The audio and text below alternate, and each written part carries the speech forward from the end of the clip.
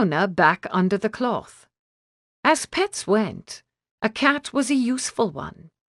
This individual should have earned its keep honourably in the Seton Park stable. Now, if luck held, it would know not only the satisfaction of honest labour, but the tender affection of a young girl. Some 24 yards beyond, where the woods trickled down to mere shrubbery and then to rolling pasture, the Weaver cottage came into view. Her breaths wanted to go shallow. She forced them deep and steady. How much less daunting this had been with Mr. Mirkwood, who made himself at home in any household, and made himself liked by even the pig. But mission could carry a person forward, even if she floundered a bit along the way. She set her shoulders and marched on. Baby Job was outside today, somewhere back of the house, voicing his complaints to any who would listen. She let herself through the gate.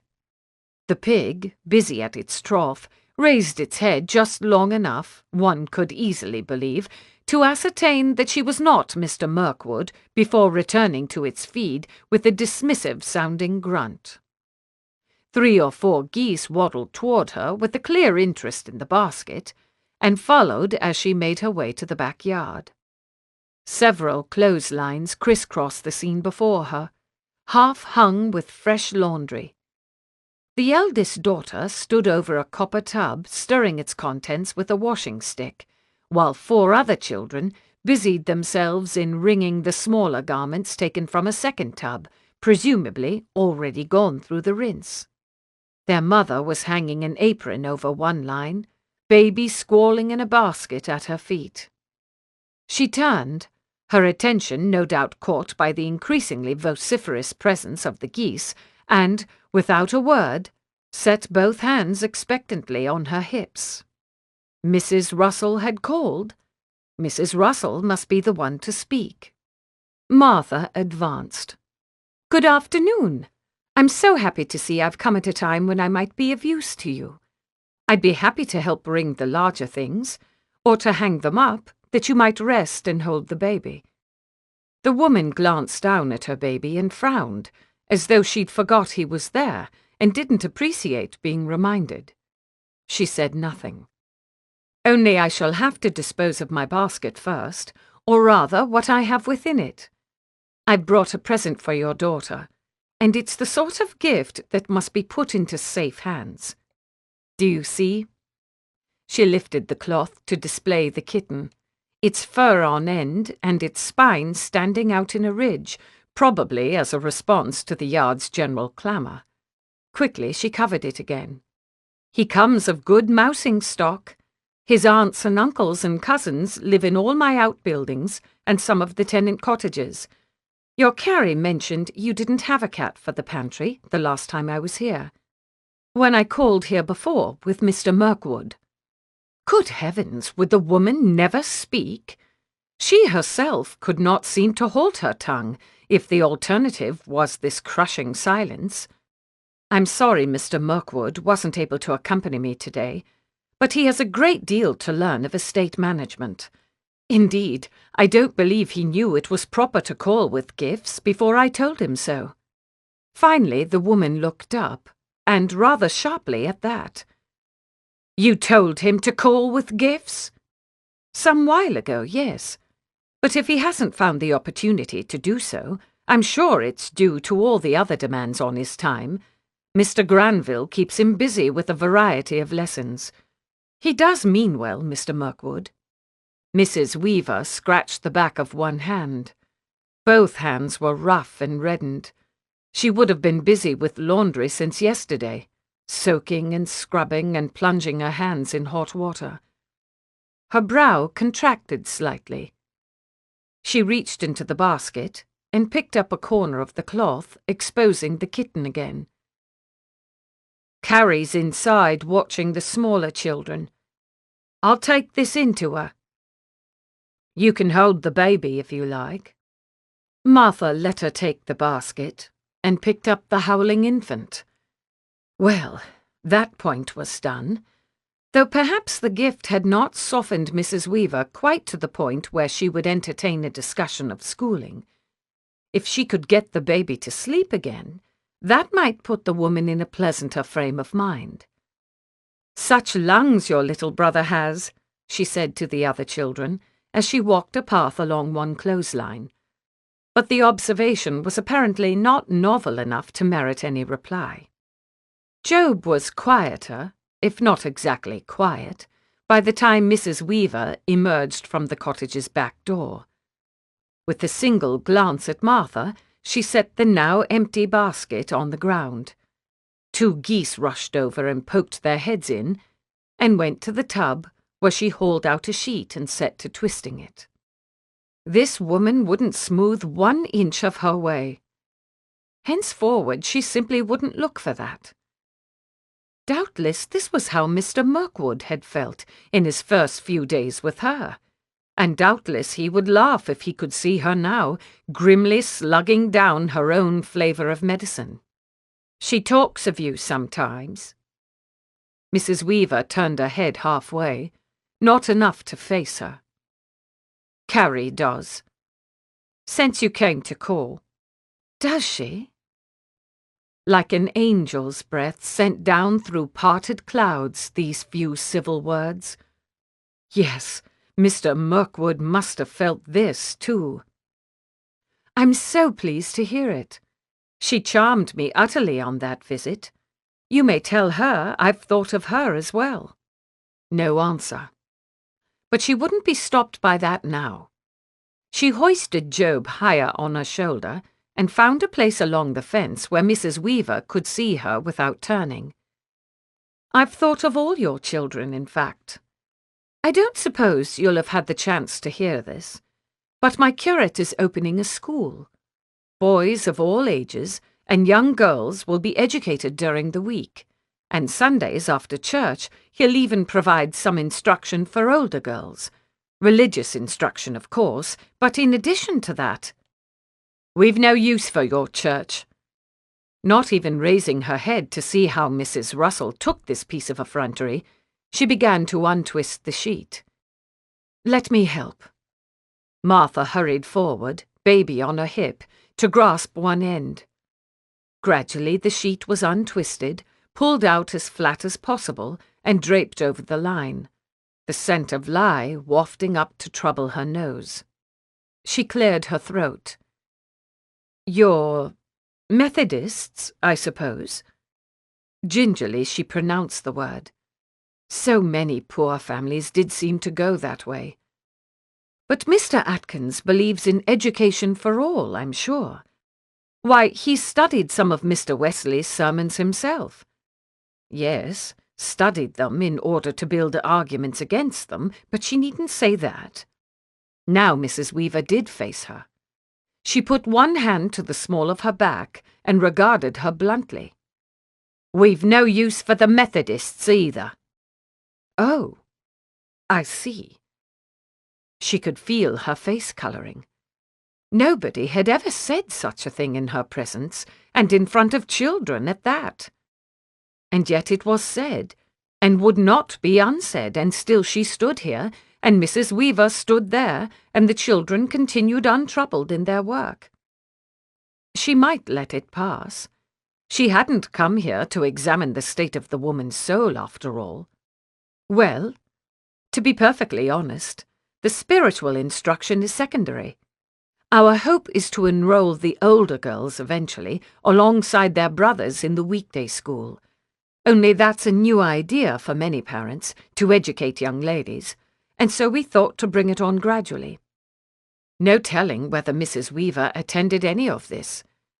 She'd hung something else, a child's dingy smock, and was picking at the neckline where the drawstring went to spread the cloth flat. Suddenly she drew a deep breath and closed her eyes.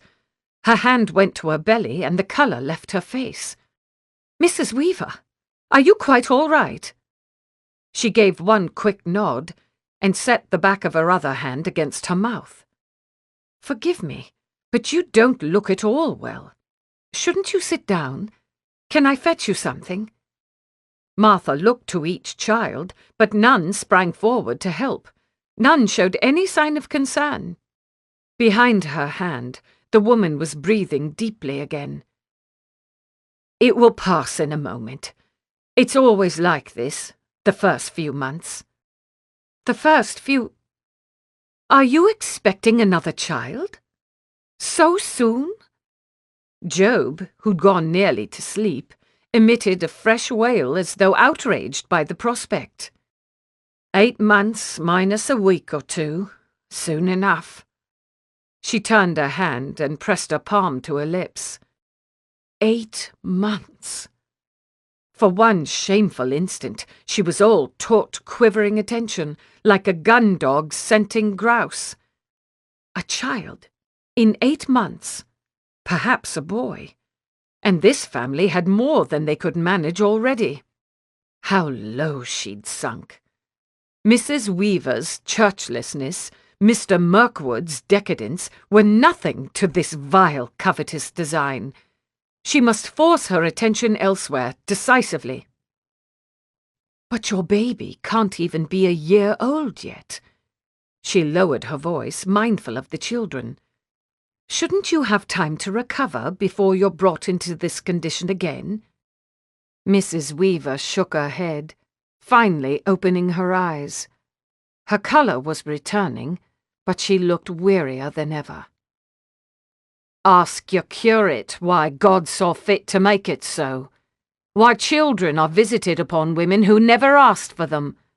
If there's a divine purpose in it, that's more than I can tell." She let both hands fall and took a wrung chemise from the little boy nearest her. Martha bit her tongue. There was something that needed saying, though it was impertinent and probably not in her interest. If she offended Mrs. Weaver, then she might have no hope, 8 months hence, of— No! She would not let that hope constrain her words. She would say what deserved to be said. "I should think your question had better be asked of a woman's husband than of a clergyman." A step nearer, to spare the children such scandalous talk. If men could learn to value their wives' health and comfort above their own appetites, then we would see fewer deaths in childbed, fewer poor orphan children, and fewer women with bodies worn out before their time. Is it so much to ask of a man that he show some restraint? Men could fend for themselves, after all. She'd seen how it was done. Mrs. Weaver picked and pulled at every gathered place on the garment with fierce concentration as she made her answer. "It's different for you, I'm sure. But some women are grateful to get a husband at all. Mr. Weaver was very good to marry me. He's borne a great deal. I've nothing to say to him of restraint." She wiped her hands on her apron and met Martha's eyes fully. "I thank you for your help with the baby. If you'd be so good as to take him to his cradle, you may give your greetings to Carrie. Mind the pig if you leave by the front door." The woman had thanked her, at least. She reflected on the walk back to Seton Park. She must count that as progress. She might do more at this cottage and others, now her days were wholly her own. If Mr. Mirkwood's presence in her bed tonight proved unsettling, she would think bracing thoughts of all she might accomplish tomorrow. He came in sometime near midnight, on a wave of masculine vigour she could feel even from her place in the bed. She'd sat up reading. Now she put her book aside and watched as he closed the door, locked it, and dropped the key into his pocket, one continuous move imbued with the satisfaction of a man who'd passed a day in upright pursuits and would now cap it in debauchery. He took in her bare shoulders with one glance. "Naked already, are you? Very good." She bent her knees and wound her arms about them, careful not to let the sheet fall from her upper body. "I expected you might be too tired to help me undress." "Tired? Ha! Brace yourself." He dropped into the armchair and started resting off his boots. She hitched the sheet a bit higher. "What did you think of the threshing?" "I think it ought to be taken out of human hands as soon as someone can invent a capable machine." "Good God!" He abandoned his boots and threw himself back in the chair. "Have you ever seen it done? Back-breaking work. Bent over, swinging that flail at the floor, and all that chaff flying about, getting into everyone's eyes. Lungs, too, I don't doubt, despite the cloths they must tie about their noses and mouths. I'm surprised my labouring men aren't every one of them consumptive." He leaned forward again and resumed tugging at the first boot. "I suppose there's a certain pride in the work of one's hands, though, that might be lost if it were given over to a machine." "Bother pride! Bother the work of one's hands!" The first boot came off. "One of those men is old enough to be my grandfather. I disapprove entirely." The second boot slipped off, and he left it askew just where it was. "Do you require more of this conversation, or conversation on some other topic? Or may we proceed?" What fine, funny spirits he was in. She allowed herself to smile. "I think that will do for tonight. Go on and undress." Immediately, he was up out of the chair and over by the candles. "You'll want the light doused, I presume, so you won't have to cast your eyes here and there to avoid the sight of me." Candlelight danced in his pale hair like sunshine on the ripples of a lake. His skin looked lit from the inside out, and his eyes told her no more than if they'd been made of glass. "Whatever you prefer. I think I'm growing used to the sight of you." "Words to inflame any man." He licked his fingers and pinched out the candles one by one, leaving the extinguisher where it lay. "We'll try it in the dark, for the sake of novelty." Another damp hiss, and another, and the candles were all out. He was nothing but a shadow then, a shadow among shadows in that dark, dark room. Fabric whispered and rustled as he unclothed himself, and something metal clicked softly, a cuff-link striking a button, perhaps. In the narrow space she'd left between the drapes, so they'd know when morning approached, only the faintest cloud-blotted moonlight seeped through. Enough, perhaps, to see his outline once her eyes had adjusted, but not enough to read mood and intention from his face. Not that she needed that. She knew what were his mood and intention. She'd seen them often enough. She lay back and waited. Novelty. Ha! With lights out and voices kept low, he might be any man. She could pretend he was another, if she had a taste for such imagining. Perhaps she'd imagine that curate, shy and eager, on his wedding night. She might respond then. Theo hesitated, wrapping his fingers round the bedpost. Her soft, patient breathing came to him through the dark. He tightened his grip and relaxed it. How would an innocent man approach her? A man who'd saved himself for his wedding night must be ravenous. He might go pell-mell, particularly if his bride was a widow who needed none of that gentle shepherding a bridegroom owed to a virgin on her first time. Rush through it and save the niceties for a second round. Did she imagine it that way? He set one knee on the mattress and gave it his weight, gradually. She'd know she wasn't alone in the bed now. If a man had denied himself all the way to something and 20, though, he would have some skill at self-mastery and might put it to use tonight. He might like to go slowly, the better to savour each secret disclosed. His knuckles skated up the length of the sheet to the hemmed edge, and he took hold and drew it slowly down to the foot of the bed. Nothing but air separated his skin from hers. This would be his first experience of bare shoulders, the self-mastered man. He got his second knee on the bed and carefully set his palm to the mattress just where her pillow ended. His free hand wandered, shyly, scarce believing it had the right, down from where it had hovered, and found the soft flesh of her upper arm. He fit his fingers round it, slid them upward. His thumb felt its way to a collarbone and traced the hollow above, the graceful ridge. Soon, when he'd plucked up the courage, his whole hand would steal lower.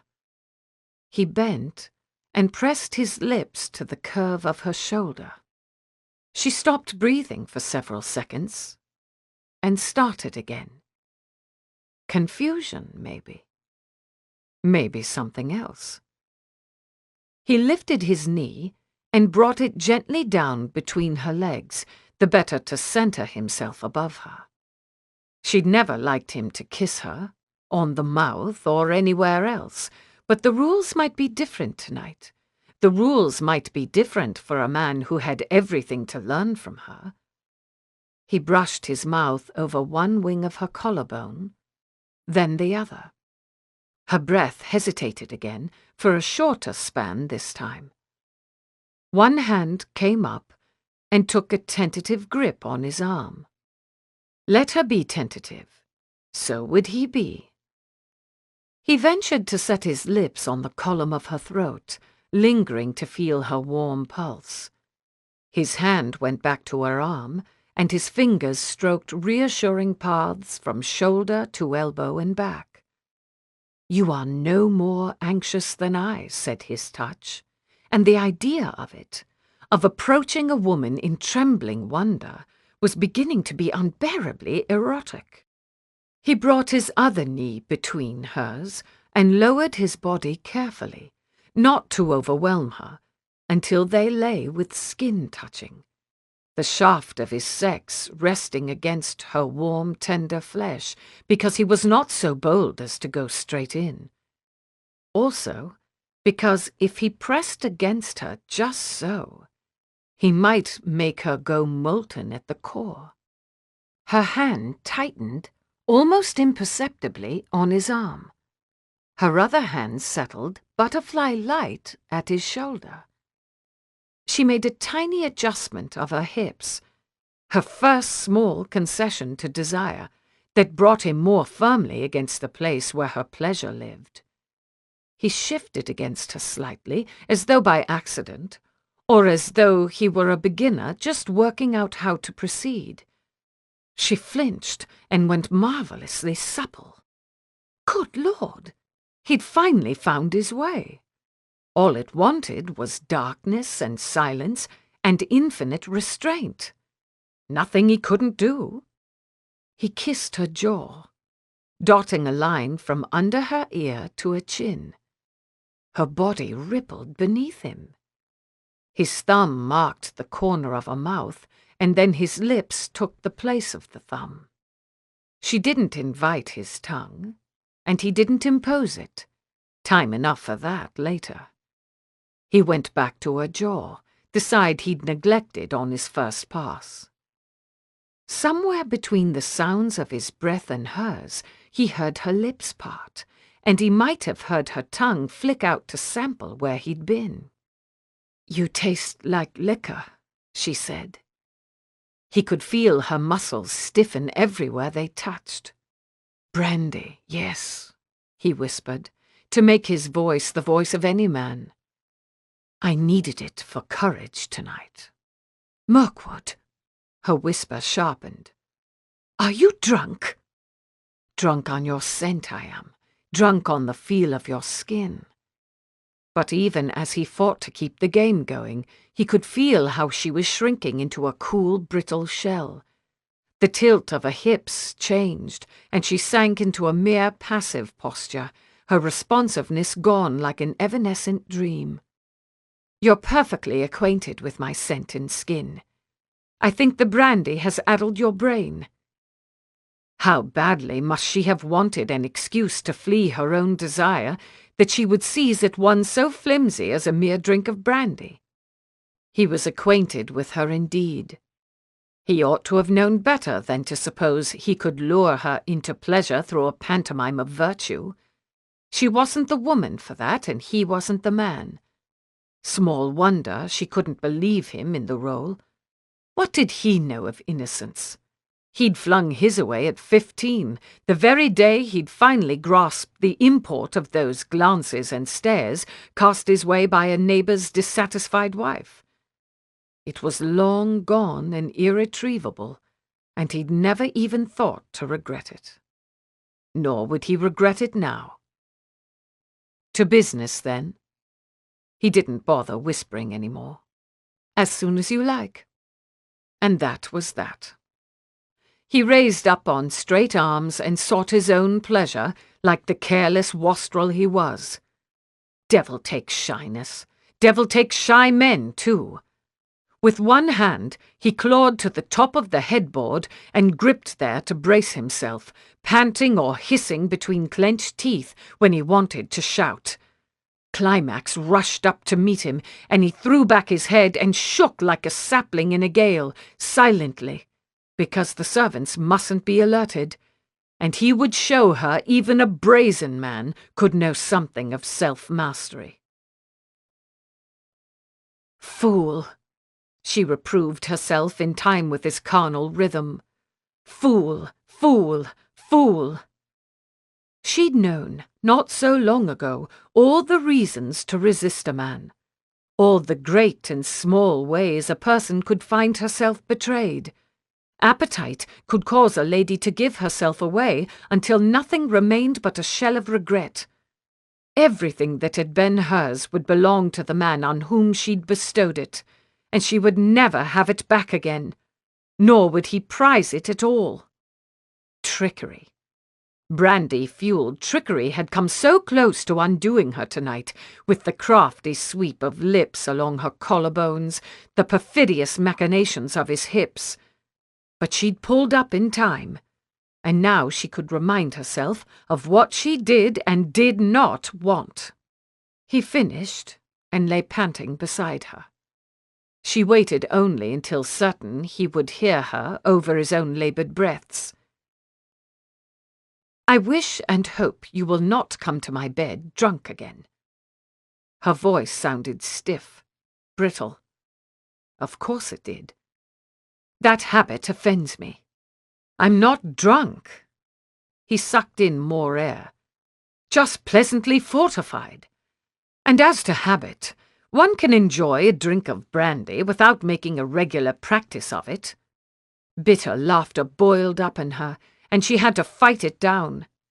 Men always think they control their habits, and never see that the reverse is true. I tell you, it's not a habit. Now she heard some irritation. "I had Granville up to the house for a glass or two. I thought to be sociable. That's the first time I've indulged since the day I met you. And if you need further reassurance, I'll abstain before I come to you tomorrow. Now can you cease to address me as though I stood before you in the dock on charges of public dissipation?" She turned his words over in the darkness. He might be telling the truth.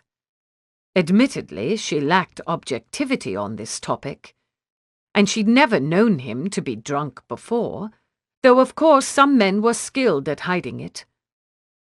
Maybe she should suspend judgment until tomorrow, when he would keep or break his word. She drew a clean breath. "I'm sorry. I have very little tolerance for any form of inebriation." "So I apprehend." His voice went mild as he turned his body toward her. "Who had that intolerable habit? Your father? Your husband?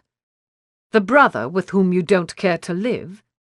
Her insides recoiled from the forward question, but her tongue had already got started. "Andrew, that's absurd. He's so strict as to make me seem lenient." "Then I hope I never meet him." He spoke in a calm, pleasant, conversational tone. Is his nature and yours a reaction to growing up with an intemperate parent, perhaps? None of this was his concern. None of it. She sealed her lips into a tight line. But if she chose this juncture to keep quiet, she would encourage him to a conclusion that wronged her father. How can you ask? She couldn't bear that injustice. John Blackshear was a serious, Bible-reading, abstemious man. She ought now to make a defense of Mr. Russell. That would logically follow. She stayed silent. Ah. The syllable was lush with comprehension. He thought he knew all now. She could feel the way his mind worked in the silence, reviewing every scene they'd played together, with this as the secret subtext, as though this one facet of her marriage could account for everything he'd previously found unaccountable in her. "Do you care to speak of it?" he said after a moment. "No." "Have you ever? To anyone?" "No." She heard his mouth doing something mobile, perhaps making a false start or two before he spoke again. "Did he beat you?" "No." "For heaven's sake. I told you I don't care to speak of it." "Did he have an evil temper?" "Nothing of the sort. Nothing like you'd read of in a novel." He would conjure a melodrama of Gothic proportions if she didn't give him some better idea of the truth. It was a kind of absence, more than anything, and an impediment to my feeling that degree of respect that a wife would like to feel for her husband. Because I believe a man ought to be dependable and have some command of himself. Not much chance of that, with a man enthralled to the bottle. His words drew a soft underscore to her own, encouraging her to go on. Precisely. The drink made him changeable. It put great gaps in his memory. He would forget whole hours and everything that passed in them. But he remembered the way to your bed. Her breath caught. He'd gone right to the core of it, surely as though he'd sliced her open and laid a finger on her beating heart. For all that she framed Mr. Russell's habit as a bothersome inconvenience, something that could not truly touch her, the fact had remained. He, her husband, could touch her. Whenever he wished, he could. A man who made himself a stranger to his wife still had that right. A wife had no right to refuse. It could have been worse. He didn't beat you. He wasn't cruel. That stern self-reproach never did have the bracing effect one would wish. Her eyes were blinking with loathsome rapidity, their will to expose her frailty luckily thwarted by the dark. She breathed in, sharply, and dug her nails into the meat of her palms. Martha. Across the distance of a pillow his attention flowed, a warm, buoyant bath inviting her to linger. Mr. Mirkwood. She made the words like a hand held upright, commanding him to halt. Your kindness and concern do you credit, I'm sure. But I've said all I care to on this subject. I suggest we go to sleep now. The air stirred with movement. Unerringly through the dark, his hand came and set itself against her head, palm at her ear, fingers spread and sunk into her hair. Just for a moment his hand remained there, just long enough to hold her steady as he brought his lips to her forehead. "Good night, then," he said, and she felt his warm breath at her hairline. He lay back, with nothing more to say, and she listened to his breaths as they lengthened and turned to light snores. Sometime in the night, turning over, she collided with part of him, His arm snaked promptly across her and pulled her close, as though she had belonged on that part of the bed all along and had somehow wandered. She held her breath, waiting for what would come next. But nothing did. His arm had acted of its own accord, perhaps as a reflex honed from countless nights spent with a woman in easy reach. Or perhaps her presence beside him coincided with the dream of some other lover. That was not her business. He could dream whatever he liked. Only she'd prefer not to be drawn in as some kind of surrogate, her body ensnared in so many places by his. His legs tangled with her own, his arm across her, high on her chest, his chin and throat making a space just right to fit the top of her head. She could feel his pulse through her own scalp, and again through her shoulder where it rested against the middle of his chest. His breathing, too. The soft rise and fall of his ribs. The slow, faint rush of air from somewhere over her head. Soon, surely, he would turn the other way and release her. But for the moment she lay there, trapped in bonds all made up of him, and there was nothing to do but consider the predicament. If one loved a man, one must wish for this. Such a strange notion. One would wish for this clasp of the arm, this space his body made for hers, this little song, hushed and rhythmic, played by his pulse and his breath as though for the purpose of lulling her to sleep. But what lady could ever sleep this way, surrounded by so much male? She could feel the appendage slumbering against her hip. Her breathing and his might create movement enough to wake it, and from there to wake him. Slowly she drew her leg out from under his, and worked her way in a lateral slither toward her own edge of the bed. Scarcely had she gone 6 inches before his arm tightened and pulled her more firmly against him.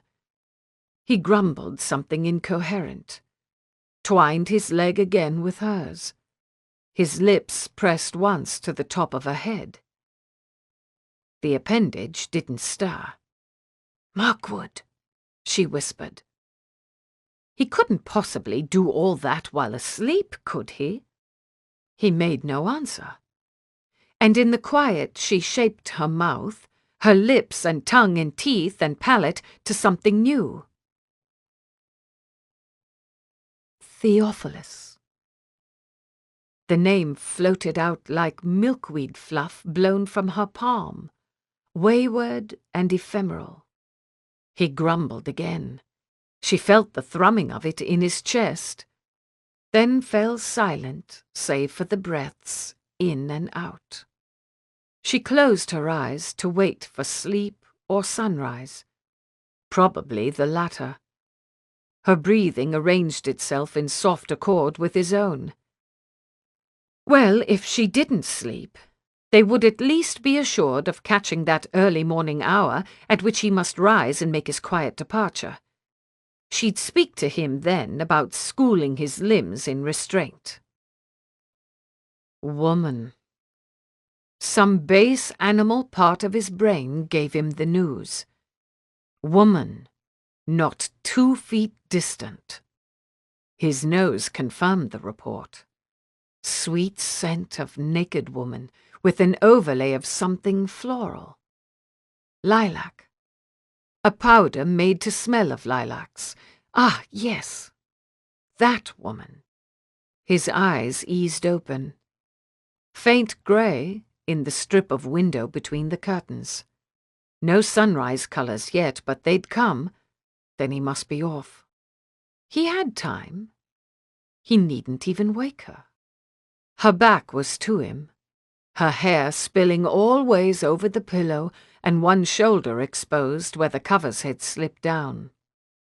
He tugged at the sheet and draped it over her shoulder, restoring her modesty. In trade, he took away every inch between them. His chest met her back, gently, and he draped an arm over her rib cage to keep her there. His knee pushed, slowly, between her knees. His hand grasped her thigh, lifting it up and back to rest atop his leg. His cock brushed against her, lingering on the threshold of where she opened to him and, quiet as snowfall, slipped in.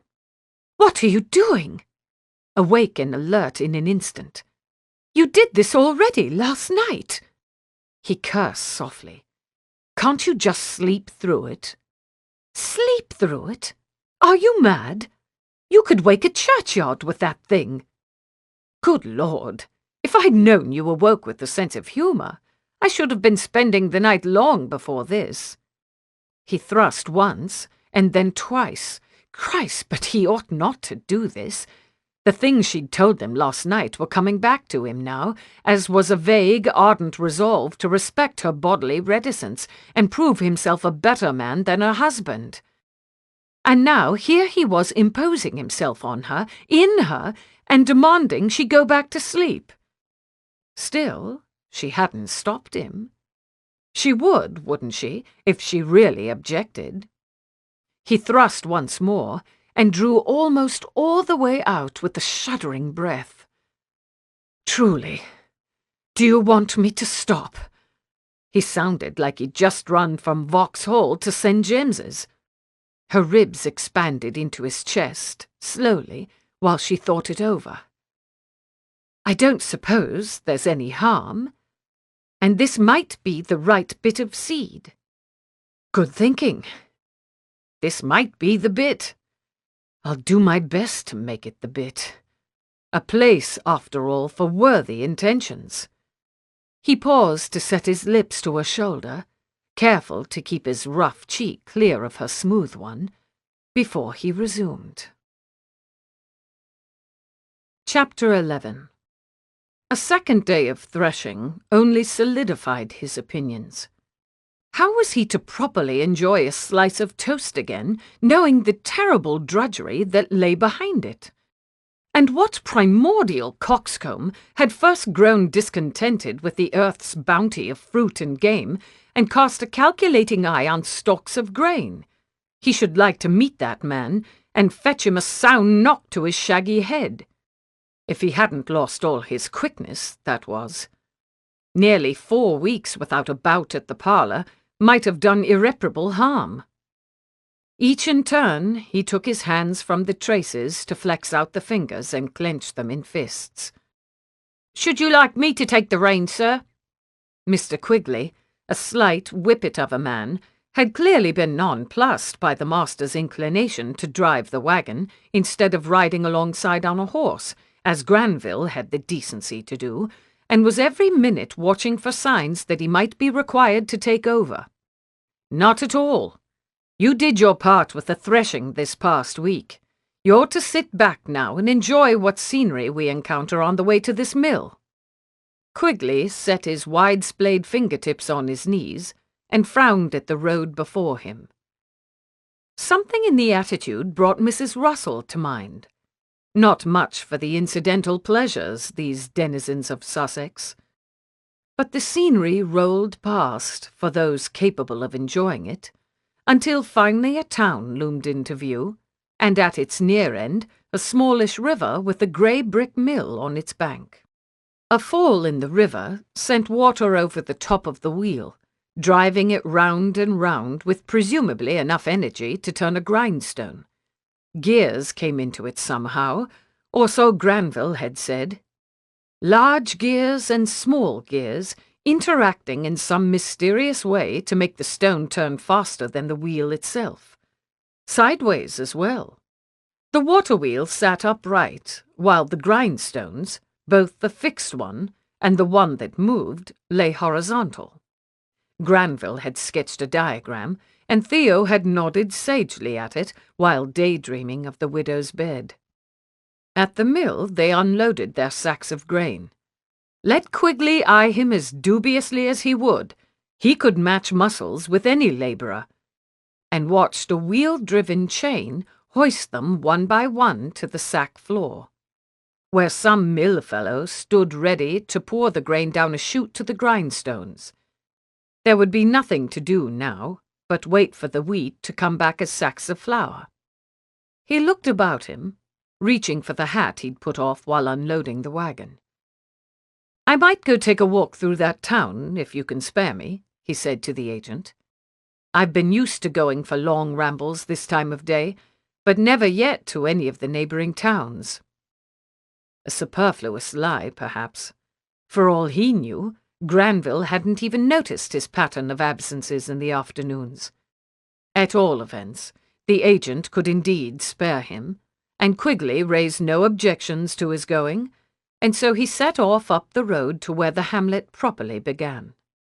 The town was a pretty thing of its kind, a hodgepodge of brick, whitewashed and half-timbered buildings, all shouldered together in cheerful ignorance of the modern age.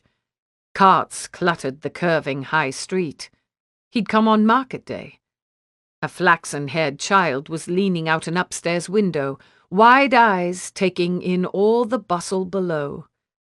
Theo raised his hat when the child's gaze came to him, and was rewarded with as joyous a wave as if he'd been some beloved uncle just returned from a sea voyage with presents in his pockets.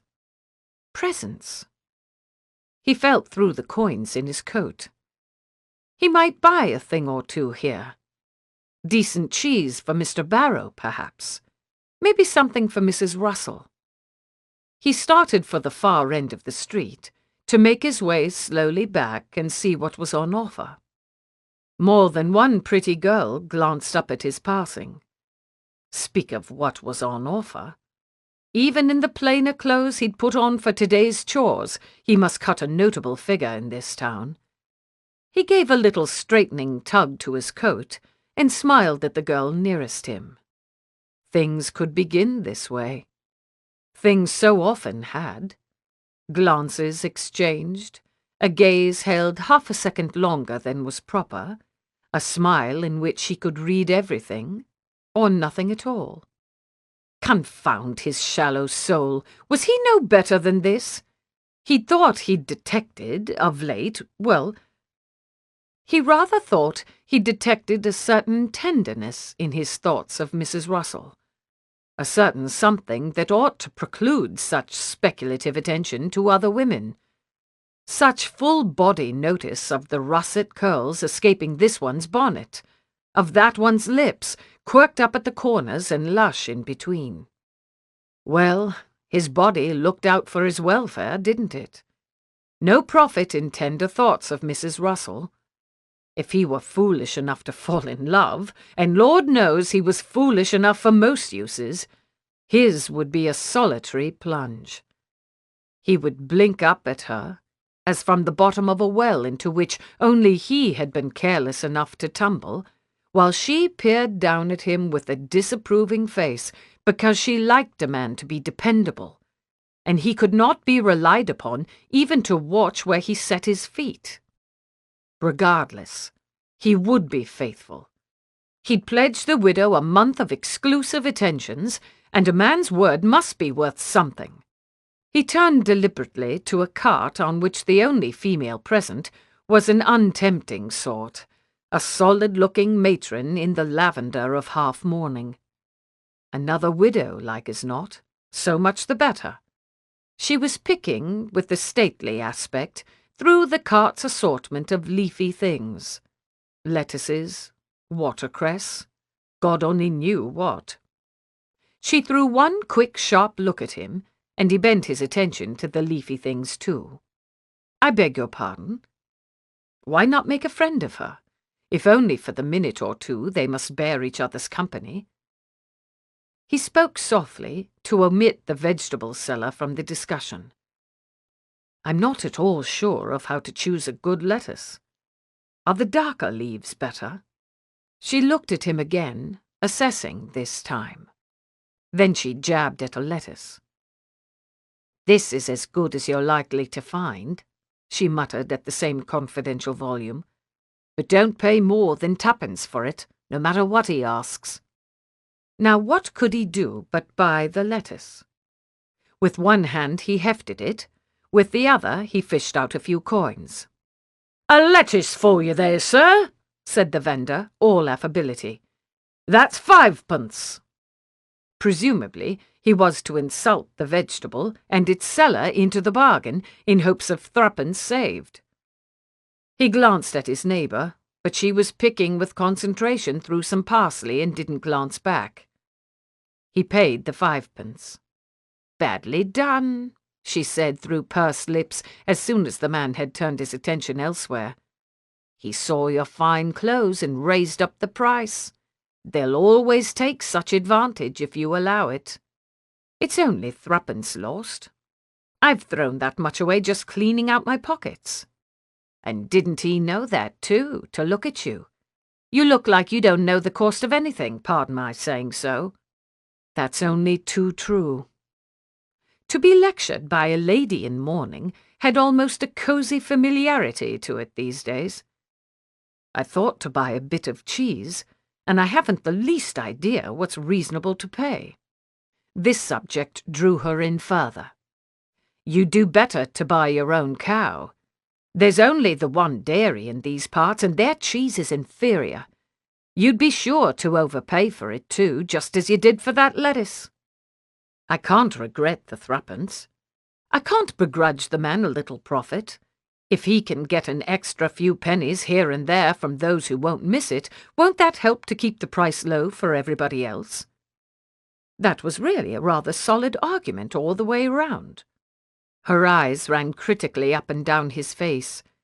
"I frankly fear for you at the dairy stall. They'll have your pockets inside out before you've half begun." "Then might I prevail on you to go there with me and keep me out of danger? I'll give you this fine lettuce for your trouble." Notions were beginning to form. Hazy notions of more than one good deed in which this woman might play some part. "Keep your lettuce. I couldn't enjoy it at the price, even paid by someone else." "I can spare you 5 minutes, I think." They started up the high street. He introduced himself. The woman was a Mrs. Canning, a widow of some years who had apparently seen no reason to ever put off her half-mourning. "I'm a neighbour to a widow myself," he said, "though a much more recent one. Are you acquainted with Mrs. Russell of Seaton Park?" He could see her revising her opinion of his intelligence another notch downward. Yes, he was used to that from a woman in mourning as well. "She's landed gentry," came the answer. "Our paths haven't crossed." "Ah, of course. Only you strike me as so much alike in your manner, in your common sense and plain way of thinking, and then, of course, the gravity with which you each approach widowhood. I had supposed you might know one another." This gambit took him as far as the dairy stall, where he came to a stop, arms folded, and made a show of studying a wheel of cheese. "I shouldn't eat that if it stood between me and starvation." Mrs. Canning dismissed the cheese with a single swift gesture. "Do you mean to say you've been calling on Mrs. Russell yourself?" "A time or two, I have. How much will he ask for this inedible cheese?" 8 or 10p a pound is what I hear. They've no shame. I'd lay my soul it's half sawdust." She frowned at the cheese with some ferocity. "It's not proper for an unrelated man to call on a widow." "My point exactly. I wish I'd brought along a sister to keep house for me, so I could send her to call. A gentleman on his own isn't a very useful kind of neighbour in these cases. And then, I don't seem to make the right sort of conversation." He rubbed a rueful hand over his jaw. "You ought not to be making conversation at all. Hasn't she any family come to stay with her?" "None, I'm afraid. They're mostly occupied with professions." He moved along the stall. Barrister and soldier and some such, and she was married too short a time, I gather, to acquire proper friends among the neighbouring gentry. Ought the butter to be that colour?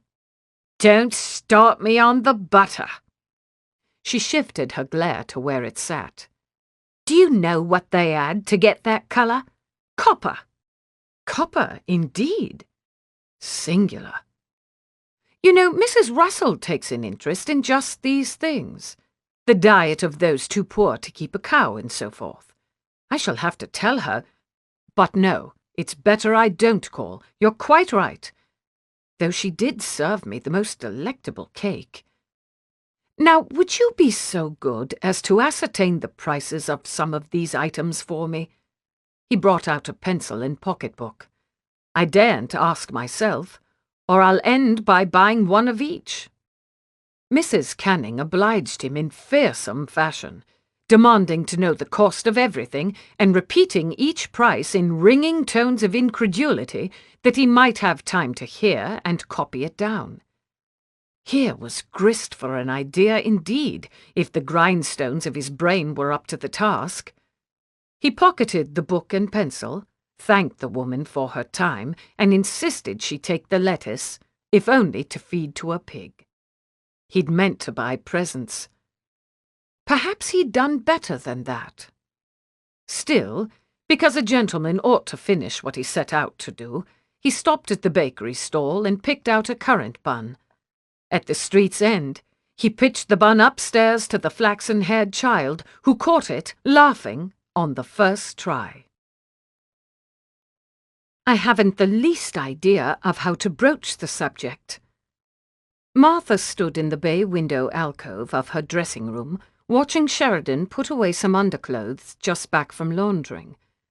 Her manners aren't encouraging, and once she knows I'm seeking a child, she will surely deduce the reason, and then I'll be at the mercy of her discretion and her sympathy, the latter of which seems to be in decidedly short supply. Sheridan brushed at the morning gown hung over the wardrobe door. "I doubt she'd give it that much thought. I don't think farm people care a great deal about intrigues among the gentry. Probably it's all the same to her who owns Seaton Park. I doubt, I don't think, probably. These were not the foundations upon which to go forward with such a risk." She set her hands on her hips and tilted her chin to study the ceiling. "I wish I knew how long Mr. James Russell meant to stay. If he means to be here at the time of confinement, then I don't see how to manage at all. If you give birth to a son, there'll be nothing to manage." The maid knelt to brush the ruffle at the gown's hem. "Yes, but to count entirely on that outcome would be imprudent." Though really, the deeper she got into this undertaking, the more imprudent every bit of it seemed. Mrs. Weaver's child could very well turn out a girl. How was a desperate widow to proceed? Bargain with a dozen different women for the right to their unborn babies, to be certain of getting at least one boy? And yet she wouldn't regret her course. Not when the alternative had been to sit idle and watch everything fall into Mr. James Russell's hands. I shall have to cultivate that woman's goodwill first of all. She folded her arms and shifted her gaze to the view from the window. There will be a challenge enough to occupy all my resources, I don't doubt. I can worry about how to broach the pertinent subject after I've accomplished that. Indeed, only save some resources for Mr. Mirkwood. Sheridan was sober-faced when Martha shot a glance her way, though the words did sound as if they'd been sieved through a smile. Mr. Mirkwood has grown quite reasonable.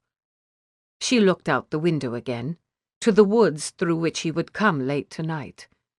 And he has more sense than I first credited him with. Altogether, he is among the least of my worries at present. Talk to me the way you did that first morning. His face, above her, was half in shadow, half washed in shifting light. After 2 nights of darkness, he'd chosen this evening to put out all the candles but one. Its illumination chased across his aristocratic cheekbones, warming his skin and kindling a diabolic glimmer in his eyes. "I don't know what you mean." Opposition was a pleasure all its own, one she could allow herself, and one that seemed to amuse him as well. Yes, you do. You could wake a churchyard with that thing. He tilted back his head to look down at her from under half-lowered lids. Only this time name it. Wake a churchyard with what? With your male appendage, obviously. For heaven's sake. Appendage! Good God!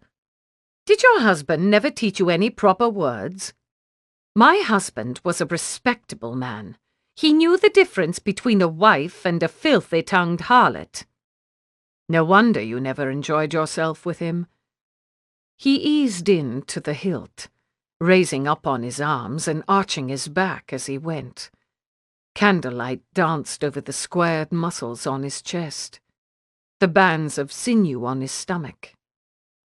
He might stay like this for a very long time, and she would not grow tired of looking, nor of the slight, sweet pressure where their bodies met. She knew what she would and would not do, but she could imagine how he might rock his hips against her, perhaps with a circular sort of motion, and she could imagine the motions with which she might answer. He tipped his head forward and looked straight down into her eyes. Tell me what you want me to do to you.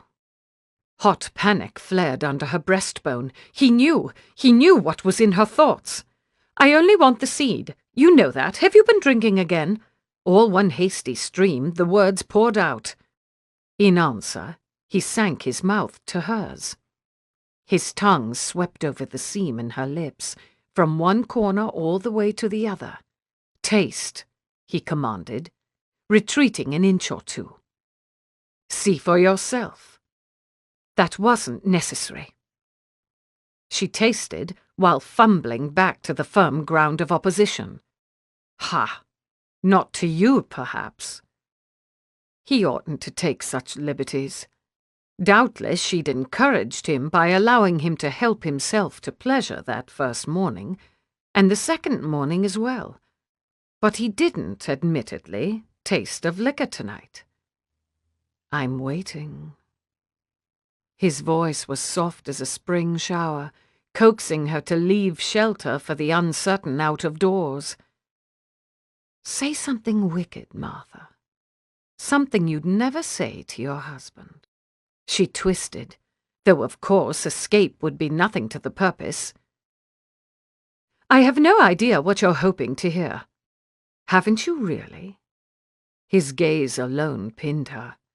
The weight of his body was superfluous. I'll give you a hint. It begins with F. She could feel a blush creeping right up into her hairline. Confound the lit candle that would let him see it. I cannot say that. No? His smile creased deeper. Iniquity incarnate. Put your top teeth to your bottom lip and blow. That is how you begin. You know what I mean. I don't say vulgar things, nor pointless things for that matter.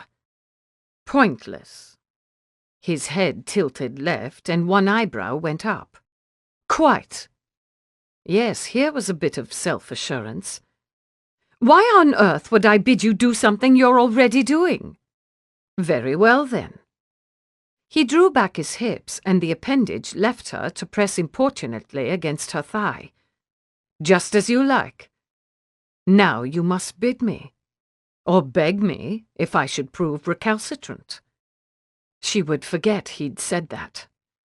She would not allow her conjured man to say it later, for all that it sent a shameful tremor down her spine. She met Mr. Mirkwood's intractable gaze with her own for several seconds. Then she sent up her right hand and trailed a finger across his nipple. He shivered. What are you doing? Instantly his voice was hoarse. Foolish, irreverent pleasure boiled up in her, and through his skin she could feel how he, too, took the joke. That he should be the one, this time, to say those words. that he should be the one off balance, wondering what she meant to do. "I'm touching you." She dragged her finger back the other way. "In this one spot. There are two." His lowered lashes cast shadows, exaggerated candle flame shadows on his cheekbones. "Two such spots, in case it's escaped your notice. Like a cat demanding to be petted. Well, why not?" She put her second set of fingers to work. He closed his eyes and leaned into her touch, yes, very like a cat. His breaths went slow and even, as though every last bit of energy in him must be diverted from its usual occupations and applied to receiving the sensation. His head tipped right and then left. "I don't suppose." His brow furrowed slightly, his eyes still closed. "Can you be persuaded to employ your mouth?" Her mouth? Indeed. If she put her mouth here, he would soon want it elsewhere. Any woman who'd been a wife knew how that went. So be it. If he made impertinent demands, she would simply say no. She slid her hands round to his ribs, found a grip, and brought him down to her.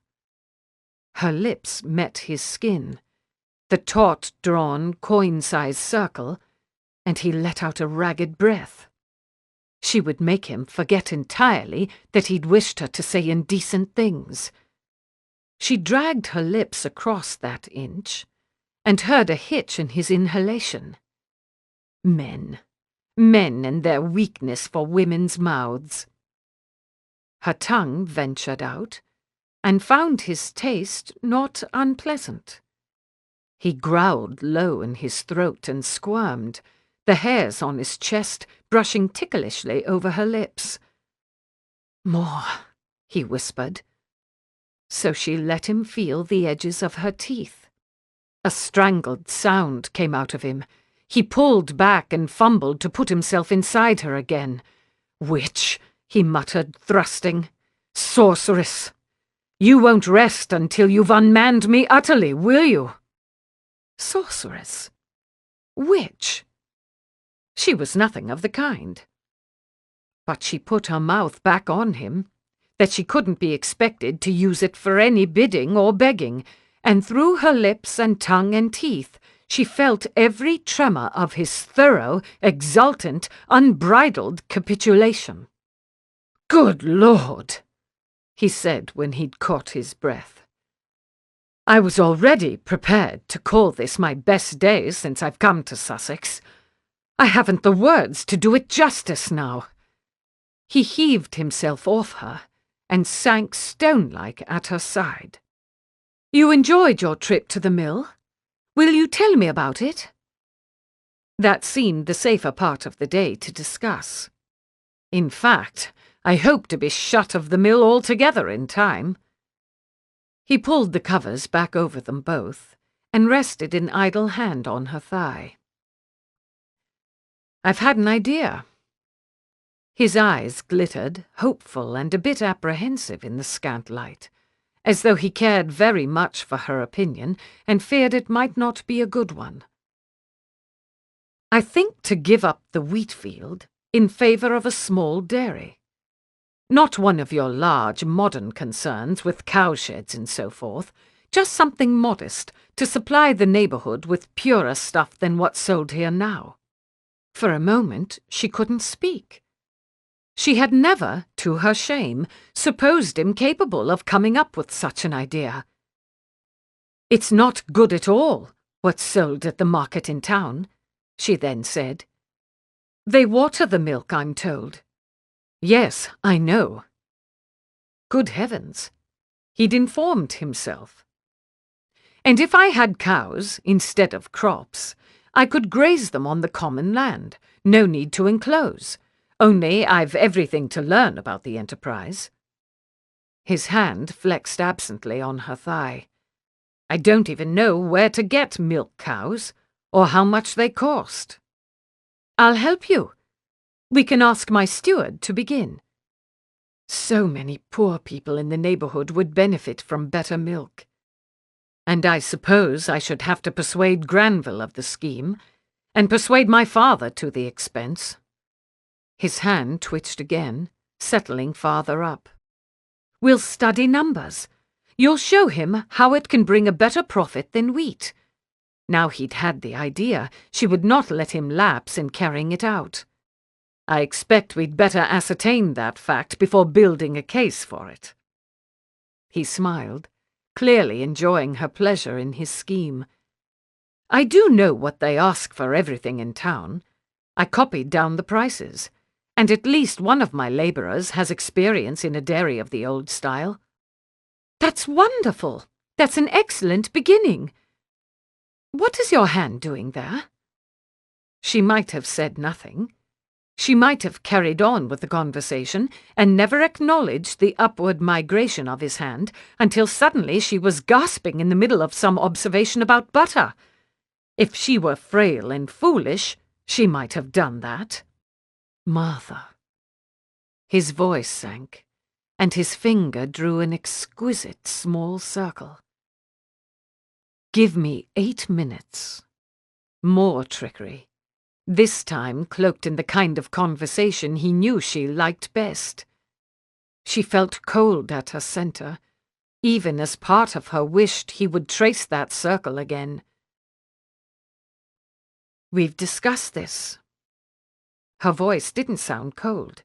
It sounded panicked and desperate. I've told you I don't want it. I think perhaps you do. He spoke carefully. His fingers swept up the clefts at either side of her most sensitive flesh, navigating her with absolute ease. You're wet, Martha. Can't you feel it? You did that. He always spilled an overabundance of seed. Decidedly I did, but not the way you mean. One of his fingers went into her. 2 of them did. That didn't matter. What mattered was his thumb, steadily circling, determined to leave her in pieces. Can you not trust your body to know what it wants? My mind rules my body, not the other way round. That wasn't no. Why hadn't she said no? Her hips flinched as though to give the lie to her words. I'll pleasure your mind as well. I'll speak of land management the whole time. You're depraved beyond my worst conjectures. That wasn't no either. How had she lost the ability to form one short syllable? Tomorrow we'll visit your steward, that he may advise me on cows and cottage roofs. Perhaps I'll even speak to your curate about educating my labourer children. Too much triumph in his voice. He'd glimpsed her frailty, and now he was smug as a lion surveying a lame-footed deer. Let me do this. His thumb was relentless. Let me. Though it may sound like supplication, that's actually a command. You are not in any position to command me. The candle was beginning to gutter, throwing fantastical shadows all over the room. Something similar was going on inside her. She flinched again, harder. On the contrary, I would say I'm in exactly that position. He smiled, so sure of his victory, and finally she had the grounds for resistance she'd needed. No, stop. I want you to stop. His fingers stilled at once, though he kept them where they were. Foolish disappointment shot through her, there and gone like quicksilver. The candle flame perished, and he spoke in the dark. Martha. His voice was tender with pity, insupportable pity. Why must you fight it so? She had answers. She'd learnt them by heart. You're all but a stranger. My conscience objects. And you're not a man I can— Admire. He supplied the word on which her own tongue had failed. Do you really have to, though? Pretend the touch is your own. He pressed delicately with his thumb. Follow your body's promptings for 8 minutes. It needn't be any more complicated than that. Now he was lying to them both. It can't be anything but complicated. You want to command me. Why did she even try to explain? You would have me give myself up to you. Only for a little while. And I'd give you back. But he lifted his hand away, and she heard him sink onto his pillow. I'm sorry, she said into the darkness. How could the loss of something she didn't even want leave her feeling so desolate? Never mind about it. Perhaps one day you'll have a change of heart. Such unfailing optimism. She must hope he continued so confident that she might read it for arrogance and find the means to resist. Chapter 12. One did not like to be illogical. One did not like to review one's words or actions and see how any impartial observer must find them inconsistent. Surrender. Command. So zealously she guarded against giving herself up to a man who gave himself up to her every day, every night now, and every morning as well. She hadn't told him to desist from that style of waking her, nor had she said anything of how his limbs roamed while he slept, catching her body and reeling her in. All the more reason. So Martha told herself, her mind newly disposed to wander, while Mr. Smith expounded on all he knew of dairy cows and the local thatching labour, and Mr. Mirkwood scribbled notes. You've ceded so much ground already. Keep what you can. Ceded ground to whom, though? He wasn't her adversary. If he did want to command her, and only for a little while, was that any worse than what she herself had enjoyed with him? She would not deceive herself on this point. She had enjoyed, to a certain degree, his loss of mastery, his helpless response to what she did with her mouth, his whole-hearted renunciation of the quest to make her say vulgar words. She triumphed over him absolutely, and how could she blame him for wanting a turn at that triumph himself? Of course, it was different for a man. A man could play at surrender, safe in the knowledge he still had more power than the woman with whom he played. He could overwhelm her physically. He tread a wider path in the world. For a man, particularly a man like Mr. Mirkwood, what happened in bed was all one great game. He said something, scratching away with his pencil. Some question about cows. His head bent toward his paper. He looked up at Mr. Smith from under those 6 pews away lashes, studious attention limning his profile. Women in London, no doubt, thought him beautiful.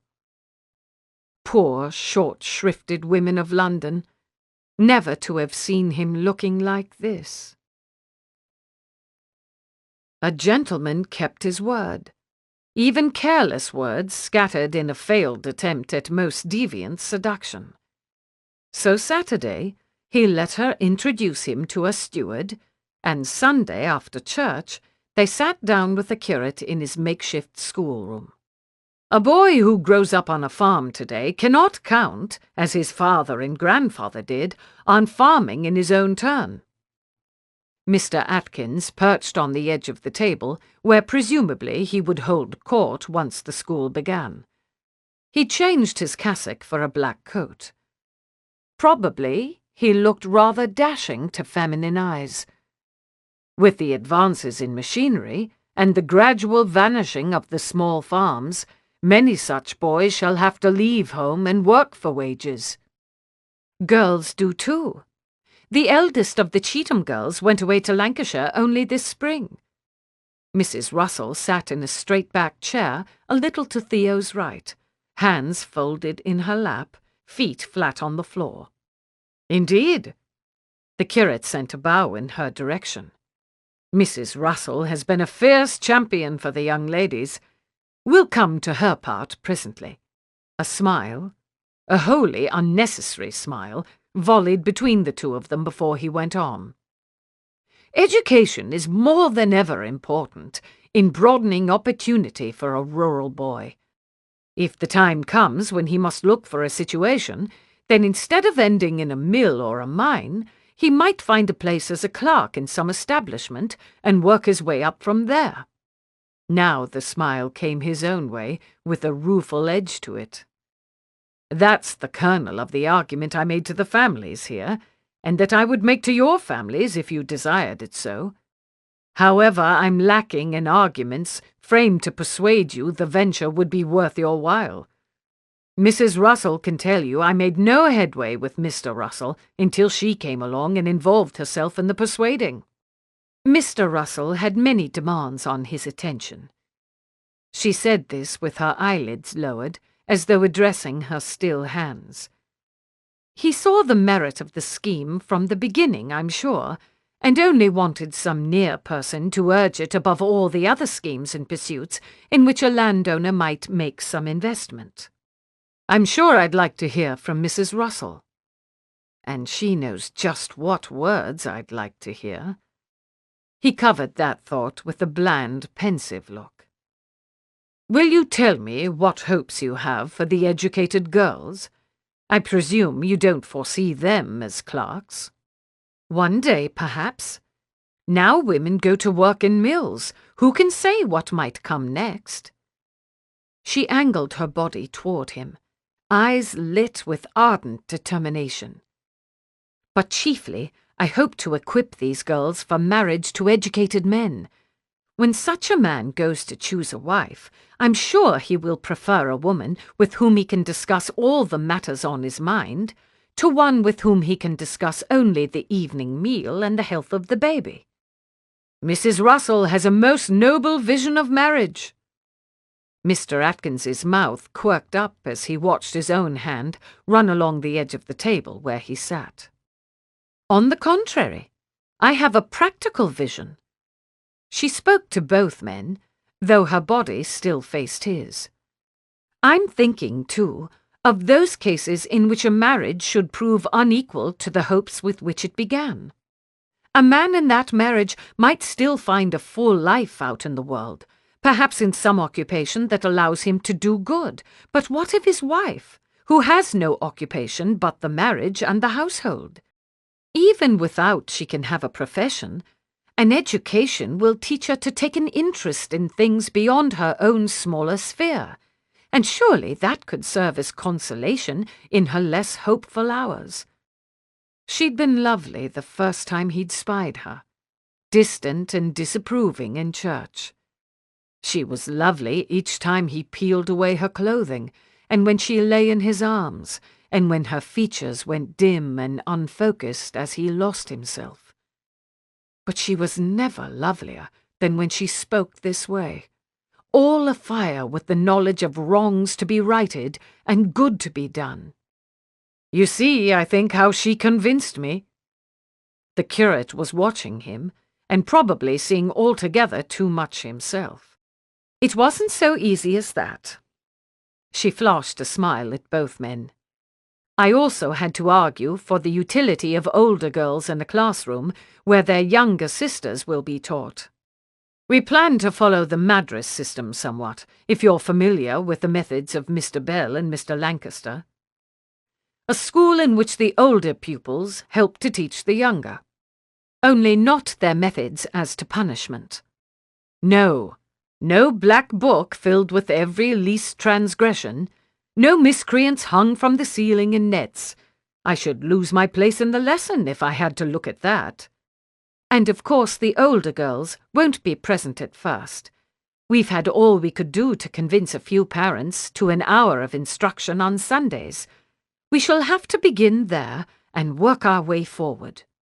Mrs. Russell has done wonders." The man bowed at her again. "I think we may almost count on seeing the Ferris girls next week." Didn't she glow at that? The easy rapport between the two of them. The way they all but finished one another's sentences. The evident fruit of hours engaged in intellectual discourse, and this at a time, surely, when her marriage offered no pleasures of companionship, could make a man cast up if he was subjected to very much more of it. Theo put a knuckle to his frown, massaging it into a merely thoughtful expression. "There's one child in particular for whom I'd like to be able to do something in order to broaden her narrow prospects as far as possible." He could feel the widow's warm attention like a torch held in an outstretched arm. "That eldest girl in the Weaver family," she said. He inclined his head to her. "One of my labourers has a simple-minded daughter, a young lady of 15 or 16. I have no idea whether such a child is teachable, but perhaps that will have come up in your own research." Mrs. Russell's gaze lingered on him a second or two more before swinging, bright and hopeful, to the curate, who was raking a hand through his hair. "I don't know of any scholarship on what can be done for such children in the way of education." His attention had gone somewhere inward, reviewing everything he'd studied on the topic. "But why shouldn't we try? If she has the mind of a younger child, she might learn alongside the primary class. I should like to meet her parents and hear what they think of her capabilities." He couldn't be happier, Mr. Atkins, now he faced a new challenge. Little wonder the widow liked him. But Theo himself could not quite dislike him to the degree he'd intended. "You might come by my property 2 days hence," he said. "We'll be rethatching their roof and another, and as the families will be turned outside for the afternoon, I thought to throw a sort of picnic for them. It should be a festive occasion.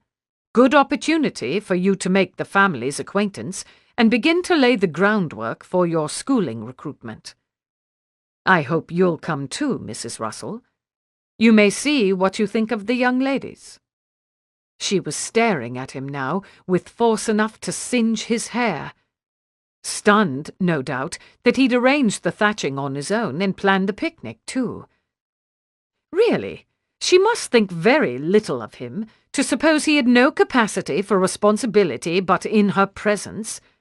He would show her he could do a few things by himself.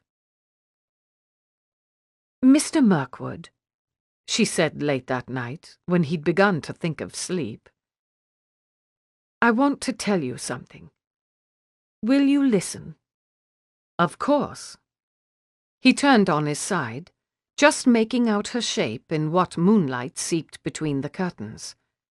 She hadn't proposed moving their assignations back to daylight and to the other set of rooms.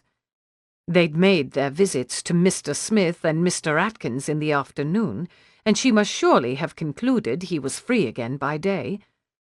But she hadn't said anything, and neither had he. Mr. Russell never agreed to the school. He could hear that she was facing straight up, addressing the canopy.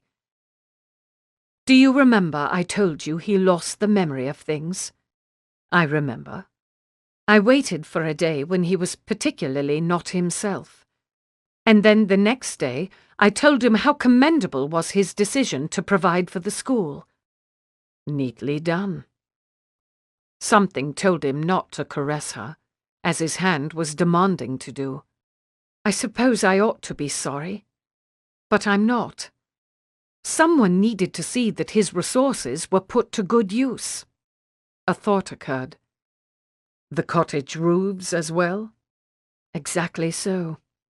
I told him what a generous thing it was, replacing every last roof from the rafters up, and he couldn't remember enough to gainsay me."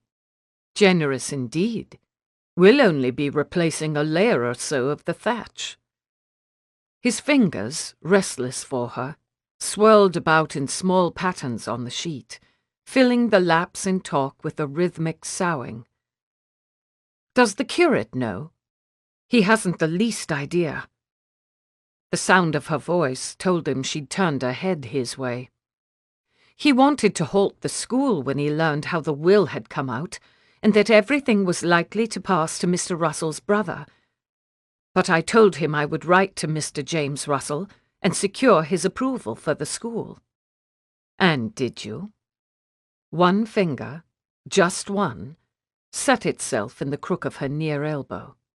"He thinks so, Mr. Atkins. But I never did."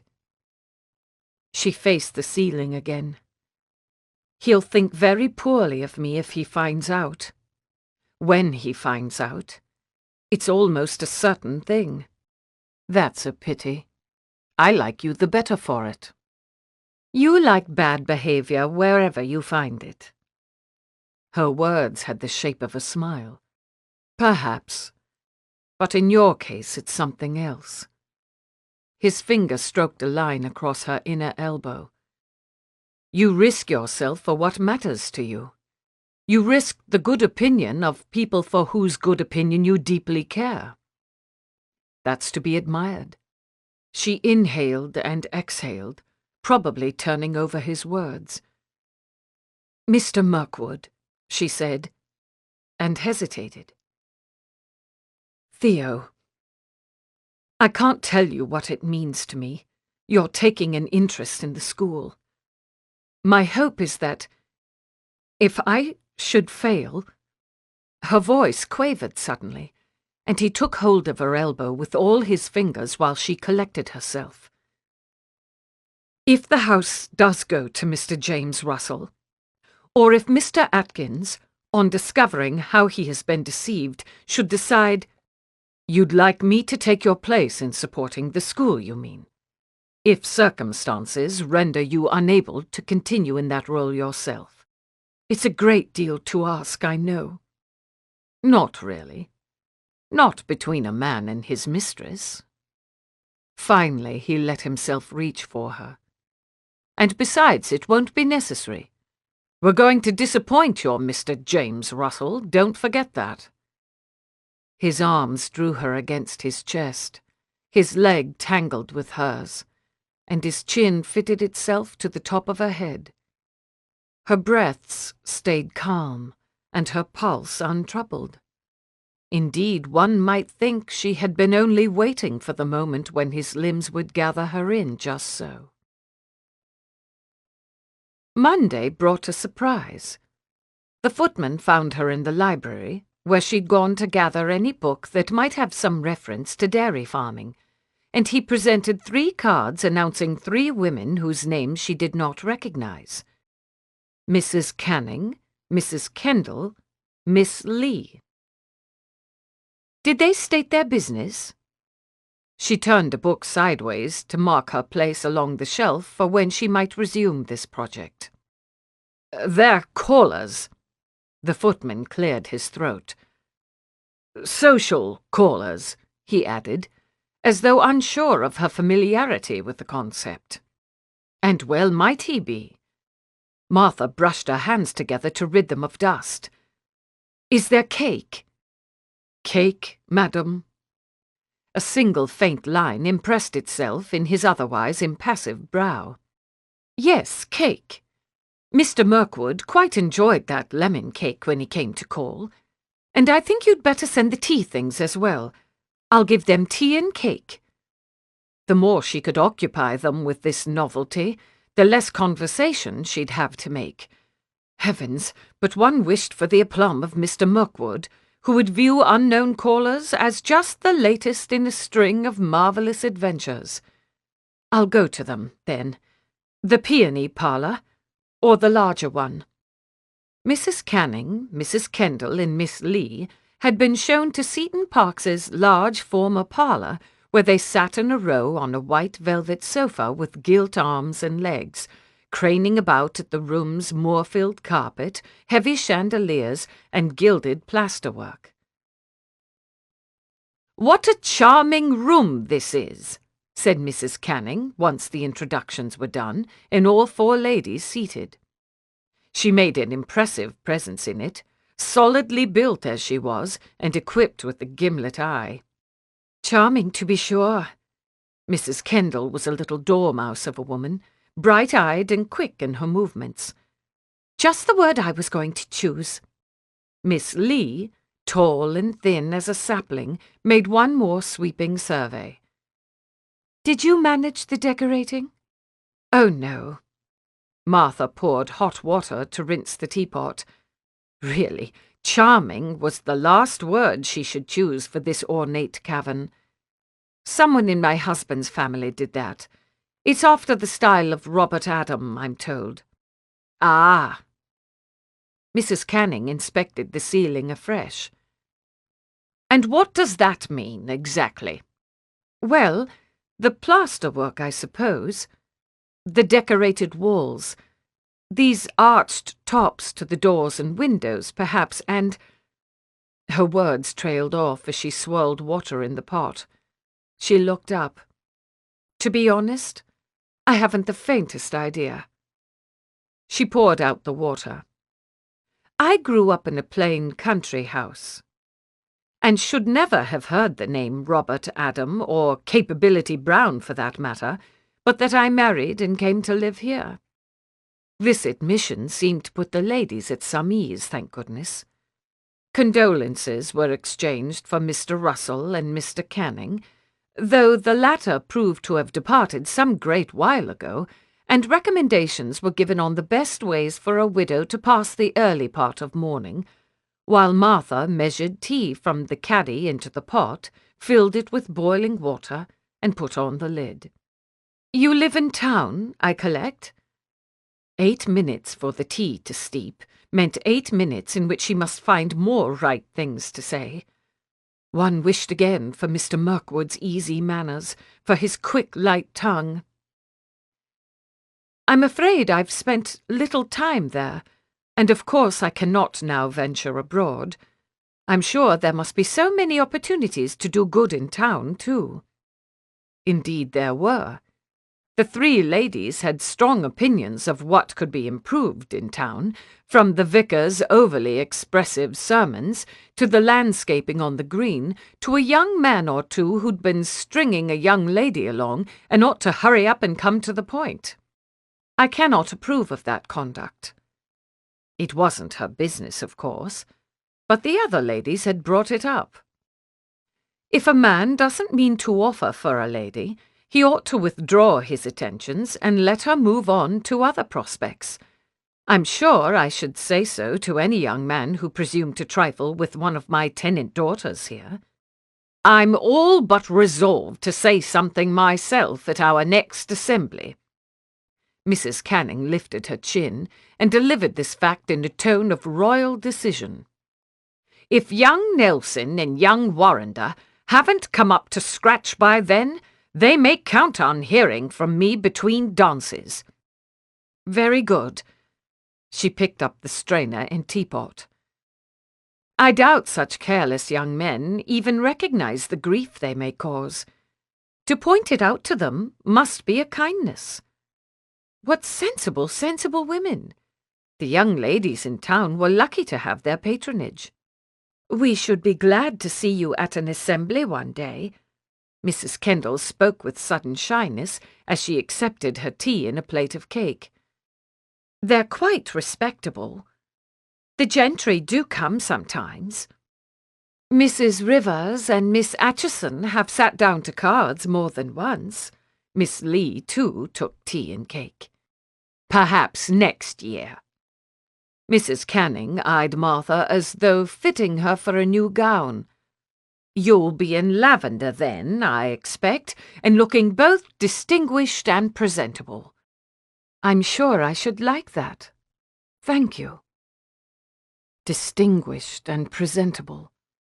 One would like to be thought of that way. One felt oddly touched by this kind invitation, and one felt an utterly unsuspected hunger, too, for the chance to take one's place among these matrons at a humble town assembly, conferring over which young man or lady must be pulled aside for a judicious word, and furthermore scheming ways to better the public landscaping and inspire the vicar towards subtlety. The conversation continued more sensible by the minute. What odd quirk of whimsy should have brought them to call on her, a perfect stranger with only her widowhood to recommend her? But she would be grateful for whatever quirk had done the deed. "My son is in the infantry, you know, and we're daily hoping to hear of his return home." Mrs. Kendall chased the last crumb of cake about her plate. "Do you hear anything of when to expect your brother?" She paused, cup halfway to her lips, and felt colour coming to her face. Only one person in Sussex knew that Will was a soldier. Only one person even knew of that brother's existence. Her quirk of whimsy took a shape, tall and fair-haired. She dropped her eyes to the cup and set the cup in its saucer. What question had the woman asked exactly? "I'm so sorry." She could hear Mrs. Kendall leaning forward. "He's not in any danger, is he? I shouldn't have brought it up if—" "Oh, no, not at all." She looked up and forced a smile through her confusion. "Indeed, with Napoleon imprisoned at Elba, I expect we should see him before very much longer. His regiment is at Antwerp, I believe, just waiting for orders. And your son?" Something was said of Mrs. Kendall's son. There followed a number of remarks, some of them even contributed by herself. Other things came under discussion. The tea and cake, almost certainly. The weather, perhaps. But if someone had asked her, a minute or an hour or 6 hours later, to tell what they'd spoken of, the last 10 minutes of that call, she could not have done so to save her soul. She sat on the foot of the bed when he came in that night, cross-legged in her night-rail, with a plate of lemon cake and a fork and an impossibly radiant smile. If only she'd inoculated him with more frequent smiles, he would not lose all his conversation. But she was sparing with her smiles, so often holding them back or hiding them with an artfully placed hand, and the result was he had no more defence against one than he would against some fever from the wilds of farthest Fiji. He stood wordless, smiling back at her just as though he knew the cause of her pleasure. And then, all at once, he did know. He took the cake from her upraised hands and stepped back away from her radiance.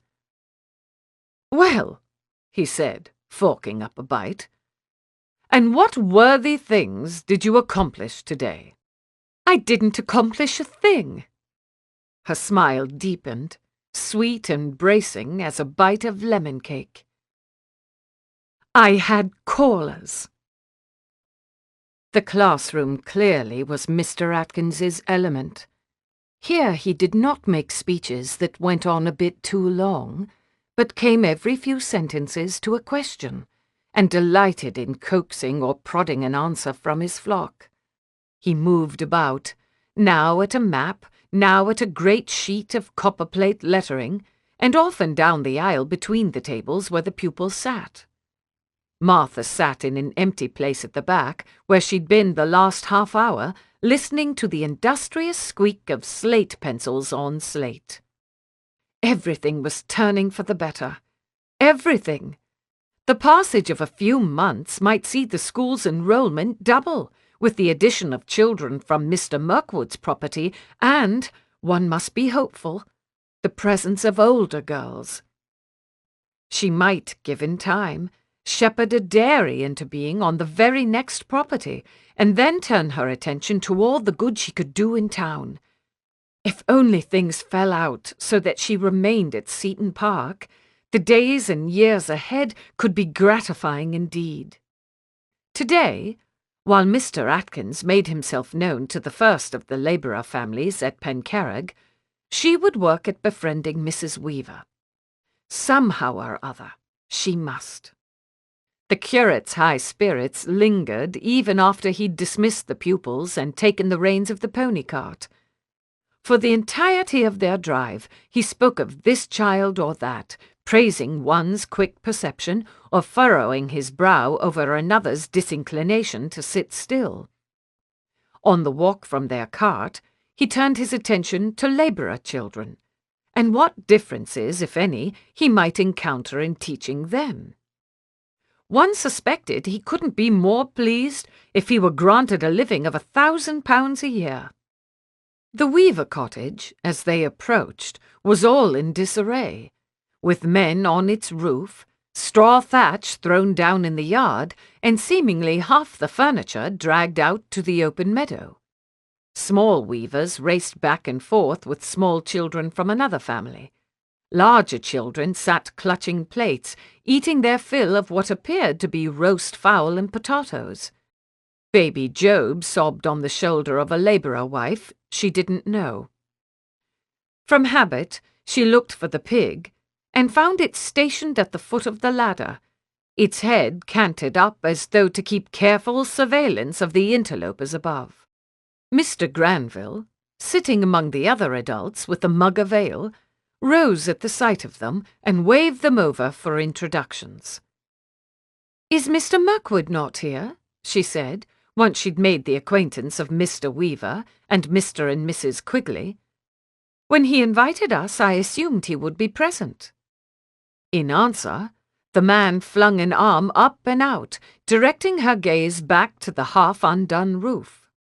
He sat atop the very ridge, bareheaded, his hair brilliant as an unspent shilling in the sun. His back was against the chimney-piece, and one knee bent up before him, foot planted on the ridge tree, as though he were relaxing on a riverbank somewhere. In his coarse-gloved hands, he held a bunch of split branches. While she watched, he twisted one, bending the ends near together. Then he swung himself down the slope of the roof to hand the implement to one of the roofers, who used it to secure one bundle of straw to another. Sure-footed, as though he'd spent most of his life on rooftops, he scaled a rafter back to the ridge. 3 weeks and 2 days now since she'd first seen him. Not long enough for a lady to truly know a man. That obstacle still stood. The objections of her conscience, too, had not grown any less valid. And as to admiration, her thoughts fled suddenly as he twisted and caught sight of her and Mr. Atkins. He grinned like a boy looking down from a treehouse, one hand making to lift his hat before he remembered he didn't wear one. "I believe I've finally got his measure." The agent was at her elbow, looking up. "If you take the duty and responsibility out of a thing and give him a way to get his own hands on it, he's entirely willing to learn. I confess I took him for an idler at first." Mr. Granville wasn't the only one guilty of that. Even the duty and responsibility may come in time, I think. He's young yet. To be sure. And then he might choose a wife strong in those qualities, and she might shore him up. Altogether, I have every hope of his turning out well. Mr. Mirkwood was down the ladder by this time, his branches given over to one of the thatching men. He stepped nimbly round the pig and climbed over the fence to greet them. "Sit down, won't you, and have something to eat?" He waved to a table laden with dishes. "I put my cook to a great deal of trouble. And someone was asking after you," he said to her. "One of these girls." He looked about him. "Ah, there you are. No more hiding behind your sister. Here is Mrs. Russell, just as you demanded. Now come sit by her and tell her all about your cat." With something very near a wink, he left her, vaulting over the fence to go back up on the roof. Little Carrie had much to say of the kitten, who was apparently equipped with a full repertoire of such antics as were common to kittens and delightful to those who cared for that kind of thing. She was a charming child indeed, and would surely benefit from the broadening effects of education. Once or twice Martha felt Mrs. Weaver's eye upon them, but when she turned to smile, hopeful of inviting her into their conversation, the woman's glance had gone elsewhere. Mr. Weaver, however, presently took his daughter's seat, consigning her to a place on his knee. He was a great boulder in human form, Mr. Weaver was, with formidable knuckly hands and a heavy low brow. "It was a handsome thing to do," he said of the cat. "He's killed a mouse already, and the child's taken him to heart." "I'm so pleased to hear he's been of use. I wonder if more families here might be in need of one. We have a surfeit altogether. I could probably supply as many as were wanted." "Mrs. Russell lives at Seaton Park," the child put in. "So I heard, mischief." Affectionately, he tugged one of the girl's plaits. "My Livia worked there for a time. Has she mentioned it?" "Mrs. Weaver, do you mean?" She swung about to look at the woman, who had turned her back. "Why, no. I had no idea she was ever even in service." Could that pinched, haggard figure really have once worn a starched cap and apron and bustled about managing things? "She was. Before she married me, of course." He was watching his wife as he spoke, and suddenly she threw him one sharp look over her shoulder. He sighed and boosted the child from his lap. "Run along and play with the others now. I'll have to get back to work presently. Mrs. Russell," he said when Kerry had gone, "you'd do me a kindness if you didn't try to speak to Mrs. Weaver on that subject. I suppose I oughtn't to have brought it up." "I'm sorry. I don't understand." "Nor do I entirely. Only we disagree over what should and shouldn't be told." He tipped his hat and stood, and shortly thereafter he and Mr. Quigley went back to whatever work they had in the field that day. The sun crawled steadily westward, while people had second helpings of fowl or moved on to cake and fruit. She sometimes spoke to the people near her, sometimes settled back to watch others speak. Mr. Mirkwood came down from the roof again and played at boxing with some of the boys. Mr. Atkins told a story with goats and giants to 3 small children and the eldest Weaver girl. A ball of sorts was brought out from somewhere, and even Mr. Granville was dragged from his place to join the children and the younger men in kicking it about. Martha patted baby Job, who'd finally found his way to her shoulder and into sleep. She and the other women sat in peaceful silence as the shouts and laughter of the ball players rang out over the field. Repeatedly, though, her sidelong glance went to Mrs. Weaver. For the husband's sake, she said nothing that even remotely referenced the forbidden topic, but it clung like a cobweb at the back of her brain. Early that evening, she ventured to Mrs. Kearney's room. A regular. One ought to summon a housekeeper to the drawing-room and leave her the sanctity of her own chamber. Nevertheless, here she was. The woman was busy with silk thread and a small hook, making lace, she said, for a family christening gown. Martha admired the intricate pattern of loops and insisted she keep on with her work as they spoke. Another chair sat opposite Mrs. Kearney's, so she sank into it. Light still shone through the window, burnishing metal surfaces, a mirror, the ring round a clock face on the mantel, a silver tray with tea-things at the housekeeper's side, and warming the autumn-coloured carpet beneath them. She took a breath. "I've met someone who once worked in this house, so I'm told." Her hands folded together in her lap. "I wonder if you will have any memory of her." "There have been so many come and gone." Still plying her lace hook, The woman set a quick glance to the row of ledgers on a shelf along the wall, testimony to all her time at Seton Park. But perhaps. Did she say when she worked here? I'm afraid I didn't speak to her at all on the subject. Her husband is the one who mentioned it, but they have a daughter of 15 or 16, so it must be at least that long since. She could see Mrs. Carney striking a slew of names from her list of possible answers. The housekeeper pursed her mouth and looked up. Where did you meet her? On the property just east. They're labourers there. I don't know what would have been her name, but she married a Mr. Weaver, and her Christian name is Livia, or perhaps Olivia. Mrs. Carney was nodding already. That's one of the two. She hooked another tiny loop of thread. One of the two as was ruined. The other went to London and never came back, but she stayed in the country where she'd grown up. Yes, this was the suspicion that had chattered in some dark corner of her thoughts. She hadn't yet allowed it into the light. Her fingers flexed and tangled with one another. Does her husband know? That he does.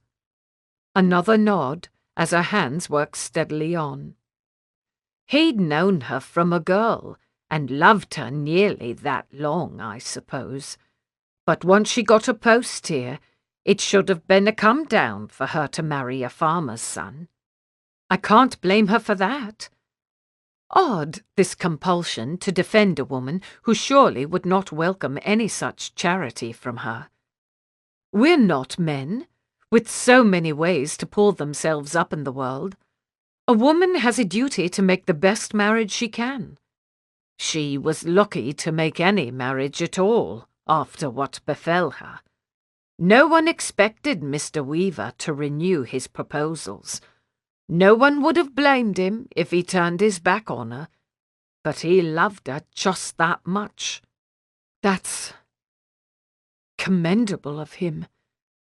It was something more than commendable, but she couldn't quite find the right descriptor. Do you ever speak to her? Not once in 16 years. Mrs. Carney sighed and let her hands go still.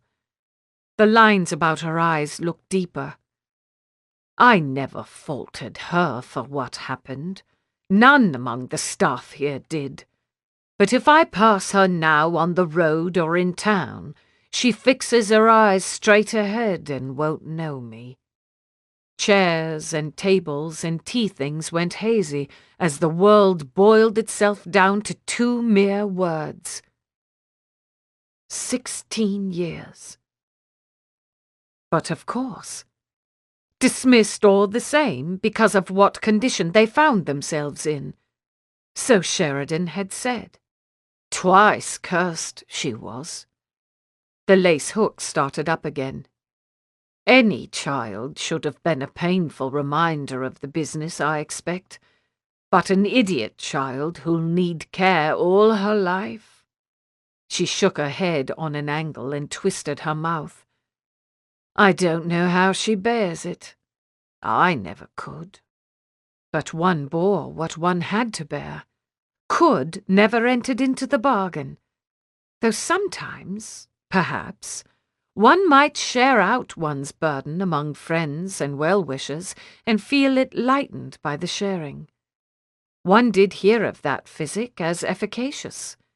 Even for a woman so chilly and inflexible as Mrs. Weaver, sympathy might do some good. And why stop at sympathy? Seton Park owes reparation to that woman. We owe something to that girl. Her imprudent tongue kept pace with her thoughts. Where Providence has failed someone, it falls to the rest of us to step into the breach. Mopping up after the failings of Providence, wouldn't Mr. Atkins grow pale with horror if he heard her now? So be it. Justice had a claim on her. Mrs. Weaver and her daughter had a claim to justice, long in arrears. She thanked Mrs. Carney for the information, and took her leave. More than ever, she must find a way to keep control of the estate. Chapter 13. She might have told Mr. Mirkwood. Taking an interest in the labourer families as he did, he would probably like to know of this sad history. But when he came in that night, so taken up with what he'd learned of roofing and with the pleasures of the picnic, to burden him with dark secrets seemed cruel. Then, after he'd had his satisfaction, and she her seed, he wanted to speak of the dairy project. "The central difficulty is that I've got to make a profit." He lay on his back, arms folded behind his head, a vague shape in the moonlight. "Granville and my father won't stand for turning Pencarrig into a charitable endeavour, though Lord knows we get income enough from our other properties, not to mention the ancient family fortune. Forgive me." His face pointed itself toward her. "I really ought not to mention our worth. Given how our acquaintance began, I believe a reference to money can be forgiven." His hand came across murky space to tweak her nose, then receded.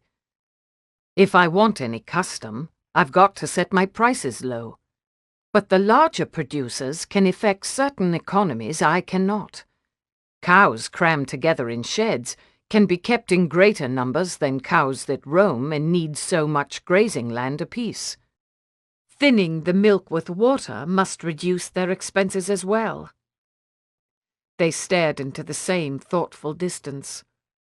One had a not unpleasant inkling of how an ox in yoked partnership must feel, or a horse in harness, pulling alongside a fellow striver. If the market were different, I might hope people would be willing to pay more for superior quality, but families like the Weavers haven't that luxury. And any family who could afford that choice will almost certainly have their own cow. There was the core of the problem. He would have a worthy product, but in the wrong place. "What you need is a pack of wealthy people who don't keep cows. Londoners on holiday." She could hear his enjoyment in painting the fanciful picture with her. "Can we start a fashion for jaunts to the rural middle of Sussex? We'll cry up some local pond for its healing properties and establish a spa. Yes, and entice the Prince Regent into visiting. Then the rest of the ton will follow. Theo," she turned to him and came up on an elbow, "the Prince Regent already comes into Sussex. The ton does follow. To Brighton." He'd caught her caravan of thought and fallen right in line. "Brighton has as many wealthy people as any merchant could wish. And they don't travel with cows." Her pulse quickened. "What if you were to take your products to market there, perhaps once every month or 2 weeks, and sell at such prices as wealthy people are accustomed to pay? Then I could keep my prices low in this neighbourhood." His hand lifted from the pillow and wound itself in her hair, but without any solid purpose. His attention was elsewhere. "Only it might be too much to ask of my labourers to make that journey. I think I must talk to them, after I've talked to Granville. Perhaps after I've approached my father in regard to the capital outlay. Or no, perhaps I'd better talk to the labourers first of all. I don't know. Where had a man best begin with this sort of thing? Serious, conscientious, and seeking her opinion. He could have had anything he wanted of her in that moment." She pressed her lips together. Generosity demanded generosity in return. "Think on it. Sleep on it. You'll make the right choice." She felt his pleasure as surely as though his skin was shuddering against hers. He was all but a virgin in this, the experience of being taken seriously.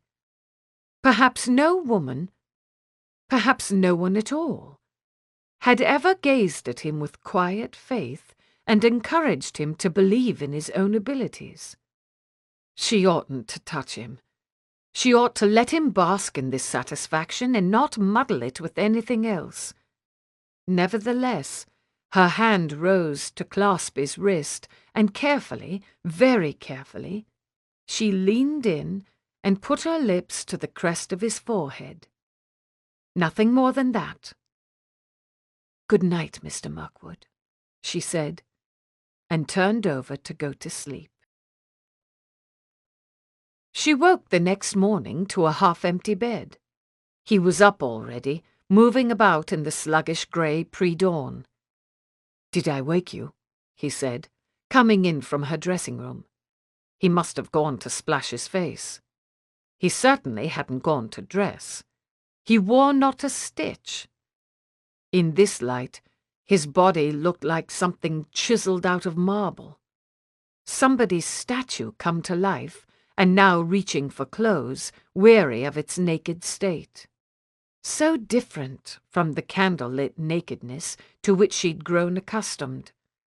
By candlelight he was nothing like a statue, his skin warm and vivid under that lambent illumination, and all alive with appetite as well.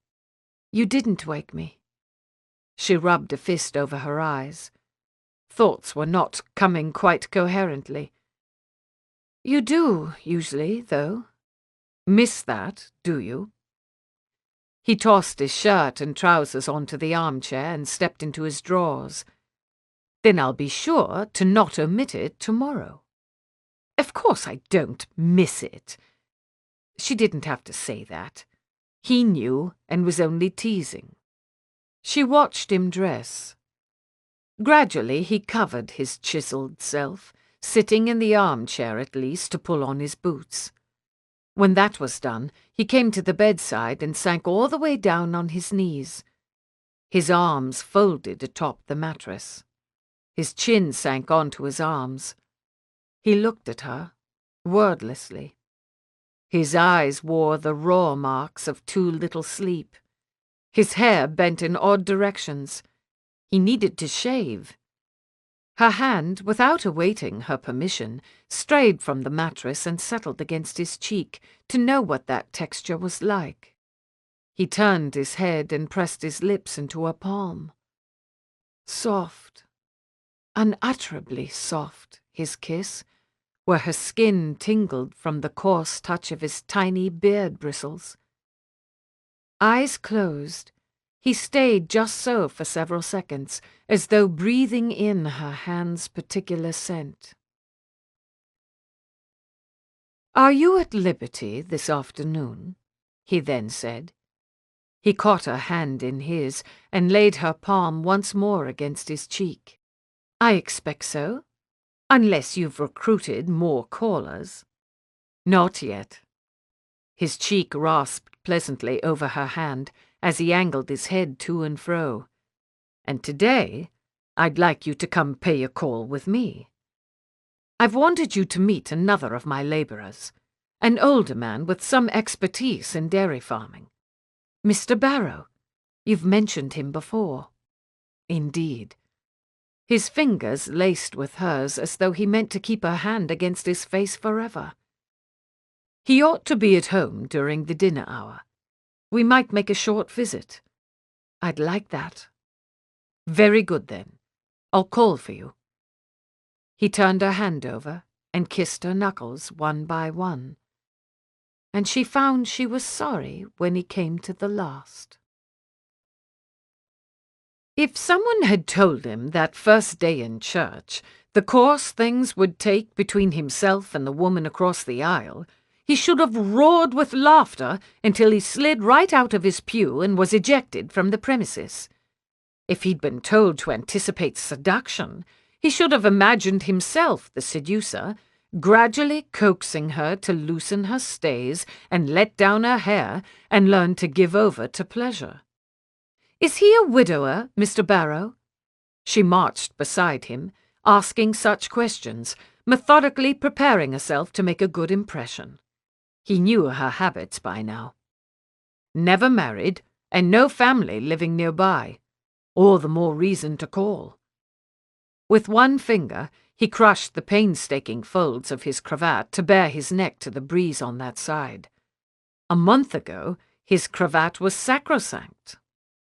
August had finally drawn to a close, and the air brought promise of cooler fall weather. He might not see much of it. The more he undertook to better things at Pencarreg, the higher he would rise in Granville's estimation, and the sooner he would be deemed worthy of a return to London. That had been his goal, not so very long since. At Mr. Barrow's cottage, the geese and pig had some sort of commotion going from their separate pens, and the volume increased as he and Mrs. Russell passed through the gate. Uneasiness glanced up his spine, like a skipping stone over the surface of a lake. "Is something wrong with the animals?" the widow said. Another stone, skipping in the tracks of the first. He knocked at the door, to no answer. "He may have brought dinner with him to the field," he said. "He can't come home and find it waiting after all." This explanation had everything of reason to it. Nevertheless, his hand closed round the knob and he gave it a turn. The door opened onto a stench so overpowering that he had to step back and put a hand to his nose. Beside him, the widow gasped aloud, and his arm, independent of thought, swung out like an iron bar in front of her to prevent her going any further. God! The animals! How long since they'd been fed? "Feed the stock," he said to her in a voice he didn't recognize. "Later, for heaven's sake. We have to go in and find out—" "No!" She shrank from his tone. And so would he most likely have done, had he been able to hear it through the blood now pounding in his ears. "I'll go. Wait here." She nodded once, folding her arms across her chest. Pale and rigid, she stepped aside and left him to proceed. He breathed with his mouth, through the 6 strides that took him across the kitchen to the bedroom doorway, sparing himself the smell but tasting rank air all the same. He'd never been in the presence of death. He'd never breathed its scent, and maybe— the thought stood firm through the haze of panic. Maybe this was not that scent. Some lower part of his brain was beginning to unplate it into more than one strand. Several scents, fetid sickroom scents mingled together. He stepped into the bedroom. Mr. Barrow lay unmoving, a crumpled bit of refuse under a fouled sheet. Theo looked reflexively away. What man would want to be seen in this state? Before wheeling his eyes back with the reminder that the man might be beyond such cares forever. He went to the bed. He'd been ill, Mr. Barrow had, in every way possible for a man to be ill. Too weak, apparently, to reach the chamber pot. Mother of God! How long had he lain here, unmissed and unattended? Had no field worker noticed his absence and thought to look in on him? One unsteady hand went to the frail throat, feeling through papery skin for a pulse and— Yes! Undeniable! He lurched suddenly to the wall to lean there, and then bent forward, hands on knees. Relief had a weight all its own, staggering as worry, but infinitely more welcome. "Theo?" She didn't sound like herself either, now he thought of it. Fearful, tentative, faint. Everything the widow was not. "Stay where you are," he called. "It's not the worst. Not yet, at all events. But don't come in." Mr. Barrow stirred at his voice. Theo dropped to his knees by the bedside. The old man's lips moved and moved again, and on the 3rd time he finally made out the word. Water. For God's sake, of course. The man needed something to drink. How could he be so stupid as to need telling at all, let alone 3 times?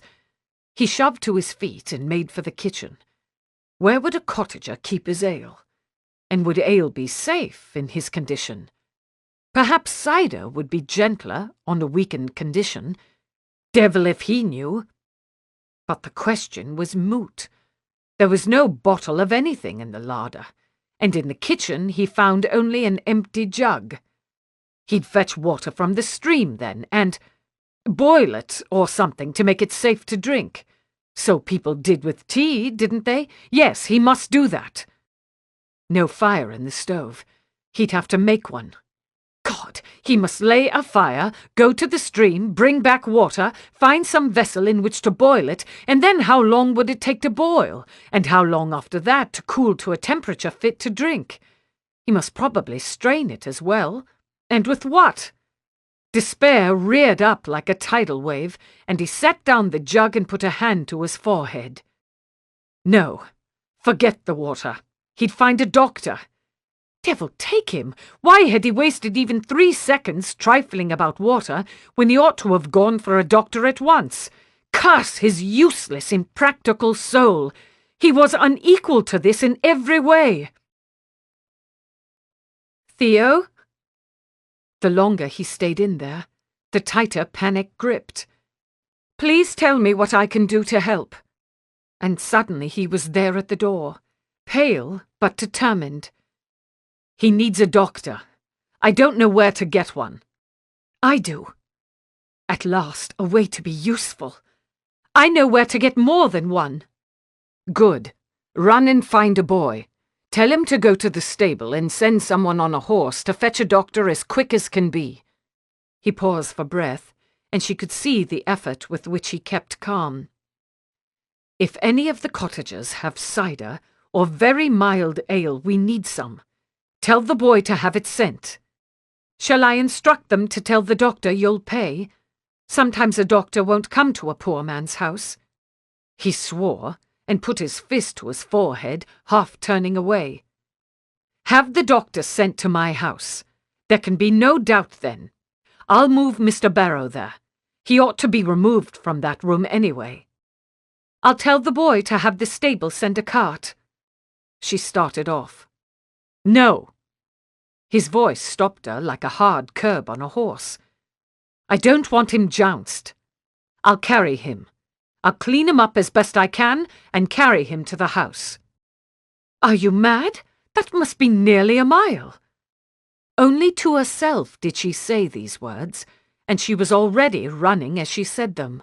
As she'd never run in all her years she ran, skirts caught up in both fists and boots pounding over the uneven terrain. She found a boy, a lad of 12 or so, and gave him her commission, drink and doctor both. When he'd lit out with the boy's blessed fleetness, she hurried back to the Barrow cottage, the pain of exertion biting into her side. Mr. Mirkwood was adamant in his refusal to let her in. He wouldn't want a lady to see him this way, he said, and that was that. But she could tend to the animals at least. Poor, hungry, clamorous things. She might pick a few vegetables from the garden, and perhaps there would be bread in the kitchen, suitable for throwing in crumbs to the geese. Water to begin, though. Round back was a pail, and Mr. Mirkwood was able to tell the way to the stream. Water, vegetables, bread. To shape a plan, even one so small, and put it into execution had its usual fortifying effect. She would conquer this crisis, a task at a time. Mrs. Weaver, apparently, would conquer it with her. For here she was scattering bread to the geese when Martha came back lugging water. I'd be of more use in the house, the woman said in lieu of a greeting. I'm sure he doesn't know the first thing about a sick bed, but he came and took the cider from me and insisted I stay out. Of all the moments to finally find a speck of kinship. He said the same to me, as though modesty would matter at a time like this. Can you keep the geese away while I pour their water? They worked with a comforting efficiency, getting geese and pig watered, choosing the poorest stuff in the garden to toss into the trough until Mr. Mirkwood appeared at the door. I've got him in a clean nightshirt, and I'll take him to the house. His hat was missing, his hair half on end as though he'd been running anxious fingers through it. I think we must burn all the bedclothes and the mattress and open any windows we can. Is there firewood enough?" Mrs. Weaver shook her head. "Better to launder the things. I'll look them over and see what can be salvaged." "No!" His eyes were the eyes of a stranger, resolute and terrible. "Burn them. Burn them all." "I doubt he's got more than the one set of sheets." Resolute and terrible didn't daunt Mrs. Weaver. "I know for certain he hasn't got another mattress. Where is he to sleep if we burn everything?" His face contorted. "I'll bring him a blasted mattress from my own blasted house." He leaned a forearm into the doorframe and his brow against his forearm. She recognized the posture from that awful day on which he'd called her a corpse. "Please, just burn everything. Or if you cannot, tell me, and I'll delegate the task elsewhere. We can do it. I can." What was she saying? She'd never built a bonfire in her life. "Thank you, Mrs. Russell," he said, weary and grateful, and he vanished into the house. Well, where to begin? Somewhere downwind, and far enough from the house that Sparks couldn't jump to the thatch. She must get firewood and some tinderbox or other fire-starting tool. If luck was with her, Mrs. Weaver would take pity and join in. If not, she would manage by herself, just the way she always— Movement in the doorway interrupted her thoughts, and then thoughts scattered altogether, and she stood as though staked to the spot. Mr. Mirkwood, with the sick man in his arms. She had known to expect this sight, but to expect and to see proved two vastly different things. Expectation did not prepare one for the details, for the ashen colour of the old man's face, for his arms slack as a baby's laid across his chest, for the sad fluttering hem of his nightshirt, for the dreadful ease with which the younger man carried him as though he were nothing but bones in a bag. So had father looked in his last months. For all that he must have been 20 years younger, he'd had this same poor diminished weight, diminished colour. Perhaps Mr. Russell, too, had worn a similar aspect, his limbs hanging limp when a farmer found him and gathered up his broken body. Something shifted in her. Something sheared away, thunderous as a shelf of ice in a spring thaw. She sucked in a tremulous lungful of air and felt tears coursing down her cheeks. Mr. Mirkwood heaved a half-step forward. "Martha!" Oh, he sounded as though someone had his entrails in a clenched fist, and he made an awful mistake, using her Christian name before an onlooker. She scrubbed at her cheeks with the back of one hand, turning her face from him. "She'll be fine." An unexpected hand on her shoulder. "It's just the shock catching up, and alarm at the sight." An unexpectedly calming, strengthening voice. "Go on. I'll help her with the fire and she'll be fine." She stole a glance.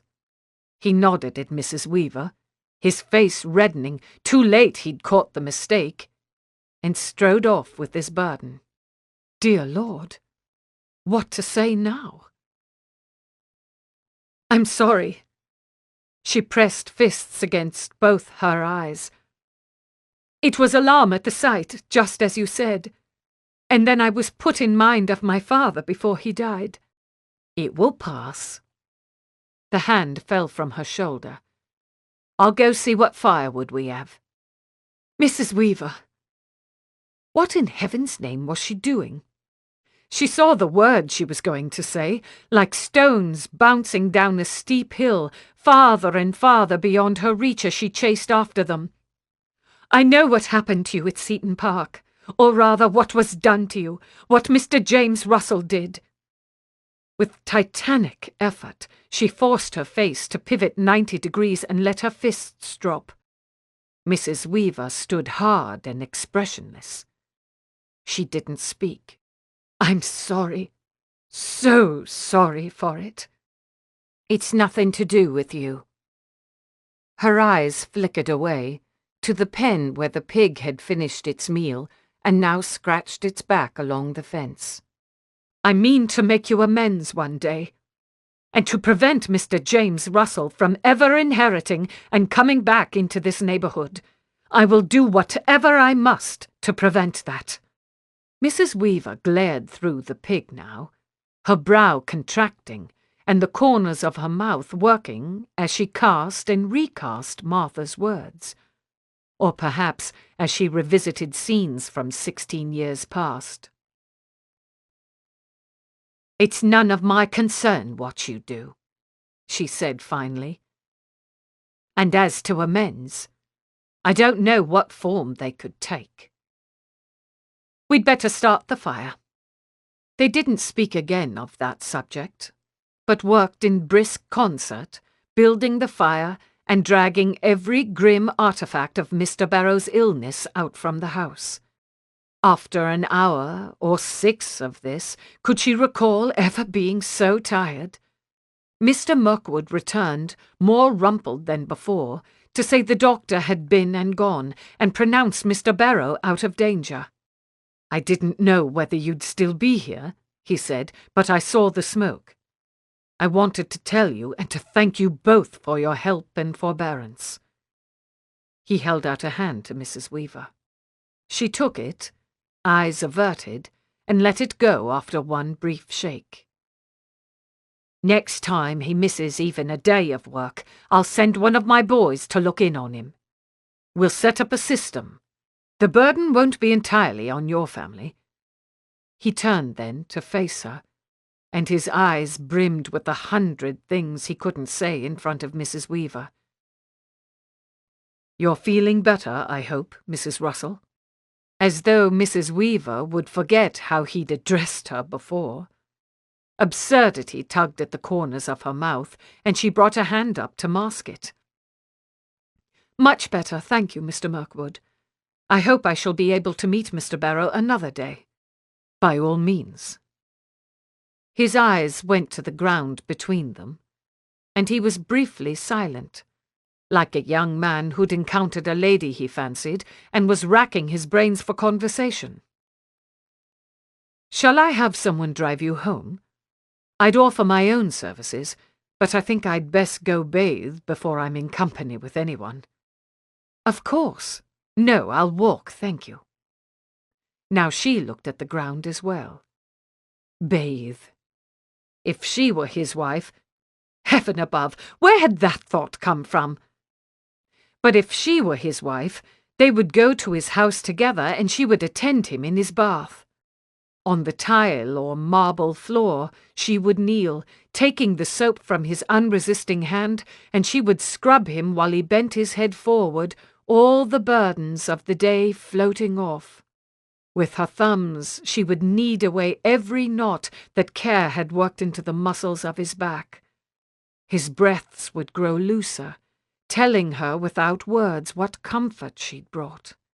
And her hands would tell him how proud she was, how very proud of all he'd done and been today.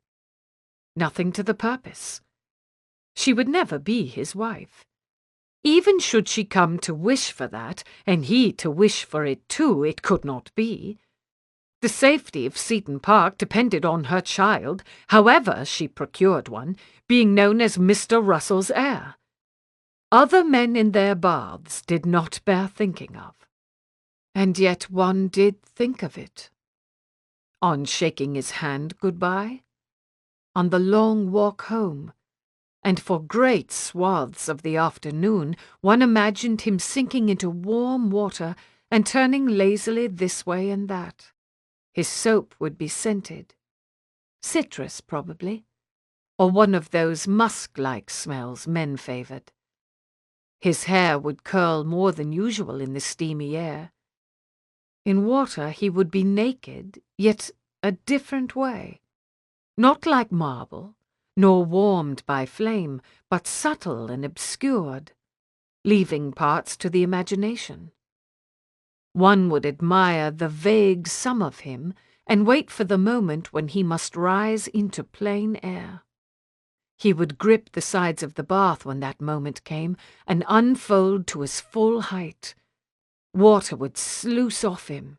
It would trickle from his hair, drops dancing in the sunlight that would just then happen to flood the room, and his eyes would come unerringly to the woman who watched.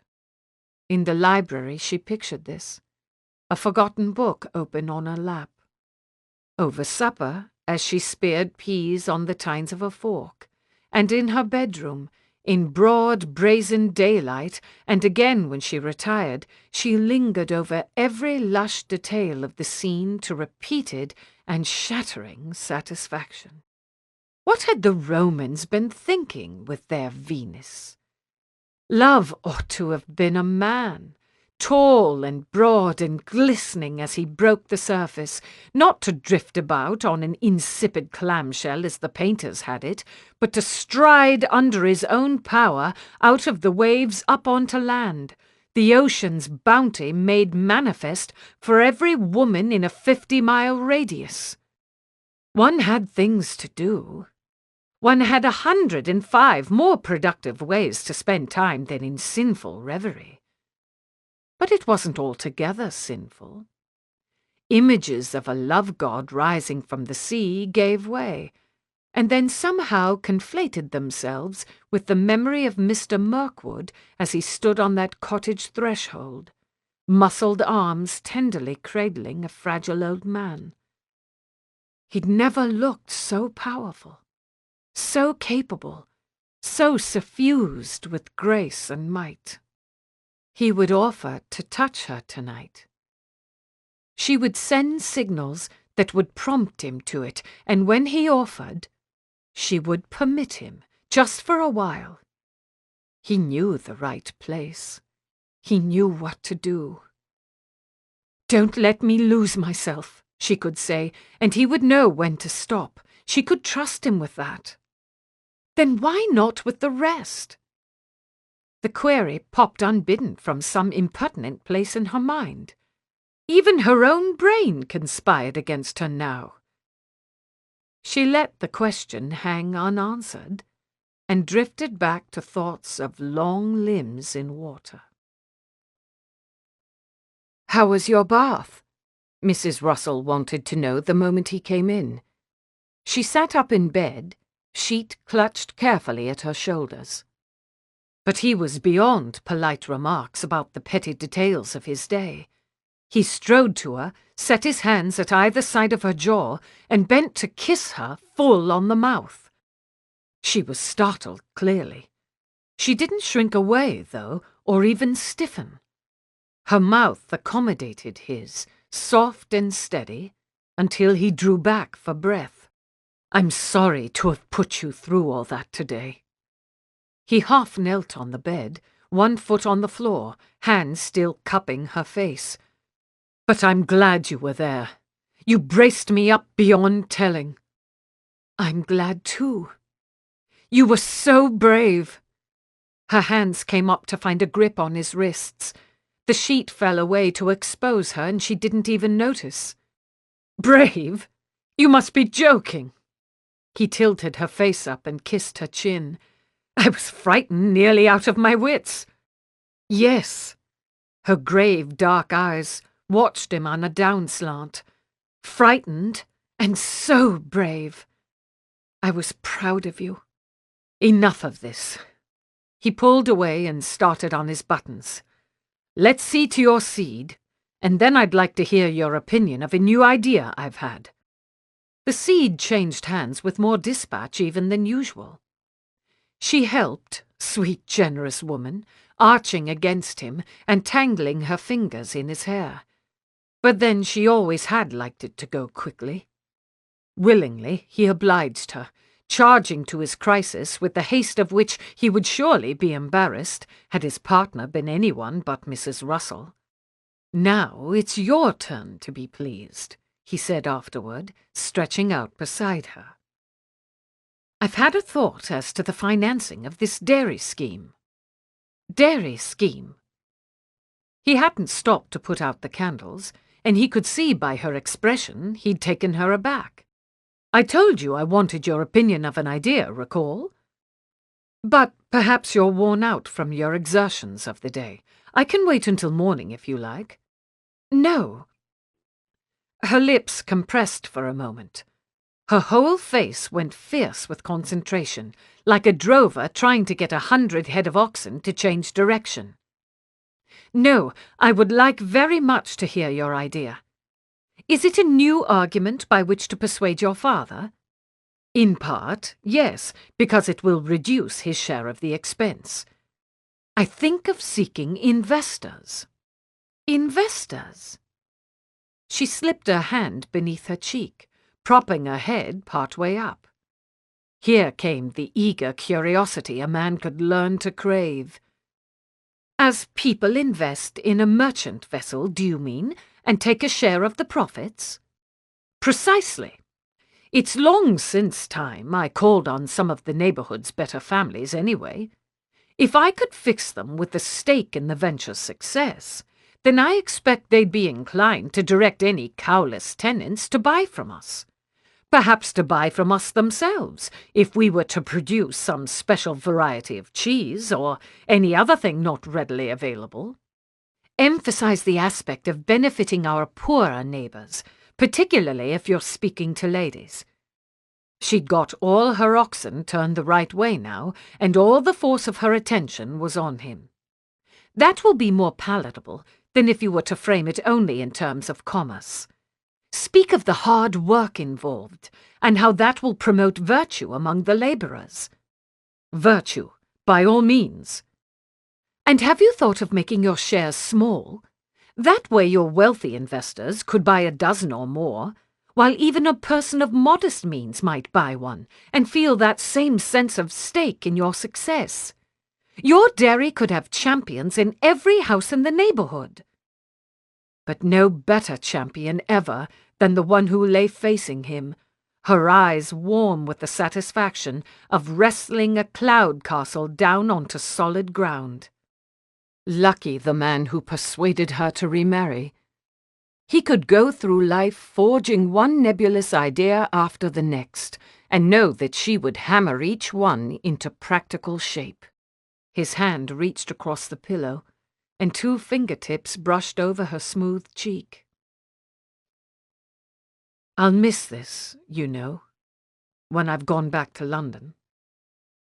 To say these words aloud periodically, to remind himself he must go back, made a worthy exercise in discipline.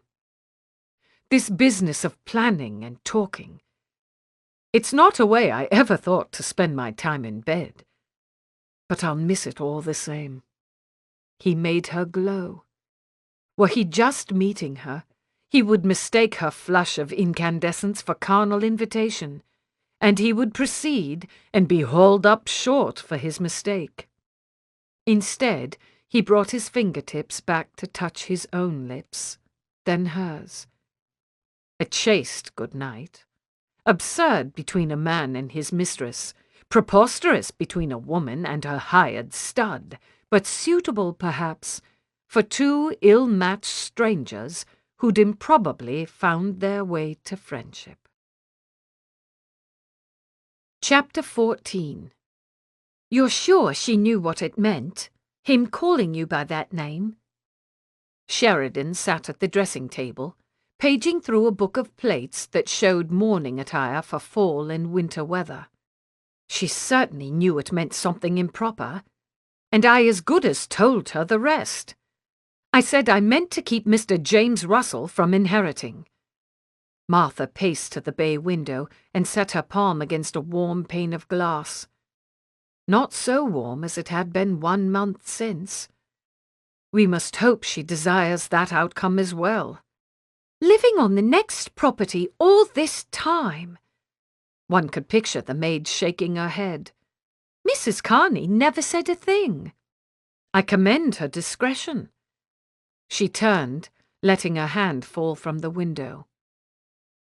"Do you know, Sheridan, for as unsavoury as the last few weeks may have been, I've seen so much of noble nature in all the people about me. Mr. Keene, for example.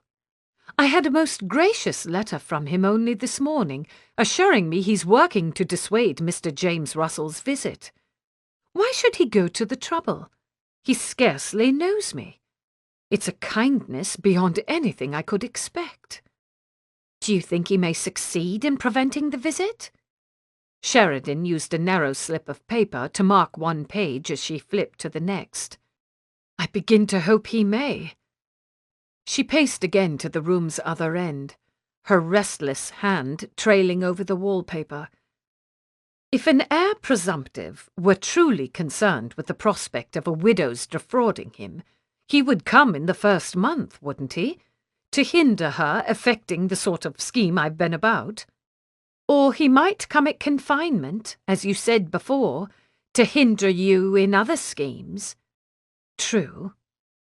But that gives Mr. Keene more months to work upon him. With one finger she stirred a tray of little worn jewels that sat on the table. I can't help but be hopeful. So many things have been aligning themselves with my wishes of late. The girl's eyes rose briefly to hers and fell again to the book. "You're keeping watch of the calendar, I suppose?" She spoke in low, tentative tones, as though unsure of whether she ought to broach the subject. "I'm trying to think of anything else." Martha speared an agate ring and turned it round twice on her finger. "Today makes 4 weeks since the start of my last courses." She needn't say so aloud, and Abigail knew the mistress's private business as well as she knew her own. "Does Mr. Mirkwood know?" Sheridan turned a page without marking it. "Not the exact date, but it's been 3 weeks and a half now since he began calling. He must have some idea. Will he say anything, do you suppose? Or will he wait for you to tell him he needn't call any more?" Here was something else from which her imagination shrank. The way their bargain would end. She tapped a fingernail against the agate and finally shook her head. "I'm long past attempting to predict what Mr. Mirkwood will do." In one motion, she stripped off the ring and cast it back on the tray, where it pirouetted on end for several seconds before clattering down flat. "Now, must you mark so many plates? You know I only want 2 gowns and a spencer, the plainest possible." "Mr. Barrow owes his life to you, I don't doubt." Granville sat with his hands folded on the table before him, his tea and toast sadly neglected. "I shall see that Sir Frederick hears of it." Theo spooned raspberry jam from the pot to his own toast. "He owes his life to sheer luck. I cannot now look back on that picnic with anything but shame, knowing he lay so unwell, not a half-mile off, while we enjoyed ourselves in light pursuits. I bear that shame as well." Sun slanted into the breakfast parlour, bathing the agent in mellow light. "Management is a new undertaking to you, but it's my profession. I ought to have known what was his condition." "In future you shall." With a butter knife, he spread the jam to all corners of his toast. "I mean to work up some scheme by which the other labourer families will look in on him, if he ever falls ill again, and keep you apprised. Certainly I cannot afford to lose him just now." His blood hummed and tingled as though tiny benevolent hornets were racing through his body. The moment had come. "I've had an idea for a new use to make of this land, and I shall be wanting his expertise nearly as much as I'll be wanting yours." Granville was all attention. He sat forward in his chair and listened, plucking out his ever-present pencil to take down a note or two. He agreed as to the pitiable condition of milk and butter available for local purchase.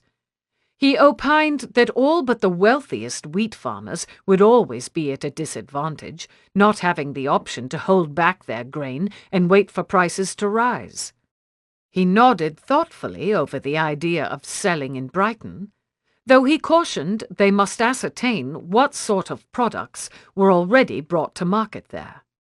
And at the bit about investors, he immediately wanted to make columns of numbers, working out what could be the cost of a share and how soon a shareholder might expect to see some income. I think of 5 and 20 cattle to start and 2 bulls, and I'd hope to pay no more than £8 a head. His spoon tapped deftly round the shell of his egg, a pleasing industrious sound to go with the agent's scratching pencil and murmured calculations. We might purchase at the fair in East Grinstead, come December, though I understand most of the cattle there are brought from Wales. I rather like the sound of these cows from Jersey. Good milk producers, and small, so they won't need as much fodder as your larger breeds. Granville put down his pencil and sat back. Well. Finally he picked up his tea. You have been studying on the subject, haven't you? Theo took off the top of his egg and spooned out a bite. Mrs. Russell's steward, the fellow who got me started with the thatching, has been helpful, and I've acquired a few documents. I don't doubt my father will have 100 questions when I ask him to advance this money, and I'd like to be prepared with as many answers as I can. I won't discourage you from educating yourself. The agent sipped more tea and set down his cup. However, you won't need to persuade Sir Frederick of anything. When he arranged your stay here, he authorized releasing a certain amount of money in support of any such schemes you might conceive. He did. His spoon stopped, suspended halfway between his mouth and the plate. He never said anything to me. No, and he asked me not to broach it either. He didn't want you looking for a way to spend the money. He preferred that the idea come first, the financing after. Good Lord! Silver clinked on china as he set the spoon down. What on earth gave him the notion I would ever come up with any scheme? Granville lifted one shoulder, the suggestion of a smile just visible on his lips. He's had 26 years to observe you. He must have formed some idea of your capabilities. Good Lord, he said again. Beyond the agent, dust motes swirled idly in a sunbeam, inviting a man to drift away in thought. He would have laid money he knew exactly what Sir Frederick thought of his capabilities. Indeed, he would have concurred with the assessment. Even now his father's good opinion, if such it was, felt odd and ill-fitted, like a borrowed coat. A coat borrowed from a woman at that. None of this would have happened without the influence of Mrs. Russell, would it? He might have wished, vaguely, for people to live a more comfortable life on his land, but he would never have applied himself to bettering their state. Would he? In fact, you have funds enough at your disposal to forego the investors altogether. Granville sawed his toast into strips, his appetite at last making an appearance now Theo's had been forgot. But I confess I like the idea too much to recommend your dropping it. It strikes me as characteristic of the kind of landowner you will be. For an instant he wanted to laugh. Then the instant passed. There was nothing ludicrous, after all, in his being thought a certain kind of landowner. The kind who knew how to weave disparate interests together to make something for the benefit of all. He did, perhaps, have that talent. Then let me try your opinion on another possible use for Sir Frederick's funds. He reached for his tea. The Reverend Mr. Atkins of Seaton Park has spoken to me of the school he's starting. What do you think of encouraging our labourers to send their children to him?" More callers came. The magistrate, Mr. Rivers, and his wife that afternoon. A Miss and Mrs. Landers the next. The calls were of a proper duration, and the conversation just what it ought to be. Everyone approved Mr. Mirkwood's benevolent aims. Everyone was pleased to know her. They insisted, such unsuspected kindness, that she must send to them for help with tenants or servants, or any other matters difficult for a young lady to manage on her own. All but strangers until Mr. Mirkwood had rousted them out, they were true neighbours of a sudden, ready to look out for her interest in the name of duty and, perhaps, something more. "I've never known a man to promote affection the way you do," she said to him the night after the Landers ladies had left. "Not only toward yourself, I mean, but among people generally. I think this will be a better community for your having come." Again she hadn't sent the right signals, and he'd gone to his satisfaction alone. Likely he'd long since given up hope of bringing her with him. "Go back to the bit about my promoting affection toward myself." He lay beside her, sated, his hands absently plaiting a lock of her hair. "Do I do that, indeed?" "Of course you do. Everyone who's called has spoken of you so graciously. They're fond of you already." Coward. That was neither what he wanted to hear nor what she truly wanted to say. "You have not known him 4 weeks. Any feelings a lady might develop for a gentleman in that span can be only illusory." The admonition had truth behind it, and still, what but affection could make her wish she might say words more gratifying to them both?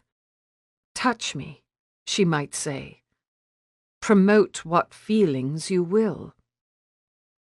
The signals weren't working, and she wouldn't have many more opportunities. 30 days now since the start of her last courses. Not unprecedented. Failure could announce itself at any time. Enough days without failure, too, would signal the end of their relation. She closed her eyes, bringing on a citrus-scented darkness with star-like pinpoints of pleasure. The 1,000 tiny tugs to her scalp as he laid her strands of hair over and over each other. Occasionally, his fingertips came in accidental, exquisite contact with her skin. "Touch me." Tongue to the back of her top teeth would be the beginning. She could even say it with her eyes closed if she wished. "You'll come tomorrow, won't you?" Of a sudden, his hands left her hair.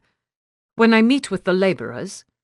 I've asked Granville to be there, and I'd like your presence as well, since you've been in on the thing from the start."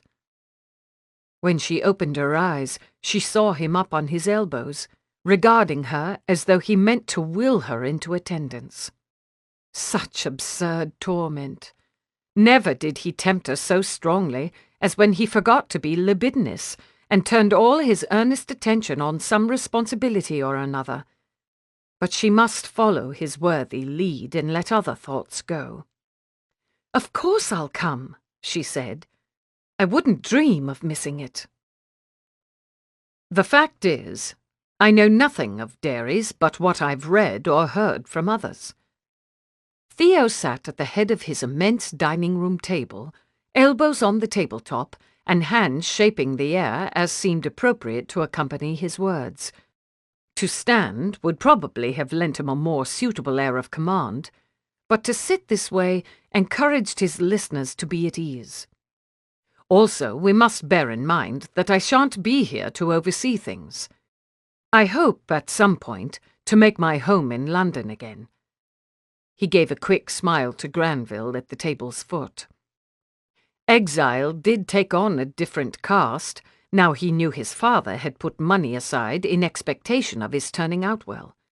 "Therefore, the success of this venture will not be in my hands, but in all of yours. That being the case, I should like to hear what you all think of it. No deference, please. If you find it a harebrained scheme, you must say so. Mr. Barrow, to begin." He picked up his tea and sat back. At his right hand, Mr. Barrow sat in an armchair brought from the drawing-room, a counterpane over his shoulders. Not entirely recovered yet, but nearer every day. Beyond the old man, who began to speak now of various dairy methods, he had a clear view of the far corner where Mrs. Russell perched in a second conscripted armchair. She'd declined a place at the table, preferring to observe from the periphery. She watched with keen attention, hands folded in her lap, back straight as a fireplace poker. Not really an armchair sort of woman, the widow. 3 weeks ago, hell, even 2, he would not have recognized how she was enjoying herself. Her pleasure did not look like the pleasure of any other woman he knew. Well, sometimes it did. She'd taken unreserved delight in her callers, if one could judge by her manner on later recounting the visits to him. "Have you thought of keeping a she-ass or 2 in addition to the cows?" Mrs. Rowlandson said, drawing his attention back to the table. "Their milk is the best thing for sickly children or motherless children, and I don't believe we have any at all kept in the neighbourhood. There now, I knew I had something to gain by including the ladies." He set his elbows on the table and leaned forward again. "I've never heard of this. Will you tell me more?" From the corner of his eye, he could see Mrs. Russell following the exchange. Had he harboured thoughts of her likely approval in deciding to invite the labourers' wives? Perhaps. And he wouldn't be sorry for that. How could he be sorry for anything, watching a room full of humble people gradually claim their own consequence? Martha sat all the straighter, her posture sufficing for her and Mr. Mirkwood both. If he had asked, she would have told him not to sit so. Elbows on the table, back and then forward in his chair, hands flourishing about as though he sat at a club among his fellows, debating the best way to style a cravat. She would have told him authority wore a cloak of cool decorum. And she would have been wrong. When had he become this man, as easy about command as though he were born to it? He gave respect in extravagant handfuls, never fearing he might diminish his own store, and indeed he did not. The more he deferred to the expertise of others, the farther they would follow him down any path. One could see that in the way people stepped up to undertake this or that part of his plan. Mr. Quigley and Mr. Weaver would drive to Brighton to survey the market there. Mr. Tinker would write to a drover cousin investigating where to acquire the Jersey cows, and several of the wives already had ideas as to the best cheese varieties to produce. He was in prodigious good spirits as the meeting ended, and would undoubtedly have come to speak to her, but that he was waylaid by Mrs. Weaver of all people. The woman put out her hand to him, and said something to which he listened, grave-faced, before delivering his answer with a smile and a shake of his head. What did Mrs. Weaver have to say? She must ask, when he finally cleared a gauntlet of handshakes and well-wishes to arrive at her side. One couldn't help remembering the woman's all but certain knowledge of how things stood between them. "Oh, nothing very much." His happiness had a change she could feel, as though he were a tree where lightning had struck and stayed to race through the branches. "We had a misunderstanding early in my stay here, but we've put it to rights. Some other time I'll give you the details. Just now I'll see you home if you like, and you can tell me on the way what you thought of everything." And yes, that was exactly what she would like. Oh, but the meeting had gone well. No one had thought his plan ridiculous, and what was more, he'd known they wouldn't. This management business was not beyond him after all. Nothing, perhaps, was beyond him today. With a stride that could cross subcontinents, he left the house behind.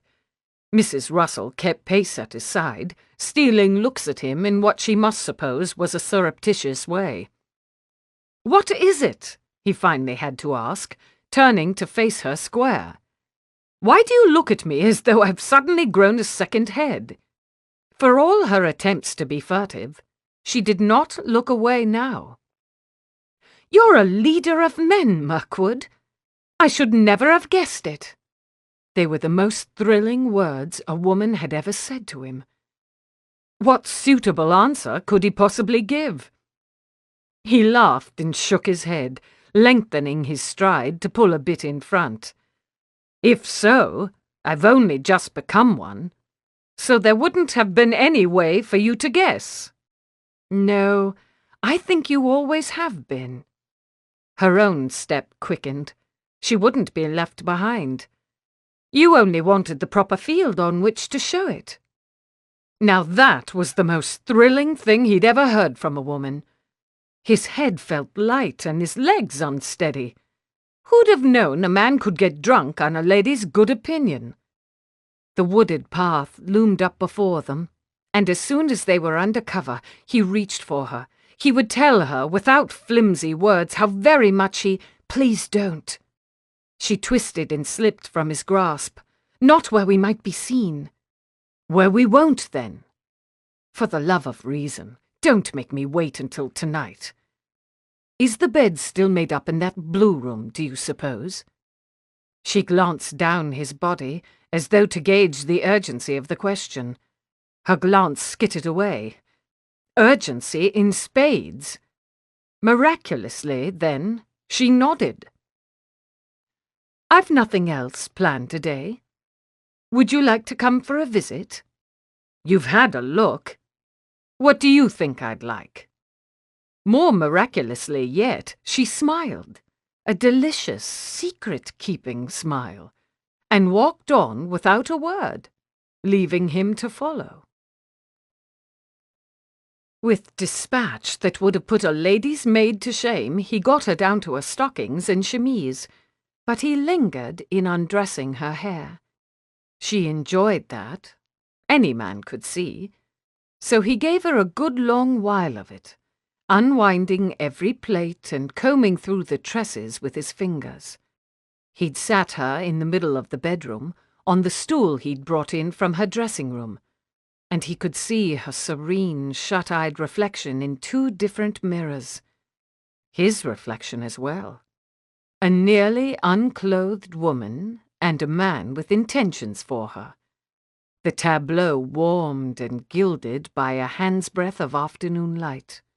He flicked his wrist, and a hairpin skipped and settled on a distant tabletop, its delicate percussion a garnish to the moment's languorous mood.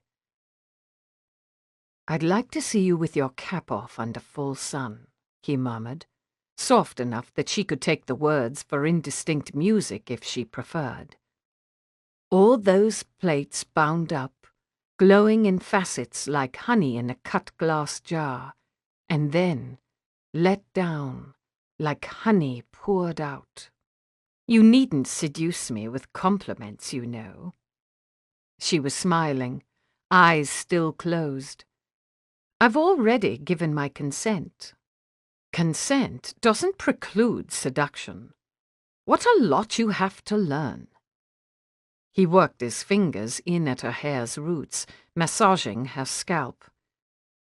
"Shall I teach you something new today?" "Yes." Susceptible girl, what wouldn't she agree to with his hands in her hair? "I advise you to ask what I intend before agreeing to it. Or at least to stipulate a few things you will not do." "I don't have to." Her eyes opened, their irises like fresh-turned earth, and found his in the mirror. "I trust you, Mirkwood." And no woman ever would say any words more thrilling to him than those. As though he had all the time in the world, perhaps he did. Mr. Mirkwood drew his hands from the roots of her hair to its ends, letting the locks fall in shiver-inducing caresses against her neck. Then he walked deliberately away from her and sat down in the armchair. He would ask her to do something. She would say yes. He might like to command her, and she might say yes to that too. His head slanted a bit to one side, considering her as he would a courtesan hired for his entertainment. He sank back in the chair, his hands light on its armrests. One finger drummed speculatively. "Take off your stockings," he said. Yes. She bent forward and felt for the first garter. "Not like that."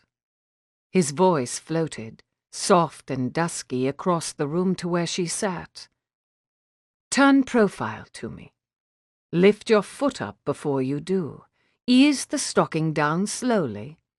And look at me while you do it. Like a courtesan indeed." She turned profile.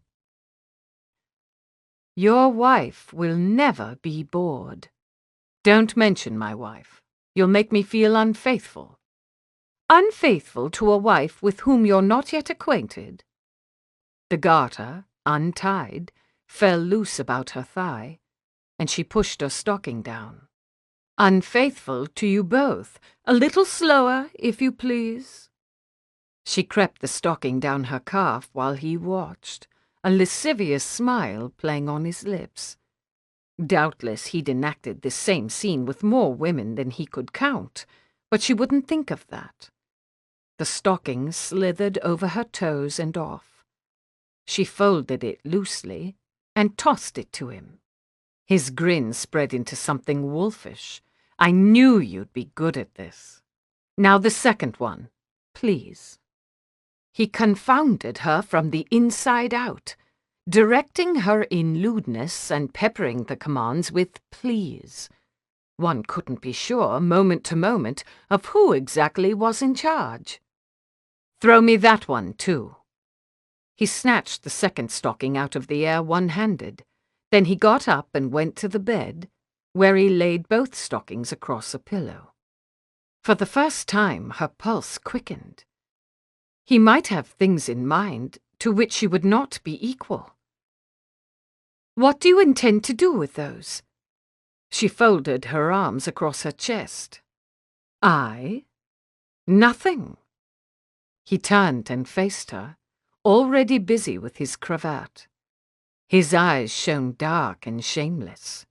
"You, however, will use them to tie my wrists to the headboard before having your way with me."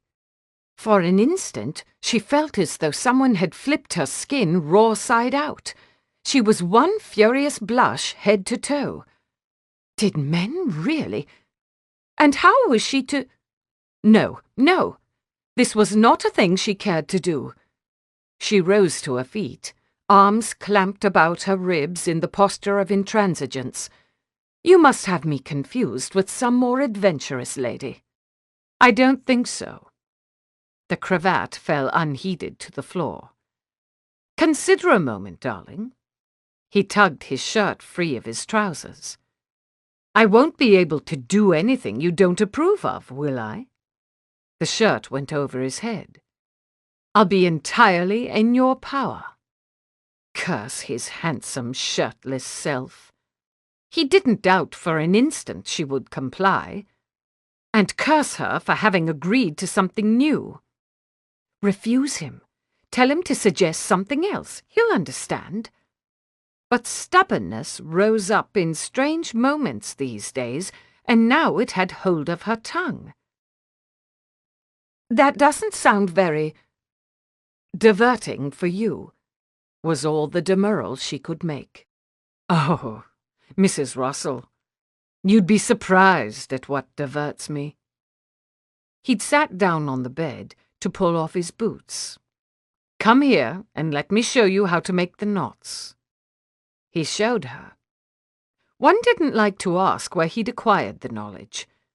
The sequence of loops and twists round one carved mahogany spindle, and left her to tie the second while he shed his trousers. "Now," he said, and she felt the mattress dip as he climbed onto the bed behind her, "you'll do those same knots at my wrists. Not too tight, not too loose." With the grace of a prowling animal, he crawled to the bed's middle. He lowered his body to the sheets and turned over, arms snaking up above his head. She looped the stockings one at a time round his wrists and knotted them. This was madness. For all that he was naked and bound, he didn't look compliant in the least. His arm muscles alone were a taunt to her puny soft hands. He lay before her like some creature of catastrophic power, something she ought to have thought twice about capturing. "Take off your chemise," he said, as soon as she'd secured him, and there was nothing of entreaty in his voice. But her stockings held him fast. She need only obey if she wished to. Did she wish to? Yes. She stripped off the garment and dropped it to the floor. Good. He drank in her nakedness, fervent as a man downing ale after 3 days in the desert. His eyes, gleaming with unholy intention, came to rest on hers. "Now fuck me." The command knotted her back like a handful of dust in the face. But only for a moment. He was the one tied up. She folded her arms again. "If you want my cooperation, you had better address me more politely than that. Fuck me." Like the world's wickedest elocution pupil, he articulated the words, lips and tongue and teeth put to such nefarious use. "Fuck me until I thrash and shout beneath you." It was shocking the first time. It's not shocking now. Fuck me like the whore I am. That's not shocking either. Heaven help her, there was some pleasure in this, in resisting him so. "And I told you, your role is closer to that of a stud animal. Indulge me this once." His whole body twisted and roiled, serpent-like. "Let me be your whore if I want to be." "Let me." You mean that as a command, I suppose. She loosened her arms and touched one finger to his near hip bone. "Always. Use me, Martha." His voice invited her into unspeakable things. "Ride me until you've got your seed, and then take your pleasure from my mouth." Well, apparently not unspeakable to him, and not, after all, too terribly distressing. The deeper he went into iniquity, the greater one's reserves of mulish aplomb. You're considering, aren't you? Hopeful to the last, Mr. Mirkwood. You're imagining how it would be. You've got me captive. He flexed his hands to remind her. You could keep me at it all afternoon if you liked, and grip onto the headboard for balance when the sensations grew too strong. I'm reconsidering, in fact. Without haste, she trailed her finger over the hip bone into the adjacent hollow and among his coarse, curling hairs. I don't believe I would have agreed to restrain you if I'd known you would take it as license to be so wicked. Wicked, to be sure. He repeated the word as though tasting it, his gaze now following her finger's progress. Perhaps you'd better punish me. Good Lord, what next? Punish you indeed. She advanced her finger just at the base of his erection and stopped. Suppose I were to walk out of this room and leave you here alone until you remembered your decency. Would that be punishment enough? He smiled as though he were teaching her chess and she just made a clever move. Maybe. His eyes came to her face, and wandered in leisurely, thorough fashion down her body and back to a still finger. Or maybe you ought to touch yourself, pleasure yourself, and force me to watch. Now I know beyond question that you've confused me with someone else. A plum had company. His every shameless utterance was waking strange, or not so strange, sensations that spiraled from her core on out. And I doubt you'd take it as punishment, quite. Darling, I would take it as torture. Again, he twisted against his bonds, so much power at her mercy. Because you'd taunt me with it, wouldn't you? You'd place yourself where I could nearly reach you, and you'd say things to inflame me, but never touch me at all. I'd have to lie here helpless, watching you give yourself what you won't take from me. He sucked in a breath. Start now, if you would. What a dreadful man he was. All intemperate appetites and no decorum to speak of. And what foolish affection she felt for his libidinous excess. She skimmed her finger, and a second, and a third, up the length of his appendage while he watched, eyes narrowing at the sensation. No, she said. Her hands went to the pillow at either side of his tied-back arms. She let him see her poised above him for a second or two. Then she bent her elbows and brought her mouth to his. Hell and damnation! She'd never kissed him before. On the forehead, once, but never for pleasure. And whose pleasure was she about? No matter, no matter. Her lips brushed over his, and he lay back to take it. Even without the use of his hands, he might have gained control of this kiss, might have led her through it as through a dance. Not today, though. Today he'd see where they went if she had the lead. Her mouth was small on his. Her lips were careful, and her breath was warm. His pleasure. Almost certainly. She went meticulously along his lower lip, giving attention to every fraction of an inch in light touches and delicate strokes. His mouth softened for her.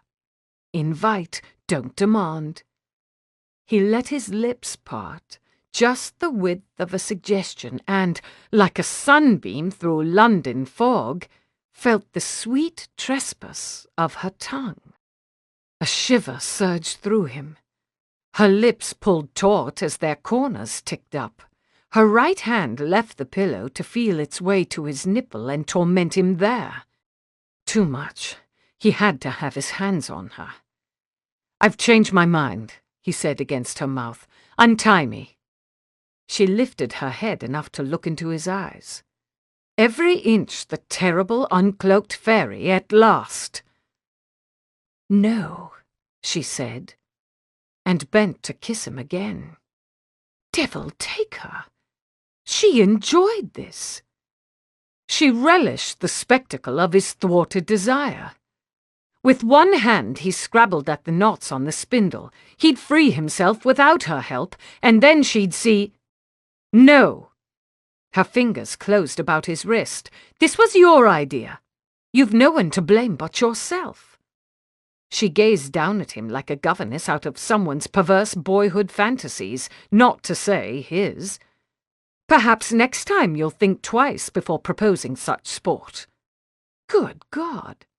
She was enjoying this indeed.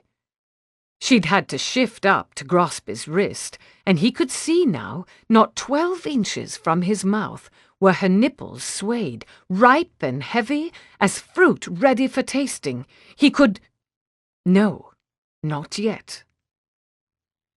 Go on, then. He let the words drift lazily through the air between them. Do what you will to me. She let go his wrist. Her fingertips, skated down the length of his arm to his shoulder, then slipped off to find purchase in the pillow. She knelt at his left side. Now her left knee went up and over to straddle him. His breaths were shallow. His heart pummeled his chest like a sparring partner with a 20-pound advantage. What was the matter with him?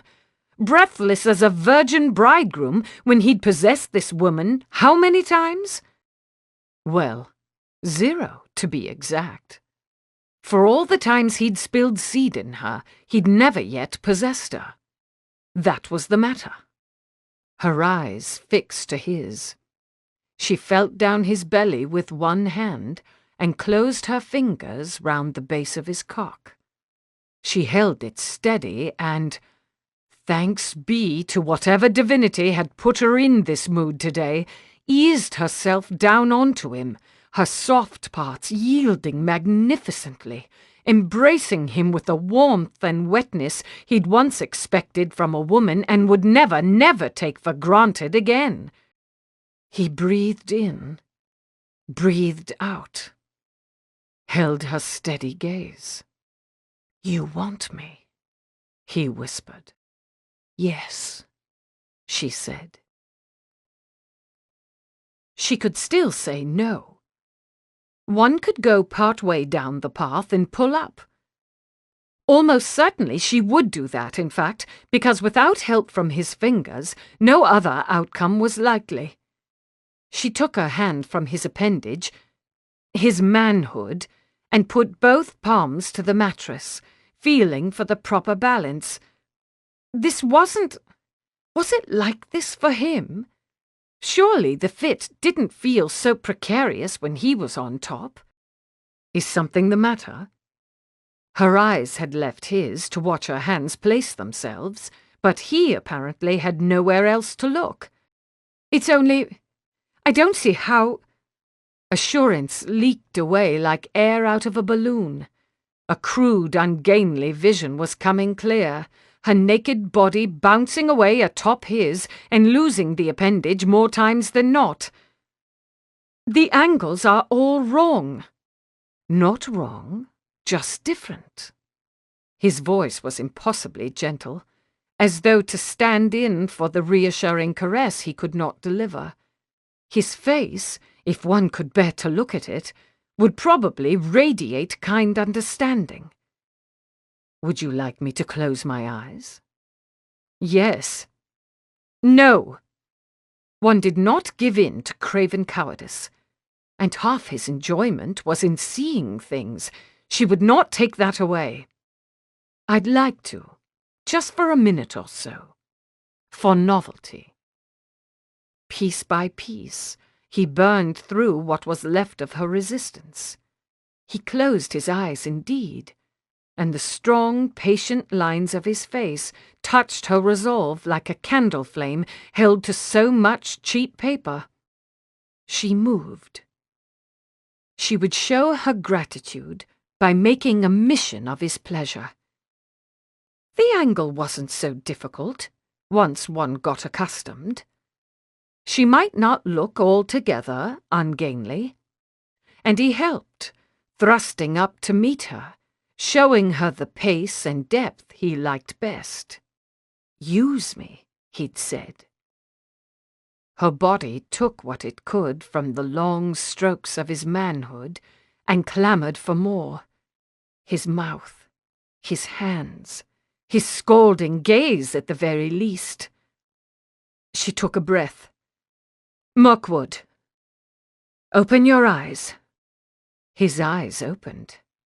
He knew just what she wanted, and he gave it. If eyes could devour a person, there'd be nothing left of her but a cracked bone or two. She sat up straighter, that he might see right down to the scattering of curls, feral and primitive and private, where her body joined his. She would hide nothing from him. Martha. Her name was music. Dark, voluptuous music, the way he said it. His arms strained, every minute forgetting their bonds. "Martha, put your hands on yourself." touch your nipples?" She set a hand on her shoulder and trailed her fingers down. And no, she wasn't his puppet. What was the good of a man in one's bed if one had to see to oneself? "No," she said aloud. In one surge of motion, she leaned down to him, palming up her breast. "Take it in your mouth." A groan tore out of him as his head whipped up from the pillow to obey. Good. She'd pleased him. Now he could please her. Oh, and he did. He roughed her nipple with the flat of his tongue and teased her with the tip, and nothing in the world mattered but that he keep on. Chains of fire ran from where his mouth worked her to where his manhood, his cock, filled her up. She drove down onto him, her hands leaving the mattress to grip the spindles where he was tied, her fingers willfully entangling with his own. "Martha," he gasped. The nipple slipped from his mouth and his head fell back. "Untie me now." "Now?" she panted, stupidly, struggling to bring him into focus. "The seed!" His face contorted. "You need to be on your back." Yes, she did. With a great effort, she wrenched herself off of him. He sucked in a tortured breath through his teeth and pulled at the first knot. "Quickly," he said. The first wrist came free. Before she could reach the second, he was on it himself, fingers labouring with fiery intent. Then that stocking too fell loose, and he used both arms to roll her beneath him and pushed into her again. He kept his stroke shallow, as though holding himself back. His hand, no longer captive, found its way down to where their bodies joined, and his fingers made splendid mischief there. His face was all watchful, ravenous, half-unbelieving hope. "Yes," she said, that he might have no more doubt. She tipped back her head, pressed her arms and shoulders into the mattress, and arched her hips, twisting, to chase the touch of his fingers, to urge on his cock. His rhythm was going ragged. His breaths were all gasp and pant. Dimly they came to her through the heedless sounds her own mouth made, and she saw him naked above her, and she saw him dressed at his dining table, graceful leader of men. She turned her head then, and bit into a corner of her pillow as the whole world went up in white flames. Chapter 15. He fell hard to the mattress beside her, eyes closed against the still spinning room. He'd emptied himself in her. He had nothing, absolutely nothing left. He was a gimcrack shell of a man, dumb elation rattling about where his lungs and liver ought to be. Damnation! Orgasm! What a painfully inadequate word! Like some dull scientific process involving plants, some abstruse topic for a Humphrey Davy lecture. Nowhere near to capturing that bone-jangling glory, the way his very soul left his body and went into hers, the savage, transcendent triumph in her pillow-stifled cries. Pillow. He opened his eyes. He ought to help her onto the pillow. Though really, what need?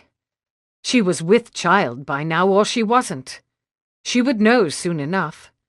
And then so would he.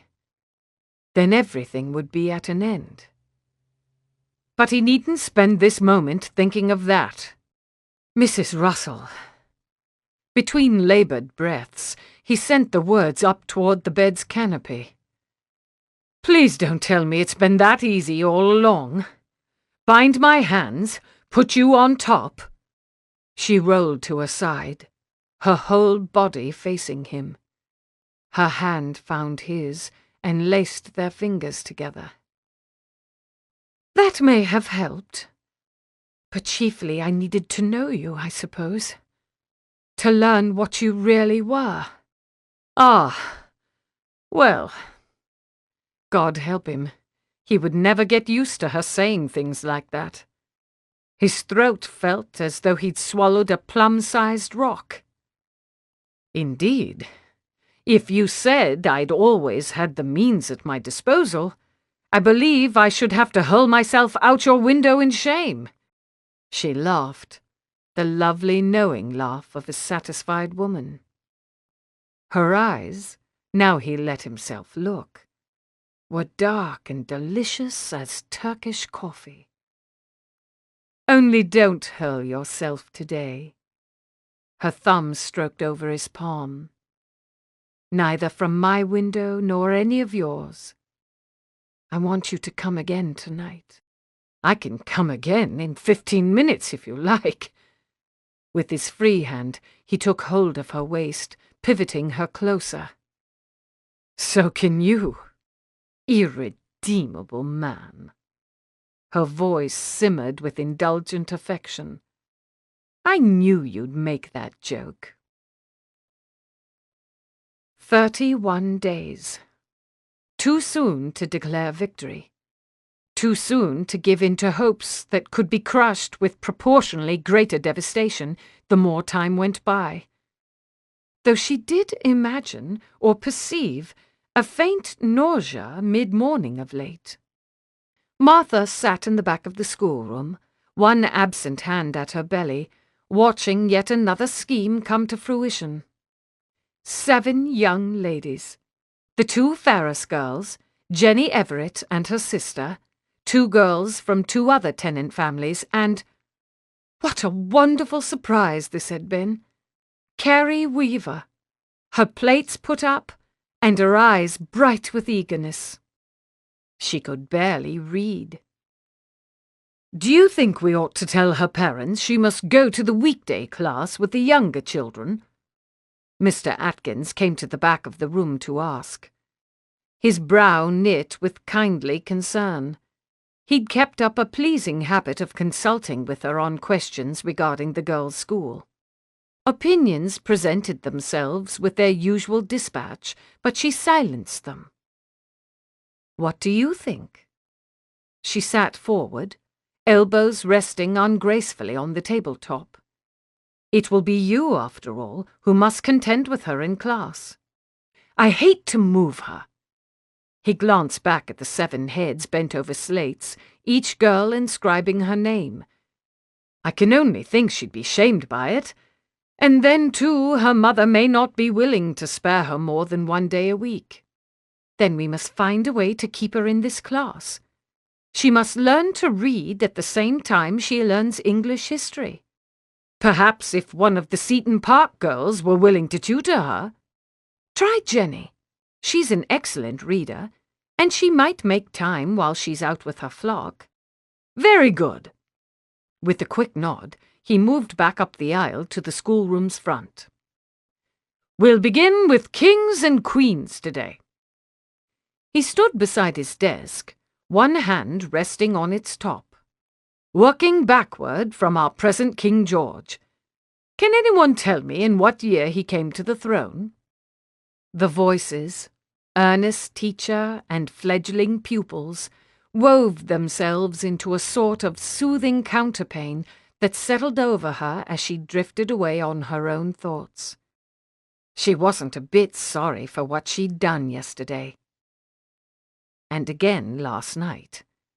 And once more this morning, hurried and direct that Mr. Mirkwood might go home and have a few hours of sleep before church. He'd acknowledged her with a single nod before slipping into his pew. His countenance had betrayed no sign of improper recollections or imaginings. Still, she dropped her eyes immediately and felt her face grow warm. His every shift and fidget distracted her throughout the service, pressing on her attention like a hot hand laid to her cheek. Inconvenient in so many ways, this business. And still she was not sorry. Not sorry, to be sure. Perhaps a bit melancholy, though, after another night spent in similar fashion, and another day notched on the calendar. One heard of that as a symptom. tender, inexplicable moods. One noted the possibility and did not dwell. The mood persisted, however, and took her that afternoon on a long walk to all corners of the property. Up hills and down, along the farthest hedge, past tenant cottages, and finally to the bank of a stream where she sat, picking up twigs from the ground and dropping them into the current. Some sailed out of sight, allowing her to imagine them borne along to where the stream joined a river, and from there journeying all the way to the sea. Many caught on rocks, though, or ran aground in the shallows, their voyage brought to an ignominious early close. Things ended, sometimes sooner than one would like. Mr. Russell must have walked about this land countless times in his life, envisioning its transfer down his direct line, never dreaming of this intrigue in which he must exit the stage too soon, letting his prized estate fall into the hands of a reprehensible brother or a faithless widow. I've given myself up to a man as I never gave myself up to you, who were my husband. The words shaped themselves, and demanded to be spoken aloud, though for whose benefit one could scarcely say. She was not penitent. If enjoying herself with Mr. Mirkwood was a betrayal of the dead, then she would knowingly make that same betrayal again, as many times as remained to her. Still, she threw a last twig into the water, and then stood brushing off her skirts to wend her way to where the churchyard sat, with its generations of Russells all resting in rows. Mr. Russell lay beside his first wife, a little distance from the iron fence. Short green shoots stubbled the ground above him, like the cheek of a man overdue for a shave. By the time her child was born, if she was so blessed, his grave would look like all the others. He'd wanted a son. He'd objected to his brother's villainy when so many men only shrugged at such behaviour, and he'd hoped to prevent Mr. James Russell's inheriting Seaton Park. She knelt before the headstone, tracing the dates that bracketed his life. The child won't have your blood. Soundlessly, she formed the words. Maybe not even mine. But he'll be raised as a Russell, and he'll honour your line. Singular, when one considered. Even a loveless, forgettable marriage could result in something worthy. Mr. Russell had wed her in pursuit of an heir, and she would see to it that he got one. I wondered when I might see you here. There was Mr. Atkins, just come through the gate with a set of shears in his hand. The afternoon sun fell sharply on him, lighting his frame and features with peculiar radiance, as though he were some earth-bound angel consigned to work among the dead. Martha sat back on her heels. I've been remiss. She brushed her gloved hands together. I didn't mean to imply that. Forgive my choice of words. His footfall advanced to within a row of where she squatted. She heard him hesitate before he veered off to the grave of a Rodney Russell, where he knelt to snip some weeds. Partly obscuring her view of him was the nearest headstone, engraved, as hers one day would be, with the name of Mrs. Richard Russell. Beloved wife, it also said. Those words might be omitted from her own. Was his first marriage happy? The question spoke itself, with no regard for circumspection. Mr. Atkins twisted to glance at her before returning to his work. I believe it was. Certainly her death came as a terrible blow to him. His shears sang on in the ensuing pause. That juncture marked a distinct worsening in his habits. He too spoke almost unwillingly, the thought stealing out, pirating his tongue, and stirring what had been the placid churchyard air. "I wasn't aware you knew." She knelt again, her legs suddenly craving as much steady ground as she could get beneath her. "I learned, quite young, to recognize those symptoms." He stilled the shears, and just sat, looking down at them for a second or 5. "If I may ask something very intrusive—" His eyes lifted, and came round to hers, his brows like those accents with which the French marked their letter E. "I never supposed him violent. I was not mistaken, I hope." "He wasn't violent." Her body felt frozen, immobile as the gravestones and those who lay beneath them. "Good." He dropped his eyes again to the tool in his hand, and moved it idly to his other hand. "No woman should be made to bear that." She could all but see the memories back of those words, hovering like a malevolent cloud round his shoulders. So busily had she kept secrets from him over the months, and never once had she paused to wonder what secrets he might keep in his turn. "I ought to have been a better friend to you, understanding your circumstances as I did." "You were an excellent friend." He twisted his mouth and shook his head once. "I shrank from broaching the subject on which you could surely have used some sympathy." "We both did. We both chose propriety over an unseemly intimacy. You've nothing to regret." And propriety had gentler claims now. They could converse with more openness hereafter. "I'm sorry for what you must have suffered. Have you ever spoken of it to anyone?" So had Mr. Mirkwood asked her, to little avail. "My brother and I speak of it when we see one another." He brought up a hand and pushed back the hair that always would fall forward. He'd left off his hat. "From the distance of years, we can even laugh at some things, truth be told." With his other hand, he wielded the shears again, bending to trim the grass at the gravestone's edges. "Our mother had ways of managing. My brother wished for an Oxford education, though every Atkins man had been to Cambridge. On his own, he should never have brought father round. In fact, he didn't." He told the story with the same meticulous care he employed to clip the grass. "One day mother simply told father he'd agreed to Oxford, and his memory was such that he never knew he hadn't. Her gloves might split along the seams, she was clenching her fists so hard. Her heart might crack her ribs. She would be candid now. They would build a better friendship, a real one, with truth and forthrightness where deceit and evasion had been." "Mr. Atkins." Her voice vibrated with hope. "Mrs. Russell." His hand came up, palm toward her. His face didn't turn her way. "I cannot know. You understand, do you not? I cannot know." Gradually, in response to her silence, his hand slid back down to the grass as the shears snipped on.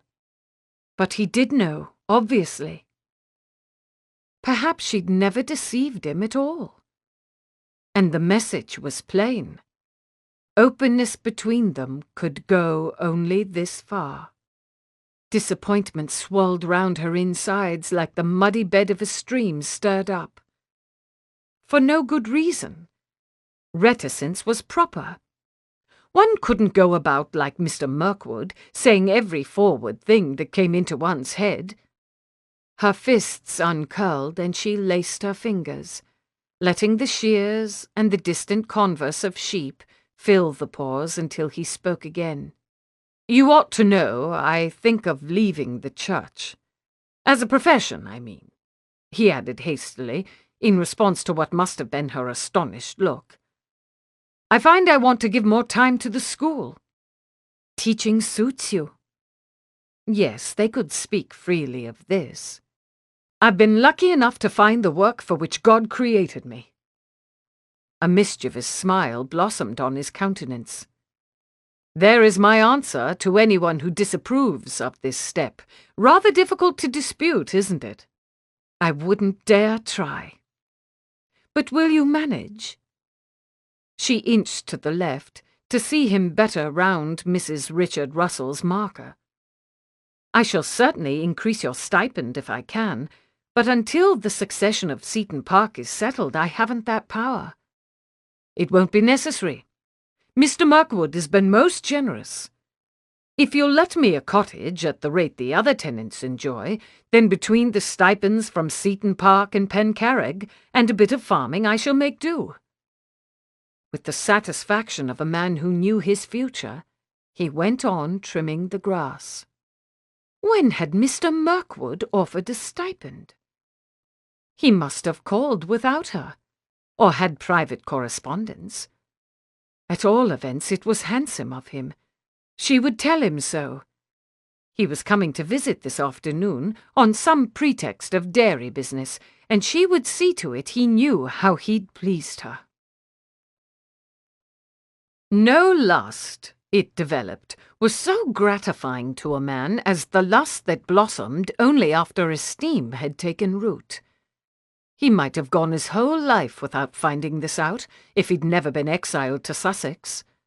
Now, in stray moments, he allowed himself to imagine enjoying this delicacy for the rest of his days. She'd liked Lincolnshire. There she would find all the amenities of Seton Park, crops, stock, tenants, a living to bestow. And if she ever felt nostalgic for the Sussex landscape, they need only come for a stay at Pencarrig. She might even like London, with its lectures and libraries and great pockets of poverty just waiting for industrious, noble-minded women to push up their sleeves and set things right. Over the top of his pamphlet describing symptoms of cowpox in unfortunately vivid detail, he eyed her. Round the corner of her communications to the Board of Agriculture, she was just as often eyeing this or that part of him. His call had taken a most agreeable turn, and now he sprawled naked atop the covers of the blue-room bed, his pillow propped against one of the bottom bedposts. She sat up against the headboard, counterpane tucked high under her arms. A smile hovered perpetually at her lips these days, as certainly it ought. She hadn't cared for the sight of him in the beginning. That was another triumph. She might forgive a bit of gentle gloating. "Do you see something that catches your fancy?" he said, turning a page in an offhanded manner. She coloured. "Your body is so unlike mine." Her eyes came to his face. "I thought you strange at first, but now I discern a certain logic to your form." "Glad to hear it." He lowered the cowpox pamphlet an inch or two. "Did your marriage not acquaint you with the masculine physique?" "Indeed it did." He could see by the pursing of her mouth how she felt about that. "But I find one man might differ in significant ways from another." "One might have a larger appendage, you mean?" "That's not at all what I meant." The corners of her lips twitched nonetheless. "Though I'm sure you'll be gratified to know you do best my late husband in that arena." "Darling, I best most men there." "My felicitations." She put her reading down altogether. "What I mean is more to do with a woman's response.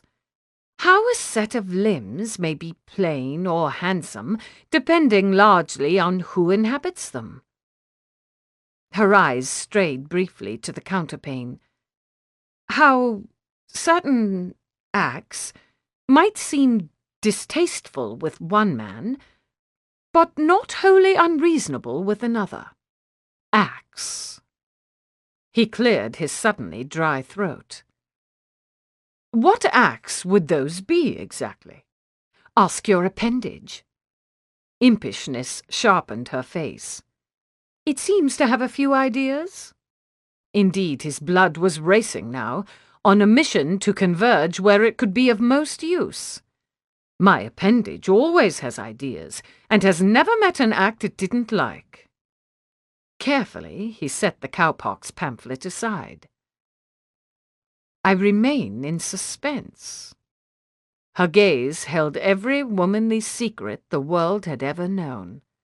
Her lips played at smiling, but didn't quite give in. Without hurry, she pushed her shoulders off the headboard and sat up straight. The covers swished beguilingly as her legs swept round to one side and bent under her. She was kneeling. Providence be praised! She glanced up and down. You bathe it sometimes, I hope. Mrs. Russell to the core. Daily. With precisely this purpose in mind. Because at any time you might meet a lady who wants to put it in her mouth. I'm of a hopeful disposition. He put out a hand to touch her arm. Have you done it before? She nodded. But not with any relish, I expect. When she shook her head, he flexed his fingers to grasp her arm. Martha, don't do this if you think it disagreeable. I don't need it. Her brows edged together. She stared at him for a moment, the familiar severity in an unaccustomed context. Then she leaned low, the counterpane still pinned under her arms, and pressed her lips to his most susceptible skin. Hell! Martha! She turned her head, still bent low, looking up at him like some supplicant conjured out of his untidiest dreams. I won't want you to stop if you begin this. I imagine not. But you must. If you find it unpleasant, you must stop, even if I'm begging you to keep on. Promise you will. I promise. All soft-eyed, naked obeisance, his supplicant. Counterpane clutched to her front, but the splendid curve of her back laid bare to his view. Well, then. He sank a little farther into his pillow and closed his eyes, listening with his whole body for the exact instant when she... There. Her lips, halfway along his length, brushing over him and leaving a trail of sparks under the skin. Then a narrower touch that could only be the tip of her tongue. Then nothing at all. Her breath.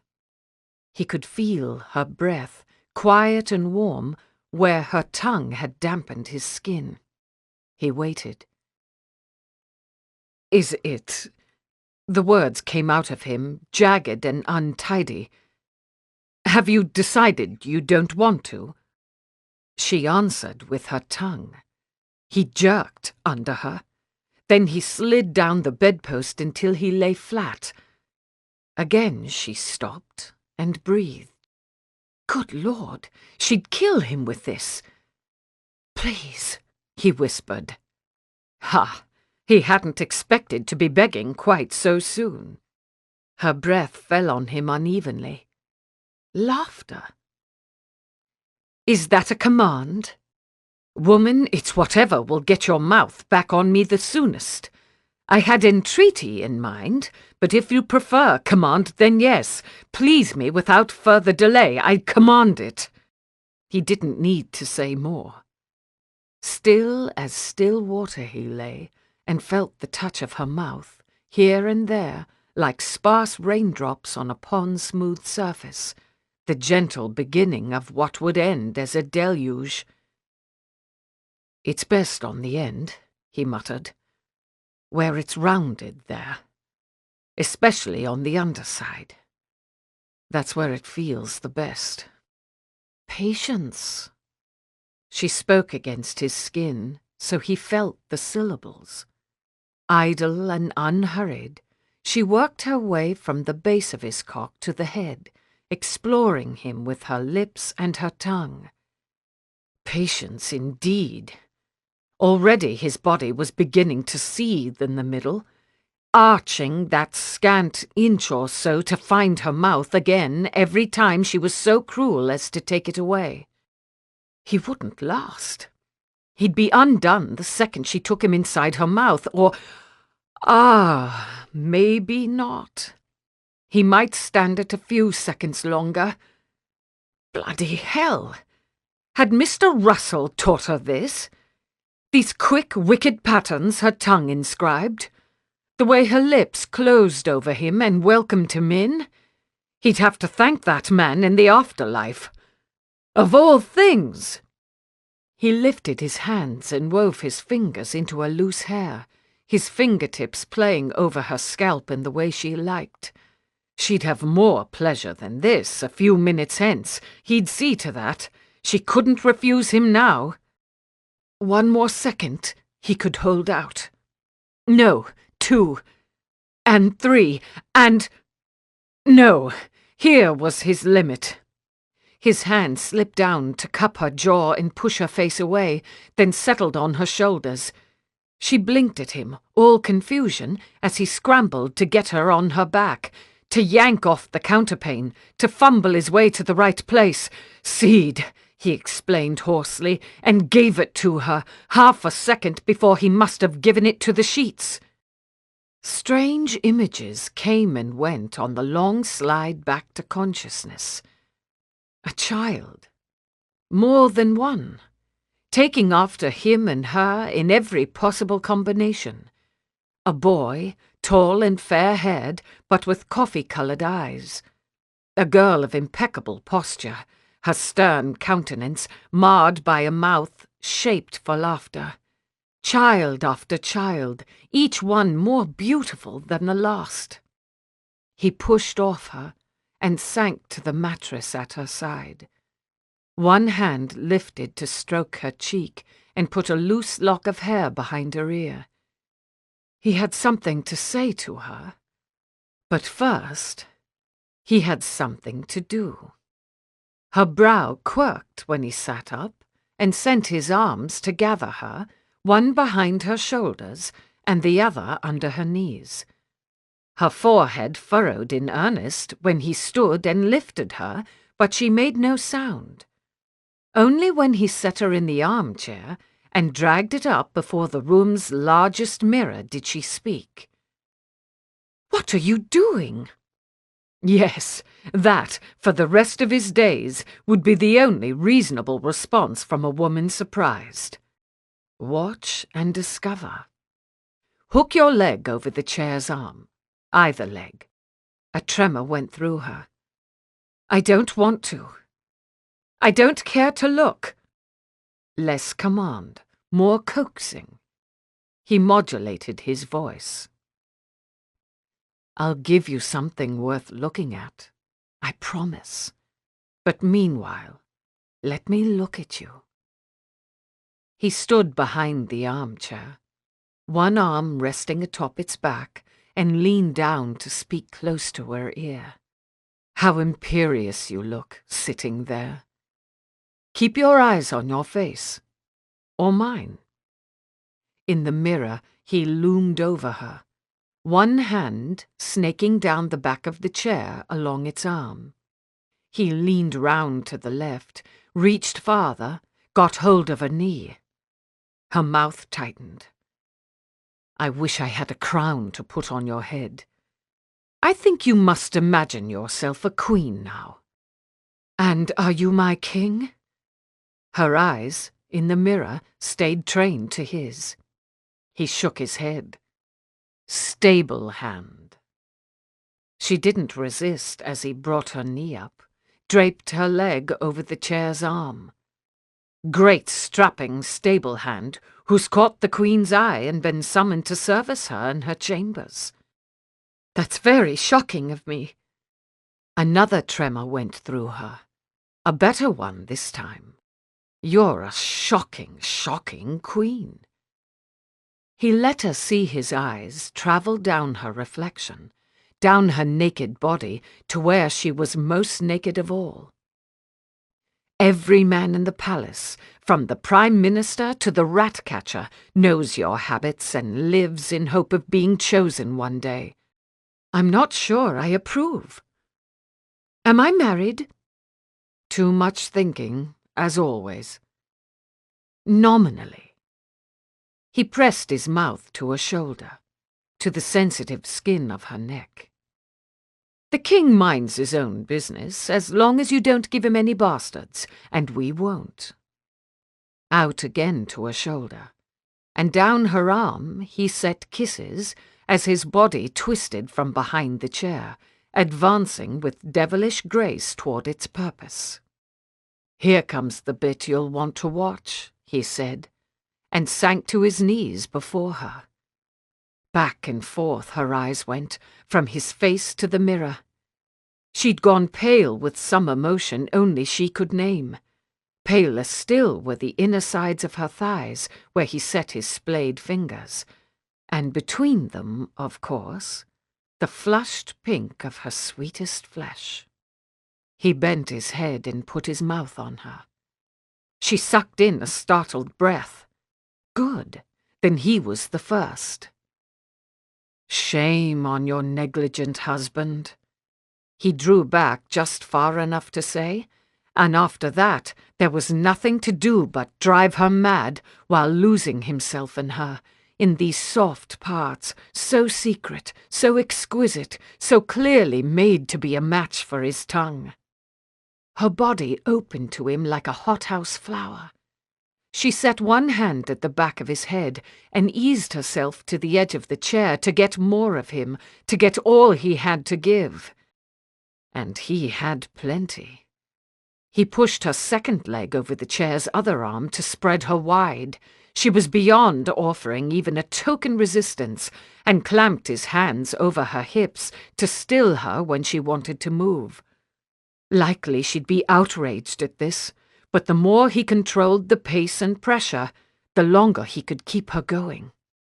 She fought his grip, voicing her frustration in guttural animal tones. He drove her harder and higher, his merciless tongue in 3 places at once, his merciless hands holding her fast. Every move he thwarted, every twist, every thrust, rippled out to the rest of her body. She kicked and flailed, no longer human or even animal, but elemental, pure and raging under his touch. Air, fire, earth, water, his whirlwind, inferno, his avalanche, his own private tropical storm. Oh, but he was a selfish man.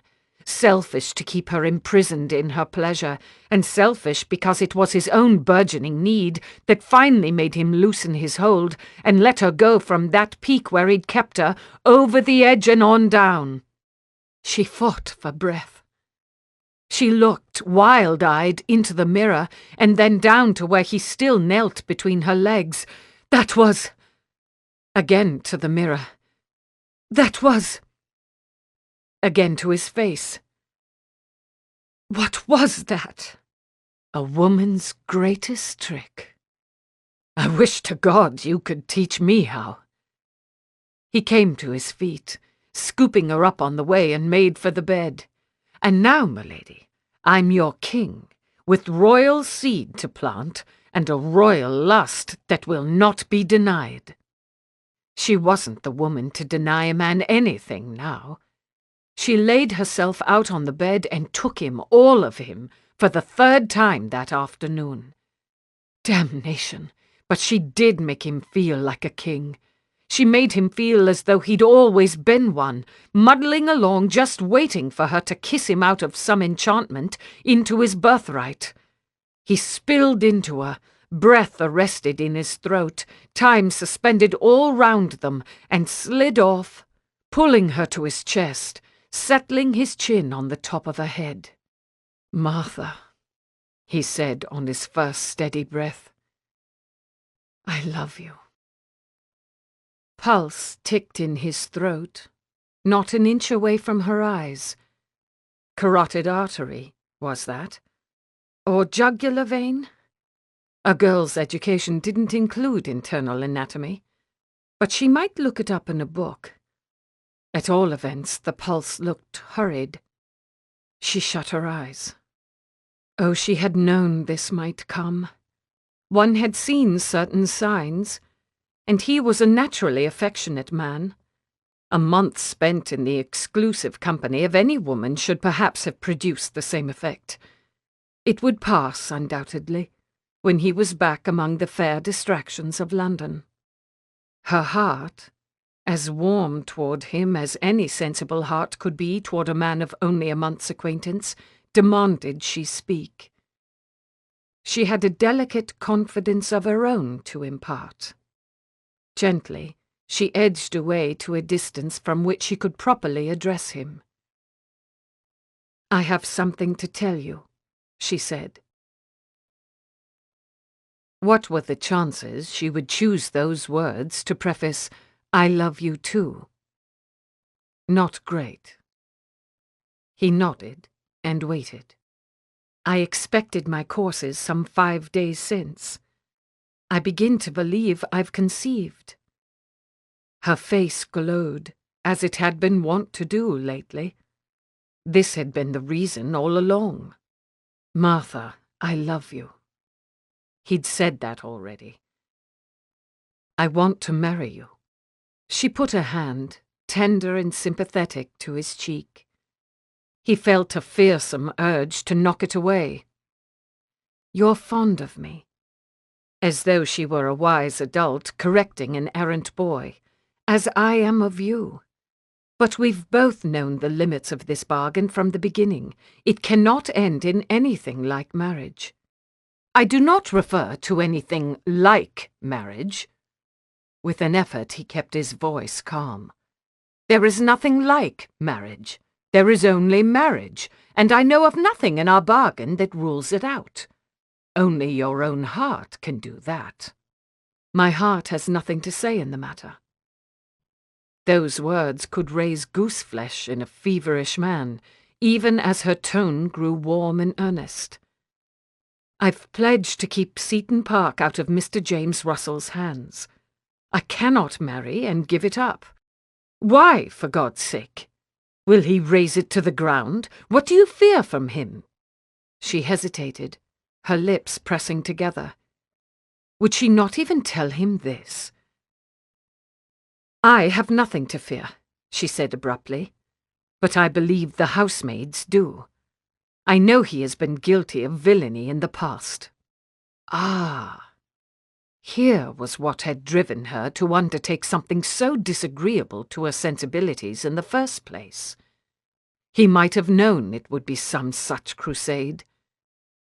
"You cannot be certain, though, of what he'll do in the future. And must the burden of the servant's safety fall entirely on you?" "Who will bear that burden if I don't?" Every word took her deeper into righteous conviction. "Nobody takes an interest in the welfare of such women. Your own Mrs. Weaver can tell you that. And I will not gamble on the threat's uncertainty. The stakes are too high." Every word pushed him farther away. She'd kept from him this central mission. She'd apparently had confidences from Mrs. Weaver to which he was not privy. Martha. He would not ask after the confidences and be distracted from his purpose. "I believe I could make my happiness with you. Best to put it plainly. I hope I could make yours, too. And you and I and this child are a family. Will you really throw all that away?" She swallowed.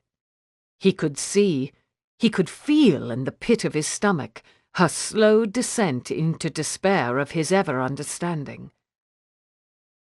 "There are more important things than happiness," she said. Of family she said nothing. He rolled onto his back. The canopy filled his vision. Blue brocade, only slightly less impressible than the woman at his side. He'd foreseen this, hadn't he? This preposterous outcome? Only he hadn't known the bottom of the well would be chest-deep in frigid water that made every breath a chore. Will you not even say you might accept me if you bear a daughter?" The image came back with painful clarity, a girl with her posture and his smile. "I cannot." Something new coloured her words. Shame. "If I don't have a boy, baby, I shall procure one by other means." Good God! She flinched at the utterance, but he could not help himself. "Are you really capable of that?" "I am capable of doing whatever I must to uphold the trust these women have placed in me." An edge crept into her voice, angry and desperate. "I should think you, of all men, would know that to be true." Of course. Now she would recast their entire relationship, including these splendid past few days, as something she'd borne, teeth gritted in her noble countenance, for someone else's sake. Weariness dropped over him like a sodden wool blanket. He had no more questions to ask. How exactly she would procure a boy baby, not his concern. What she knew of Mrs. Weaver, that was Mrs. Weaver's business. He'd cared to the point of fatigue, and now he would not care any more. "Then I have only to wish you happy." One more ignoble sentiment came, settling like a sharp missile in his throwing hand. "And wish the curate happy too, I suppose." "I beg your pardon?" God in heaven, that engaged her like no other bit of this conversation yet had. She turned to him, eyes narrowed and brow creased. "I see what will be the outcome." He shrugged and sat up. Several more years of chaste conversation and yearning glances, then after a decorous morning has passed, the fulfillment of romantic dreams that have probably been in place since, what would you say, a month after your arrival here as Mr. Russell's bride? With whip-crack speed she sat up, but he was on his feet just as quickly, reaching for his shirt and not looking her way. "You do Mr. Atkins and me a terrible injustice." He'd never heard her voice like that. Interesting.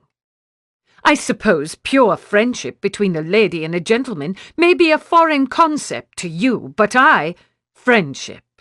He pulled the shirt roughly over his head. "If you will call it that. You have no idea of what you speak." From the corner of his eye he could see her, pale and still and cold as alabaster. "Mr. Atkins is a worthy, honourable man. I consider myself privileged to provide him with employment." "Employment, devil take it. You provide abundant employment for his right hand of an evening, I'll grant you that." He snatched at his trousers. Her silence had weight and texture. It stretched out for seconds. Doubtless she was willing herself into composure. "Do not suppose I will respond to such a mean, scurrilous remark," she said at last. "When you've finished making yourself decent, or rather, when you've put on all your clothes, you may leave. I will not be at home to you tomorrow, nor on any other day I can imagine." She didn't even spare him a glance. Anger and damnation, but he ought to have had more sense. Asinine grief clawed at his insides. In the space of 5 minutes he'd wrecked what little they had. They might have gone on a few days more, and parted on friendly terms at least. No. Not one more speck of sorrow, not one more scrap of sentiment wasted on a woman who would never be able to repay in kind. Damn it all! A man owed something to his pride.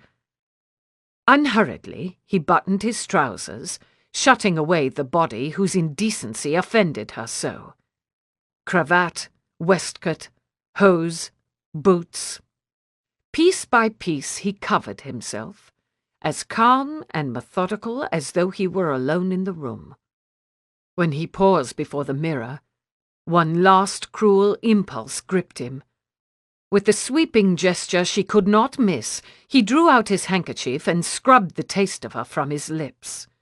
Then he tossed away the crumpled linen and, so this was how it ended, strode from the room without once looking back. Chapter 16. Days passed. 2 days, or maybe 3. One did one's best to think as little as possible of Mr. Mirkwood, even when one's callers mentioned him by name. He was keeping busy, clearly. He was pursuing his dairy project without her involvement, and, for all the cruelty of those last few minutes with her, he was still sending callers her way. Not that this could excuse the vicious things he'd said of Mr. Atkins. Vicious, and with no shred of truth behind them. Indeed, if there was a guilty right hand to be spoken of, it most certainly was not the curate's. Perhaps she ought to have said so, answering pettiness with pettiness. Perhaps not. Mechanically she nodded and smiled at Mr. Tavistock and his wife, who sat side by side on the best parlour sofa. They were well-meaning people, but they did weary one with comic anecdotes in which the amusing points were not immediately evident. One had constantly to watch the wife, when the husband was speaking, and follow her lead as to laughter. Mr. Mirkwood should have laughed at all the right places, and wrong ones too, and never have felt burdened in the least. But she must give up thinking of him. And indeed, when the Tavistocks had gone, something occurred to absorb her thoughts altogether and drive out such small cares as had troubled her. The footman brought a letter in Mr. Keen's careful hand. He'd not dissuaded Mr. James Russell after all. She must expect him in a week's time. First, we will see that every lady's door can be bolted from the inside. Martha paced back and forth at the head of the dining-room table, the women servants assembled to hear her as they'd been 1 month before. A keyhole lock alone isn't enough. Please hold up your hand if your door doesn't have a bolt, and Mrs. Carney will write your name. Her pulse jogged erratically, as it seemed to have done almost from the moment of reading Mr. Keen's letter. So be it.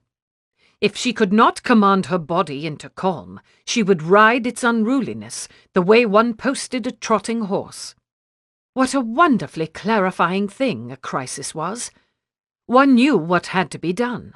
Keep the servants safe from Mr. James Russell, and every small action and decision fell efficiently in line.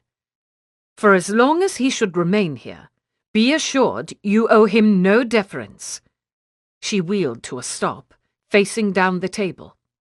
If he addresses you in a familiar manner, you may answer him as strongly as you like, and then tell me at once. Sheridan sat forward in her chair, bright-eyed at the prospect. May we strike him as well? Certainly someone ought to. She took up pacing again. I shall leave that decision to you. Just be mindful of your own safety. Men like that don't give you a chance to strike them, said a grave-faced lower housemaid. They pin your arms first thing. Then you must shout for a footman. She set her palms flat on the linen-covered tabletop and nodded to Mrs. Carney, sitting at its far end. Will you apprise Mr. Lawrence of this matter, that he may put the footman on notice? Now the men servants would know too. The whole house would be united against this menace. Only I wish I knew how to escape being pinned in the first place. Sheridan set her troubled gaze on the strip of tablecloth between Martha's 2 hands. If we could learn the best places to strike or poke a man so as to disable him, if we had someone with some knowledge of boxing, for instance, to instruct us. We don't, however, so we shall rely on what resources we have. Crisply she spoke over whatever nonsense Sheridan had meant to hint, and the girls sat back, her slightly protruding lower lip the only sign of argument. She'd known, somehow, Sheridan had, that things had ended badly. For all that Martha claimed the bargain had served its purpose and been finished, She frequently caught a pitying look in her maid's eyes as she dressed her or did up her hair, and occasionally these unsubtle allusions came, these poorly veiled suggestions that she might take some step to bridge their rift, as though that were what either she or Mr. Mirkwood wanted now. She'd hurt him, obviously. He'd offered her his heart, and she'd declined it the way she might decline a second helping of turnips. What man would bear that with equanimity? But he wasn't the only person disappointed. She'd shown him her best self, the one capable of prodigious sacrifice for a worthy cause, and seen how he did not prize it. Chagrin knifed through her every time she allowed herself to remember. How could he claim to love her when he did not love what was essential in her? Not that it mattered. With marriage out of the question, love must be beside the point. We'll begin on the locks tomorrow. She straightened again and clasped her hands behind her back. If you have other ideas for how we may brace this household, I shall be glad to hear them. I'm told we may lose Mrs. Russell. Had you heard? Granville dropped this remark while sorting through the various dairy implements stored in one of Pencarrag's outbuildings. A week now since he'd spoken to her, and as though she didn't trouble his dreams enough, she must intrude here too. Was there some complication with the will? Theo poked at a cheese press. Cheese-making had lost a deal of its luster. He hadn't known the bit about the calf stomach until some recent reading. Poor, blameless, doomed calves. It develops the estate may go to Mr. Russell's brother. She's not provided even a dower house in that case, according to the family solicitor. The agent paused to make a note. That's 4 good oaken pails. Have you come across a sile dish? That milk straining thing? I think this may be one. Have a look. He held up the odd contraption, like a bowl with its bottom cut out, for Granville's inspection. How does this fellow come to be discussing Mrs. Russell's private affairs? I should certainly hope for better discretion from my own solicitor. To be sure. The topic only came up because this brother, the present Mr. Russell, will be at Seaton Park within the week. Mr. Keene wanted me to know, particularly as his residency there may eventually be permanent. He's coming now? Not his concern, not his concern. Mrs. Russell could look to a dashed curate if she wanted masculine aid. Not the most gracious thing to do, is it?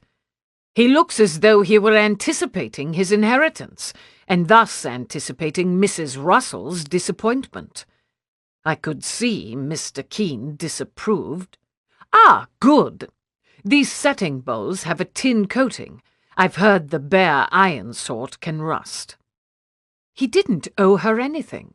She, in fact, owed him £500.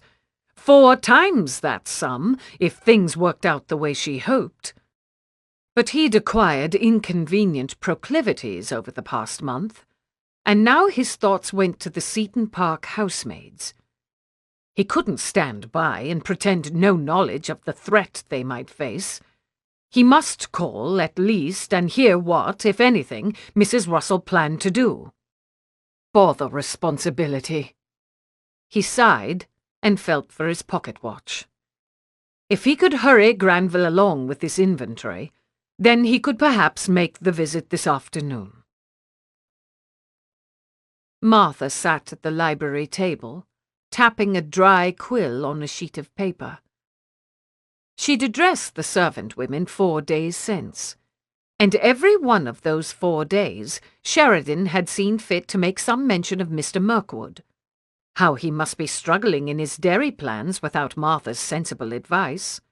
How he'd done a respectable job, for a gentleman, of arranging her hair on those days he'd chosen to undertake that task.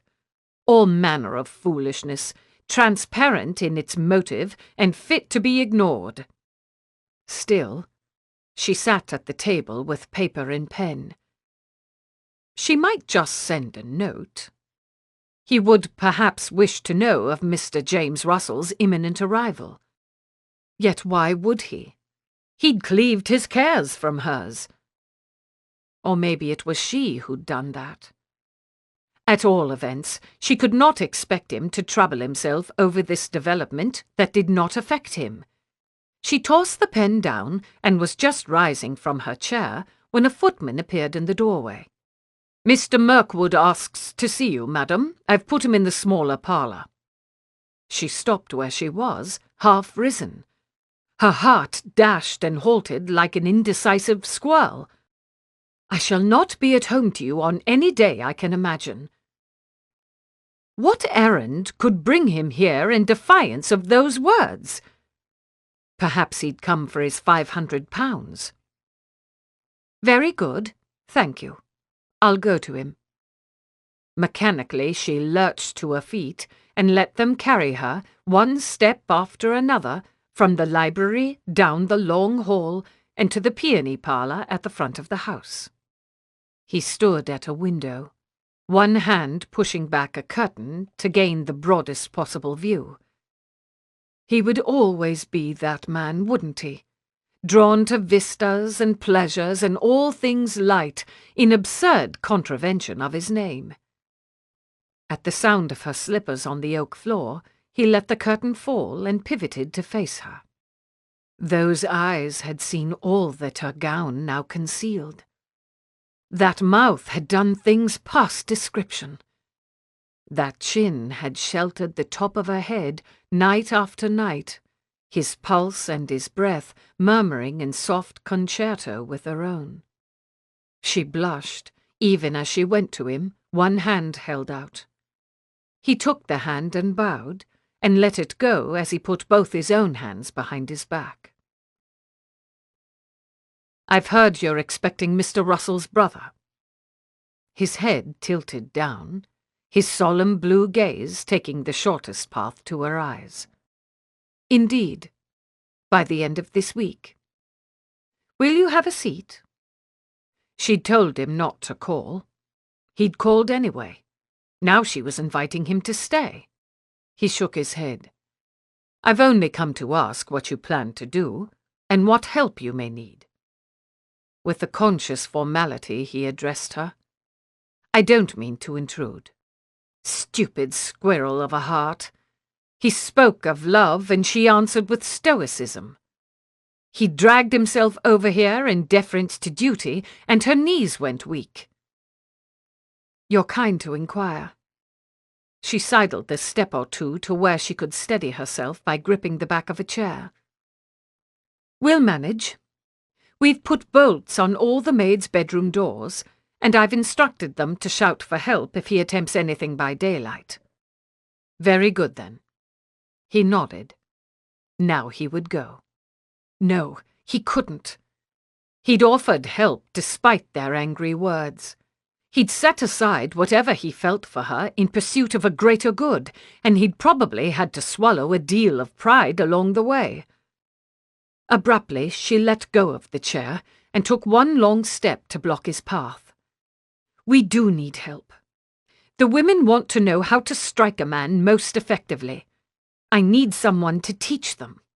A smile of pure boyish pleasure started across his face. He checked it and bowed again. "Of course, Mrs. Russell. I'm at your service." What is a woman's greatest weakness as compared to a man?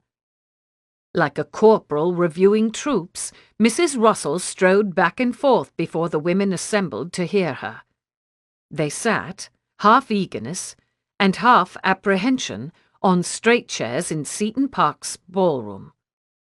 Theo stood along one wall with a handful of footmen and grooms who'd been conscripted to the cause. Frailness of body. That was Mrs. Russell's maid, the girl who managed all her dressing and undressing now. Speed as well. Men are stronger and quicker than we are. Indeed they are, and yet, for our purposes, that can be overcome. Crisis only seemed to increase her self-assurance, odd woman that she was. The weakness we must conquer, ladies, is our propensity for mercy. She threw him a quick look. They'd spent a good hour just strategizing, and agreed this should be the cornerstone of their approach. Has any among you ever struck a man? She stood still, her index finger sweeping across their ranks as though to count the response. But no woman said she had. Has anyone ever borne insult from a man, and later wished you could have struck him? Now 5 or 6 servants nodded, putting up a hand to be counted. Mrs. Russell laced her fingers behind her back and stood taller. Would anyone want her daughter, if we should all be so blessed, to hear such insult without defending herself? Triumphant in the force of her argument, she let her eyes roam emphatically over her audience before she spoke again. We must protect ourselves with the same ferocity we would wish for our daughters. Our neighbour, Mr. Mirkwood, has graciously offered to show us how we may best hurt a man. We shall repay his kindness by promising not to shrink from using what he teaches us. She took a step backward and held out a hand, palm up, ceding the floor to him. He pushed off the wall and came forward. Even the smallest lady may disable a man, at least for an interval that allows her to escape, by striking him in one of several vulnerable places. I'll show you these places, and how to deliver an effective blow. The widow's maid and a few other women were clearly keen to see that. But first I'll show you, with Mrs. Russell's help, a number of ways to get free of a man who has seized hold of you. If you please, Mrs. Russell. They'd rehearsed all yesterday afternoon. In careful civility they'd worked together, the widow insisting she must set the example for ladies who would be wary of practicing such manoeuvres with a man.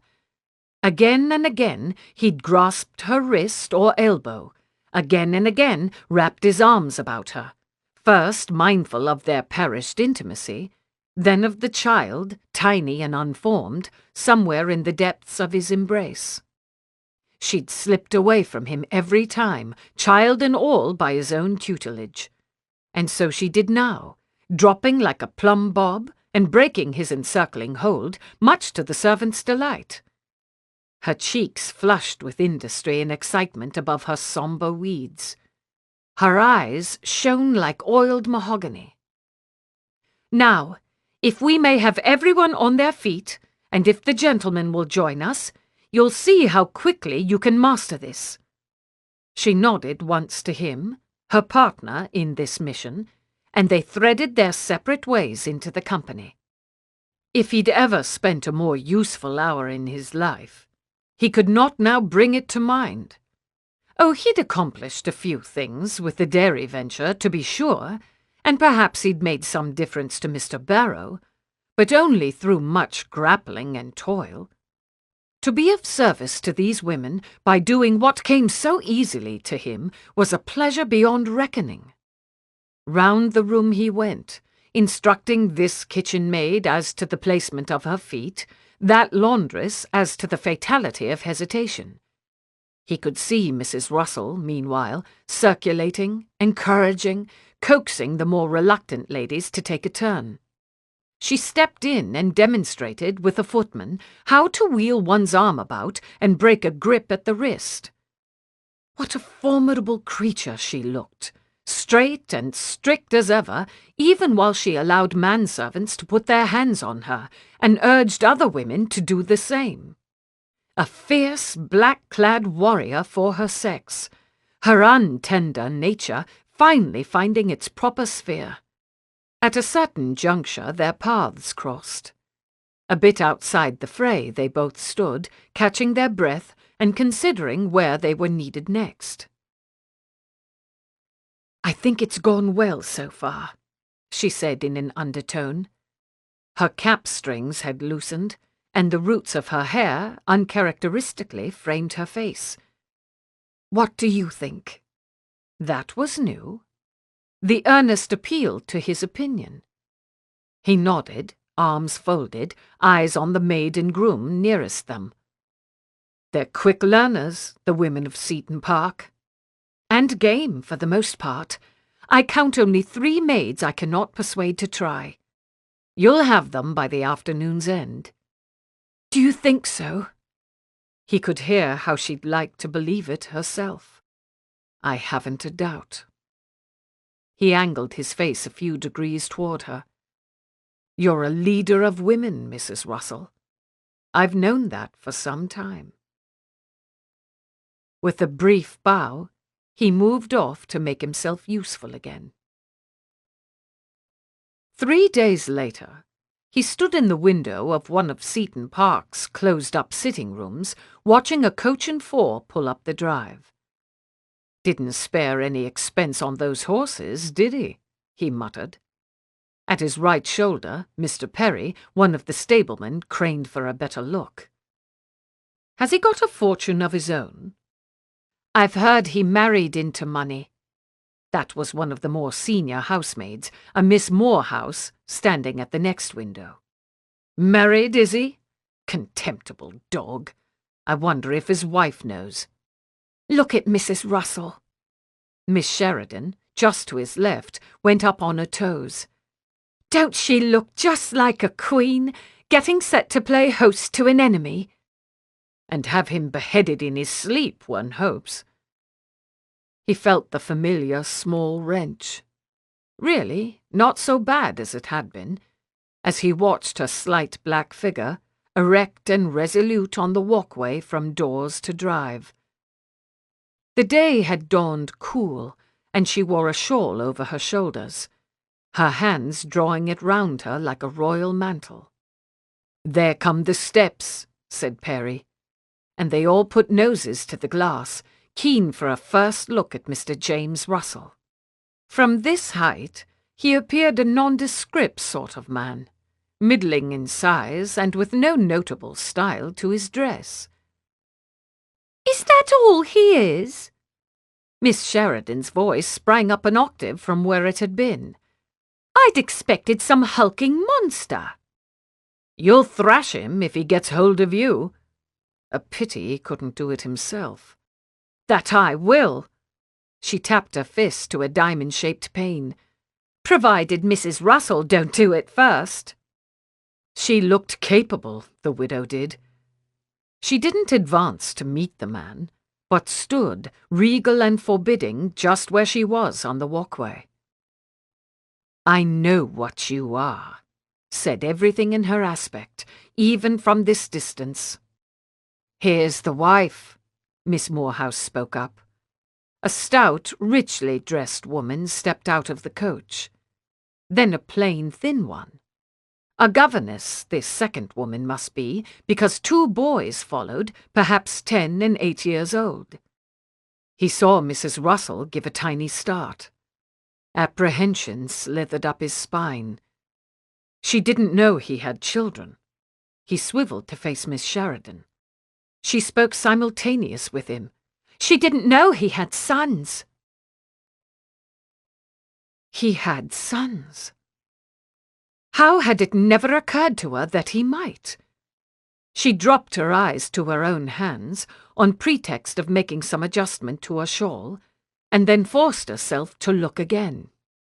They were bright-eyed boys, both of them. The younger with his mother's fair colouring, and the elder, the one she would rob of his rightful expectations, dark-haired and ruddy-cheeked like his father. They stood straight as little soldiers beside their governess, who had no doubt spent a deal of time training them in posture. Perhaps she favoured the use of a board, as Miss York had done. No, any such sympathetic reflections would be detrimental to her resolve. That she must disinherit these children was unfortunate, but could not be helped. The sins of the fathers, and so forth. The father himself was a surprisingly unimpressive figure, shorter in stature than his brother had been, with a smirking sort of countenance and an insinuating posture. He would not have loomed terribly, the way she'd pictured in a poor housemaid's bedroom doorway, his malign silhouette dimming the hallway's light. At most, he might have come in weasel-like, shutting the door softly behind him, the click of its latch conveying all the menace his person did not. Would that be worse? Violation at the hands of so insignificant a man? Her stomach performed some slight undulations as he approached. The business had been bad enough on a wedding night to which she'd consented. To compound that pain, that astonishment, that awful sense of exposure, with such powerless terror as Mrs. Weaver and the other maid must have felt, was an outrage almost past imagining. Mrs. Russell. Neither did his voice bear any stamp of villainy.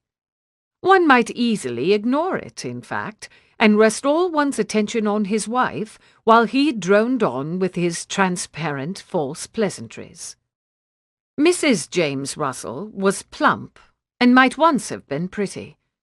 She wore a blue woolen gown abundantly trimmed with ribbon, and stood halfway between the carriage and her husband, hands folded before her, and eyes lifted to consider the house. As though she'd felt Martha's gaze, she suddenly dropped her chin and appeared to consider the walkway's paving stones. Something in the action prodded at her heart, as did the way the woman stood, apart from both her husband, who had not brought her forward for an introduction, and from the children, who lingered by their governess, apparently waiting for her next instruction. What a dreadful thing, to know such isolation in the midst of one's own family. For heaven's sake, no more sympathy. "I shall be glad to see what Richard managed in the way of improvements," Mr. James Russell was saying. He was, it developed, one of those men who directed half his remarks to her bosom instead of her face. She must make an effort to converse often with him during his stay, that this vulgarity could remind her of her purpose and shore up her resolve. Most recently he devoted his attention to the tenant cottages rather than the house and grounds. I'm sure you'll be as gratified as I was by the results. But you must all be weary from your journey. She pushed past him, contemptible bosom addresser that he was, and spoke to his wife. "Do come in and have some tea, while I see to readying a few more rooms. To have you all with me is such a delightful surprise." By the time she retired for bed that night, she was exhausted. To entertain even benign company for half a day, one must not succumb to gloomy speculation over how many such days stretched out ahead, should have taxed her resources considerably. But to be always watchful of Mr. James Russell, exchanging glances with any maid who happened to be in the room, striving to read him for signs of perfidious thought or intention, depleted her beyond anything she could have imagined. If he'd reformed at all in the past 16 years, he had not come so far as to be a good man. He paid little notice to his wife, and indeed had spent the whole of an awkward supper swilling Mr. Russell's best claret and regaling Martha with increasingly voluble tales of his Sussex boyhood, while Mrs. James Russell consumed her jugged hare with such steadiness as did not permit for conversation. He walked about the rooms, too, with a presumptuous step that suggested he already counted them as his, though of course that was not beyond understanding. He'd grown up here, and inhabited the rooms much longer than she had. An objective observer, knowing nothing of his crimes, might even say he had the greater claim to Seaton Park. And an observer, indeed, would know nothing of the crimes. If only men wore the marks of such deeds in their faces, or gave off some appropriate stench. If only they did not have wives and children to share in the punishment for their wrongs. How much simpler this had all been when he remained at a distance, the unambiguous monster of her imagination, rather than this perfectly ordinary-looking husband and father. Nothing in his appearance suggested him capable of the threat against which the whole household had mobilized. Yet when she was awakened, hours later, by a hand over her mouth, her whole body convulsed in panic. "Don't be afraid," said a voice at her ear. "It's Mr. Mirkwood. It's Theo. There's no danger." "What is it? What's happened?" she said, as soon as he lifted away his palm. Her heart thundered like a runaway horse. She couldn't see a thing. "Nothing. Shh." His fingers pushed a lock of hair behind her ear, something he'd often done when he shared her bed, and she fought an impulse to grab his wrist and hold on. "I'm sorry to wake you like that, but I didn't want you to wake on your own later and be alarmed by my presence here." "I don't understand." Panic was subsiding, but confusion whirled all the harder. She sat up, away from his hand. "How did you get in?" "You gave me a key, remember?"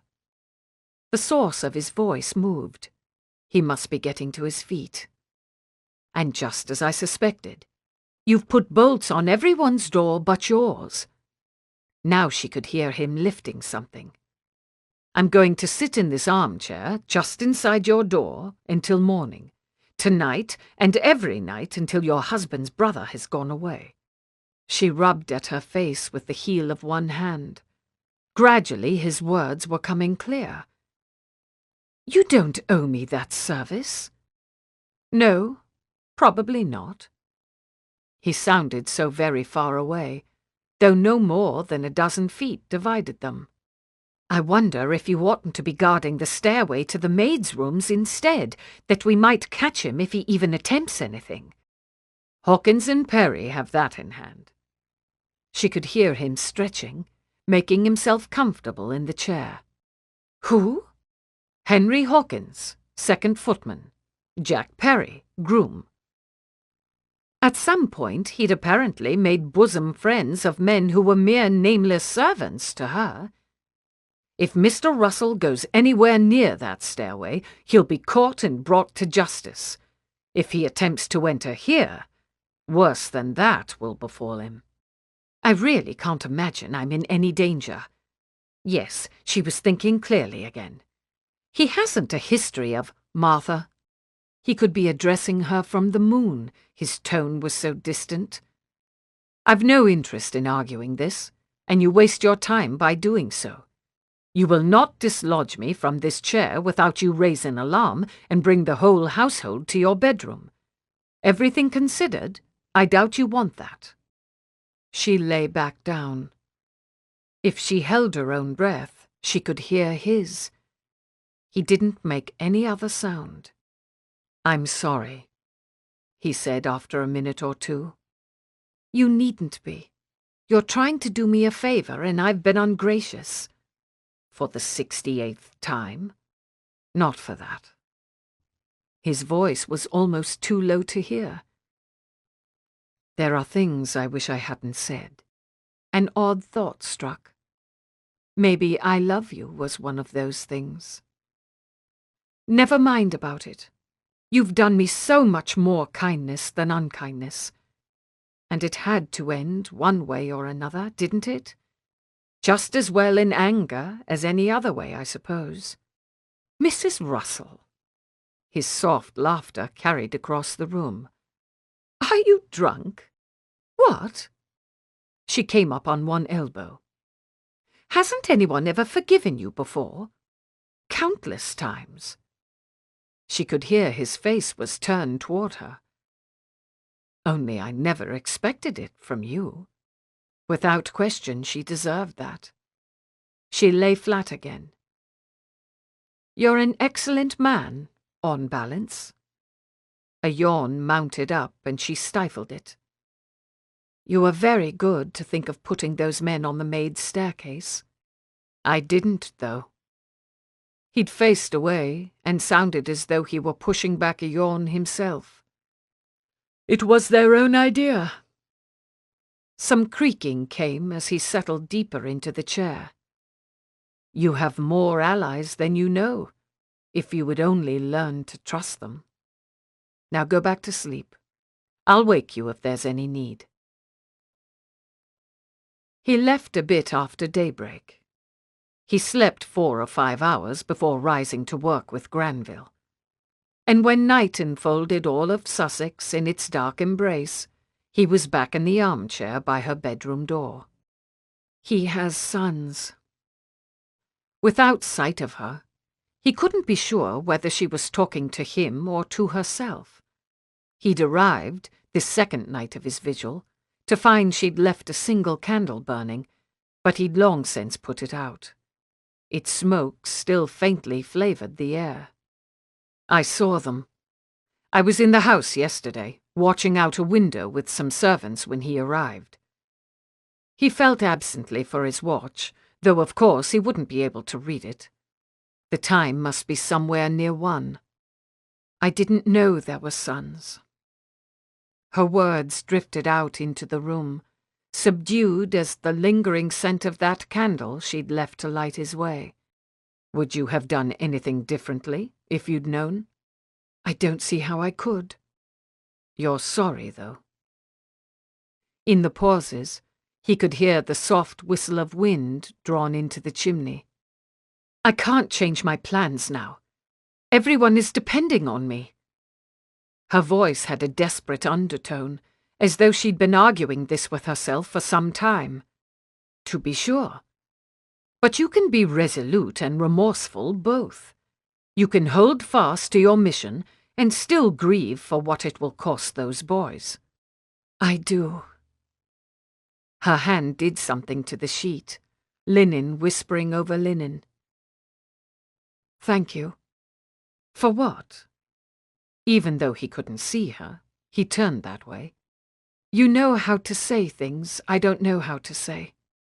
"Undeniably. I love you, for instance." He struck that unworthy thought. "What of the wife? Have you been able to form any impression?" "Scarcely. I'm sure she's not happy. She talks very little and eats a great deal." "Yes, she looks as if she did." "That's impolite." The terrible judge recumbent. "I don't mean it to be."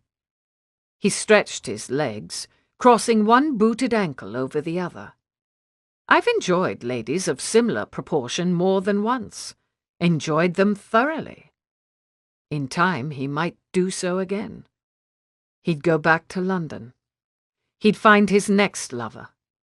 And the widow would be, whether he wished it or not, just one more woman in his past. The first woman he'd ever loved, eventually, instead of the only one. That truth rolled round the room like a marble on a ramshackle floor. The sheet whispered again. She was clutching it, perhaps, in her fist. "I won't forget you," she said. "Of course not. You'll have a little reminder, won't you?" At least one of them would. Little, and then not so little, if we're blessed with good health. Her hair rustled on the pillow as she turned over. "But I shouldn't have forgot you anyway." 4 strides would take him from this chair to the bed. He could lie beside her one last time, breathing in her lilac perfume for remembrance. He sank deeper into the chair. "How is your health of late? Do you suffer any indisposition?" If he made her blush, he wouldn't know. "A bit, mid-morning. It's not too bad." "Ah, good." Even a husband and wife might be shy and halting in speaking of these matters.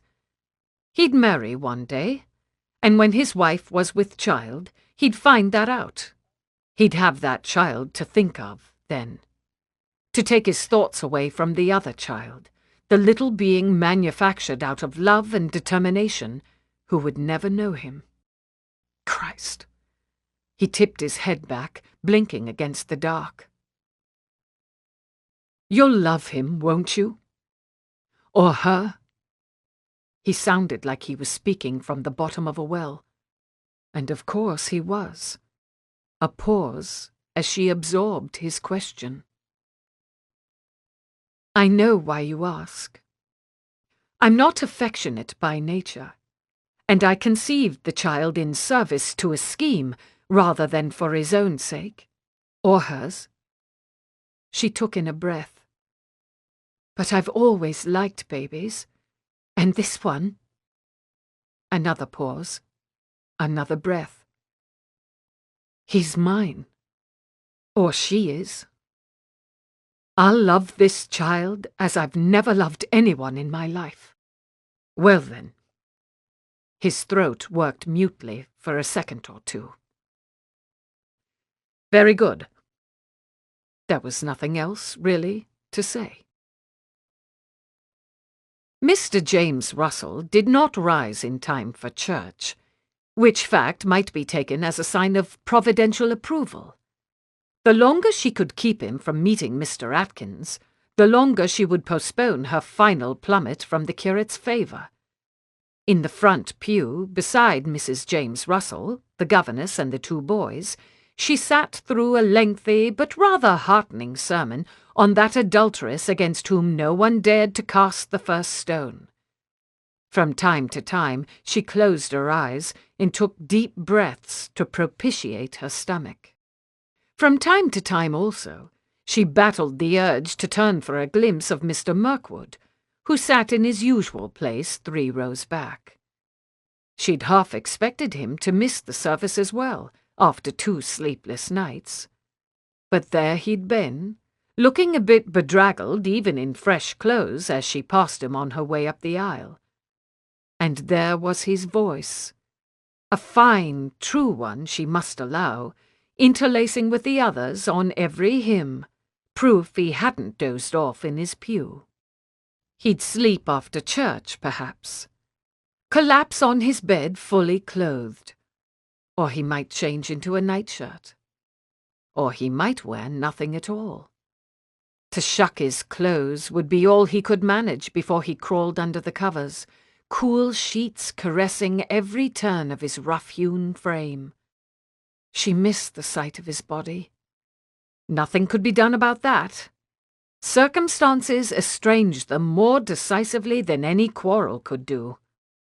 That was a thoughtful sermon, said Mrs. James Russell on the walk home. A bit long, perhaps, for the children, but well considered.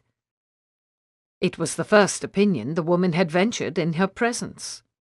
Not too long for your sons, to judge by their conduct. The boys trailed their governess in single file a little way ahead.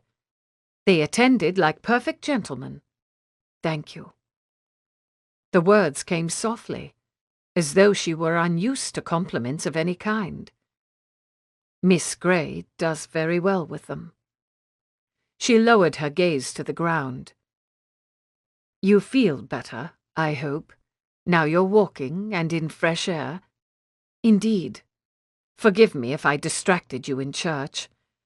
I fear I may have to give up going sooner than I expected. So I did with my first child. Her eyes, as she glanced at Martha, were pale blue and framed with thick lashes. She would be pretty indeed if her face were not so careworn.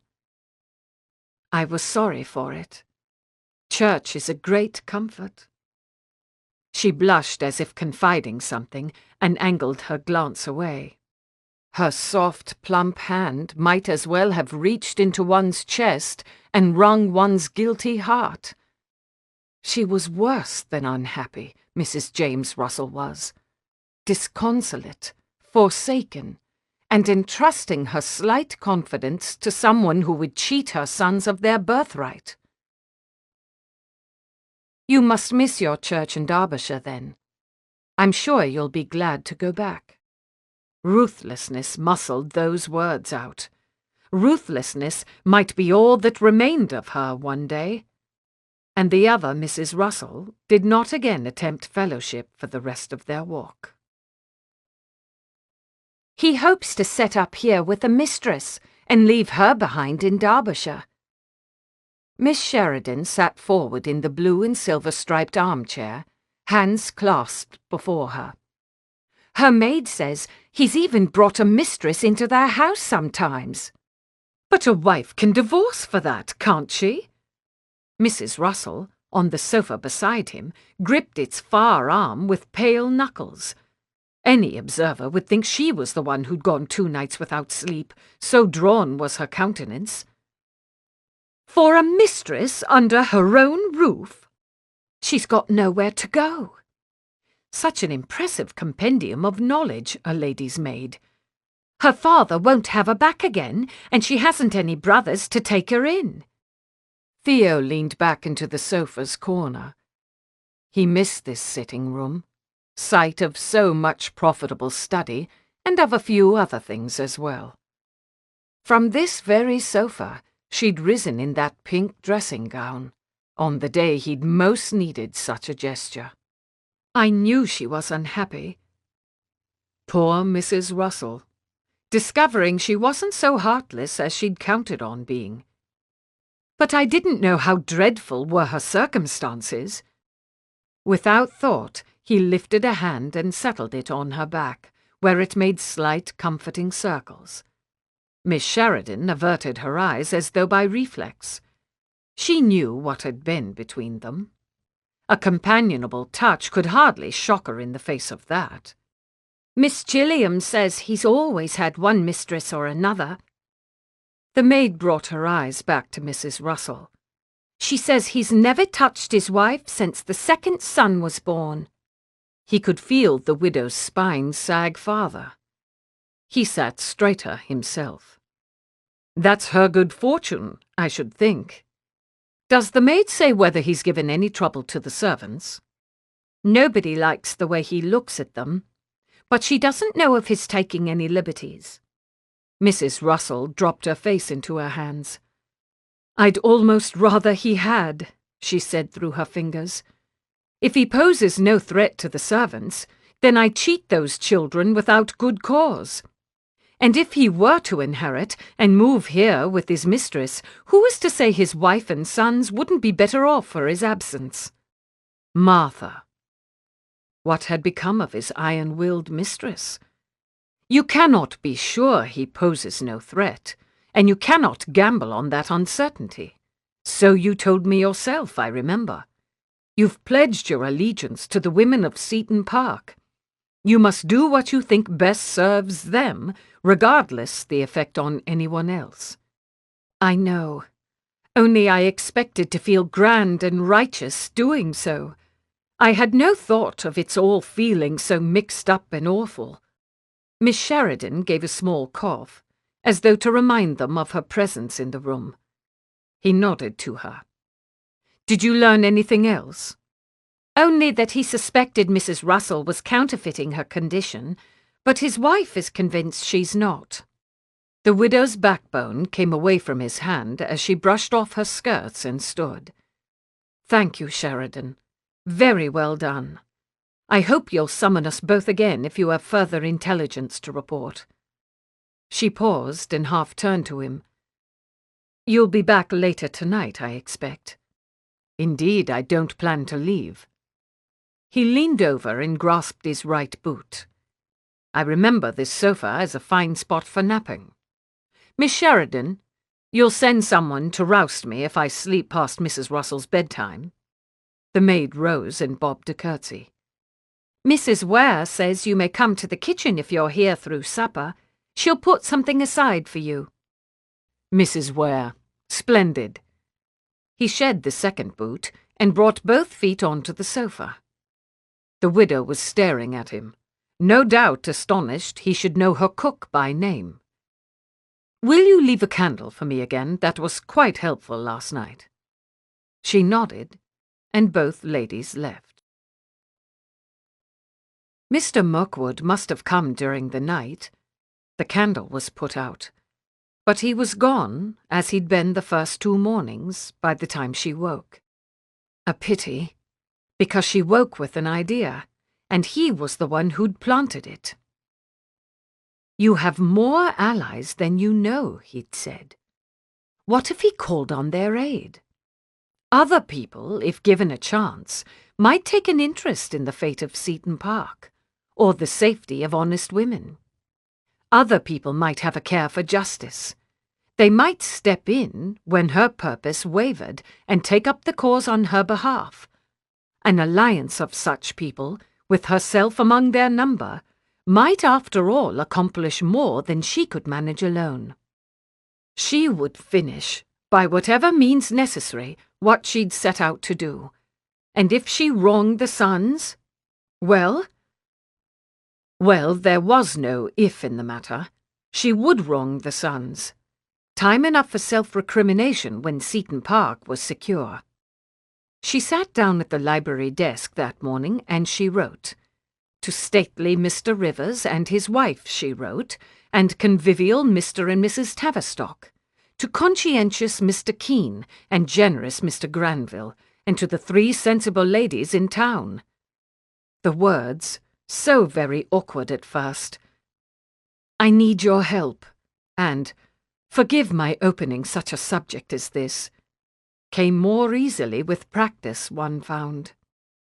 And when the letters were all sent, she made some visits. I had no idea of this.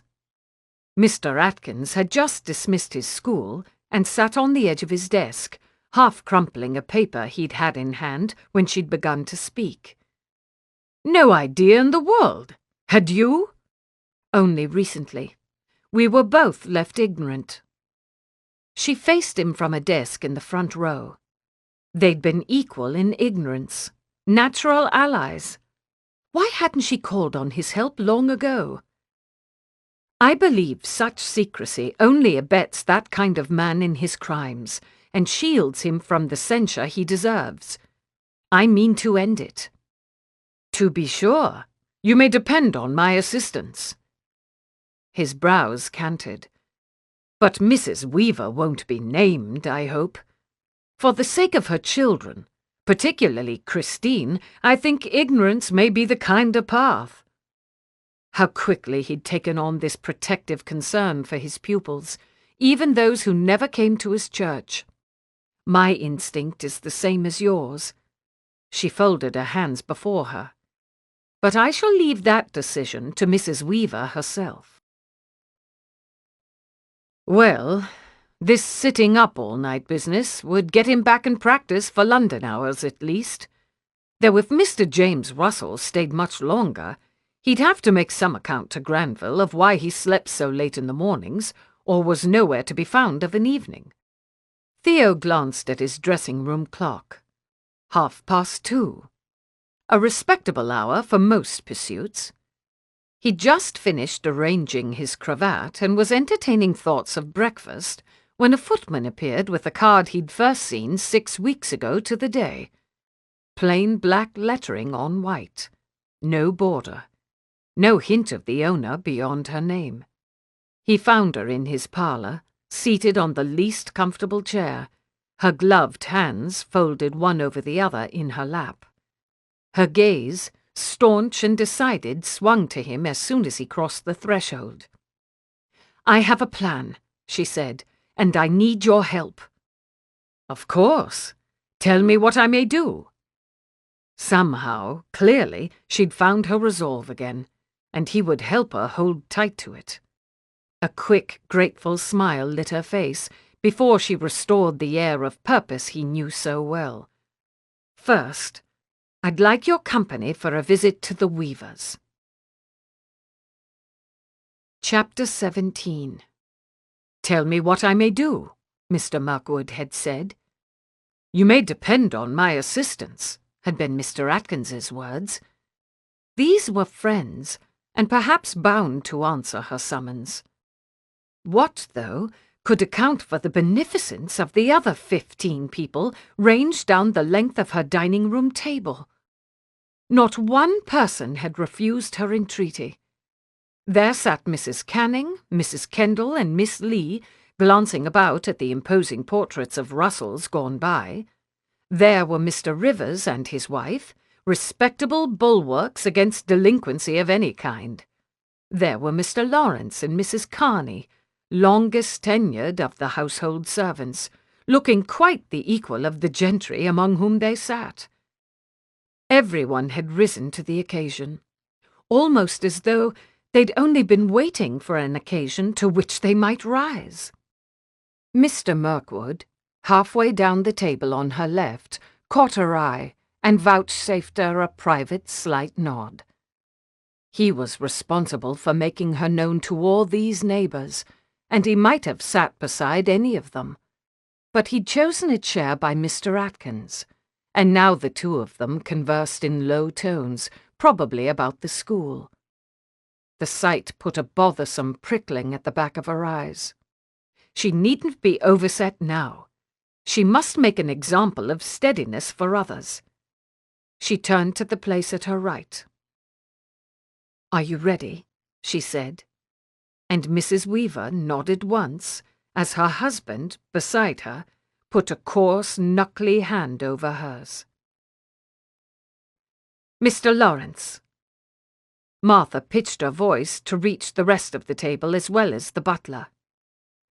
"Will you have a footman fetch Mr. James Russell to us, please?" Theo's seat faced away from the door, but even had he been deaf, he could not have mistaken the moment of Mr. James Russell's entrance. Mrs. Canning's eyes and those of her two friends all narrowed in unison, as though it were some manoeuvre the three ladies had practised. Attention sharpened all up and down that side of the table.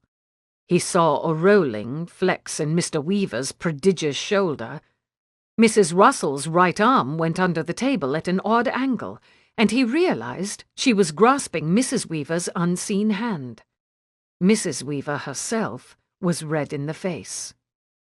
"Have a seat, please, Mr. Russell." The widow had never sounded more regal. Doubtless she could dispense justice single-handedly if she had to. But she didn't have to. 17 comrades stood ready to do their share. No, 18. The footman Pinnock took up a position behind the end of the table where Mr. James Russell was sinking into a seat. Astonishing how a man could be guilty of such monstrosity and still go about looking like any other man. A bit weak in the chin, with a florid complexion and deep-set eyes, and teeth just begging to be knocked out by a good punch or two. "These are your neighbours." Mrs. Russell let go Mrs. Weaver's hand and wove her fingers before her on the table. "You may or may not know them, but make no mistake, they are thoroughly acquainted with you." "What the deuce is this about?" The man's eyes shifted left and right, taking in the grim stares that surrounded him on either side. The magistrate, Mr. Rivers, with the air of one long accustomed to authority, inclined slightly forward. "Do you deny you committed vile indecencies against women who had no power of redress when you used to live in this house?" For a full second, Mr. Russell looked startled. Then his face settled into a cloaked expression. "I won't sit and be subjected to this," he said, beginning to rise from his chair. Theo was on his feet in an instant, and Pinnock, too, closed in on the man. "I suggest you sit down." Was that his voice? Good Lord, he almost frightened himself. "These people have been at great inconvenience to come here, and you shall hear what they have to say." One day he must learn Rivers's brand of understated power. Today, this tone of barely reined-in violence would have to do. He waited for Russell to take his seat before returning to his own. "There are things we will not tolerate." Rivers resumed almost as though there'd been no interruption. "This is a decent neighborhood. Those of us who have servants take an interest in their well-being. To let such abomination as that with which you are charged pass unremarked is a stain on all our good names. I don't see that what happened in this house so many years ago, if it did happen at all, is any of your concern." Russell's truculent gaze swept round the table. "It concerns me, to begin with." That was a balding, bespectacled man Theo had not met before, sitting at Mrs. Russell's left hand. "You've disgraced a house with which I'd had a long and proud association, and your presence now, when you did not trouble to attend Mr. Russell's wedding or funeral, suggests exactly the sort of grasping suspicions you have already made plain to me. I fear I will be unable to continue as Seaton Park solicitor if you become resident here. I'm afraid you'll have to find someone else to make the Sunday sermons as well." Sly devil, that Atkins, as though he weren't already planning to give up the curacy. So he'd said not 15 minutes prior. "I'm troubled by this talk of suspicions." Mrs. Landers, at his left, had a magnificent, fastidious way of speaking, handling each word like a jeweller hefting uncut stones. "Does he dare to imply an aspersion on the character of the late Mr. Russell's widow?" "No one can deny a gentleman's right to safeguard his interests." The man's gall was astounding. He was pushed back in his chair, arms folded across his chest, his posture a blunt defiance to the judgment of everyone in the room. "Widows will defraud a rightful heir sometimes. We've all heard of it. The time to think of a gentleman's rights was surely 16 years since." Again the solicitor spoke, his spectacles glinting as he leaned into sunlight. "Before you chose to commit such grievous wrongs as have rendered you unfit to ever be called gentleman again. As to your insinuations regarding Mrs. Russell, I shall not dignify those with any response." One must glance, naturally, at the widow to see in what spirit she took this defence. She rather resembled one of those martyr pictures that turned up in illustrated prayer books. Her arms made a graceful circle, fingers laced in the middle, and her downcast eyes evoked divine patience even while her uplifted chin suggested righteous pride. If he should announce to the table at large that he'd been to bed with that woman, not one person was likely to believe him. He cleared his throat and grasped for as much innocence as he could contrive in his turn.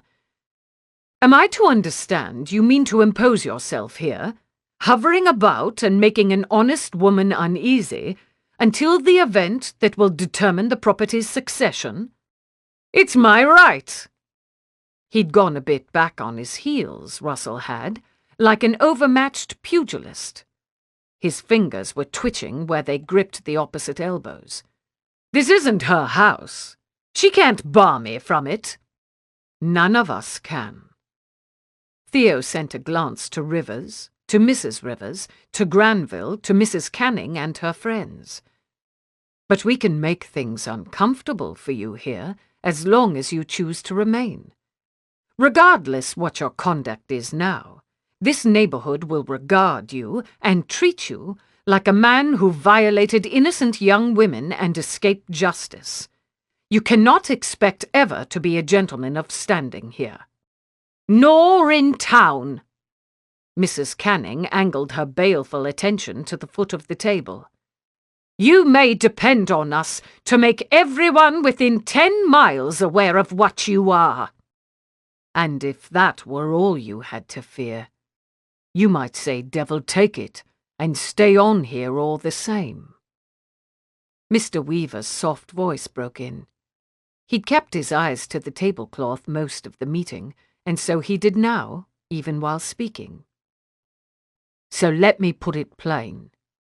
You've more than that to fear from me." He might not have been here, Mr. Weaver.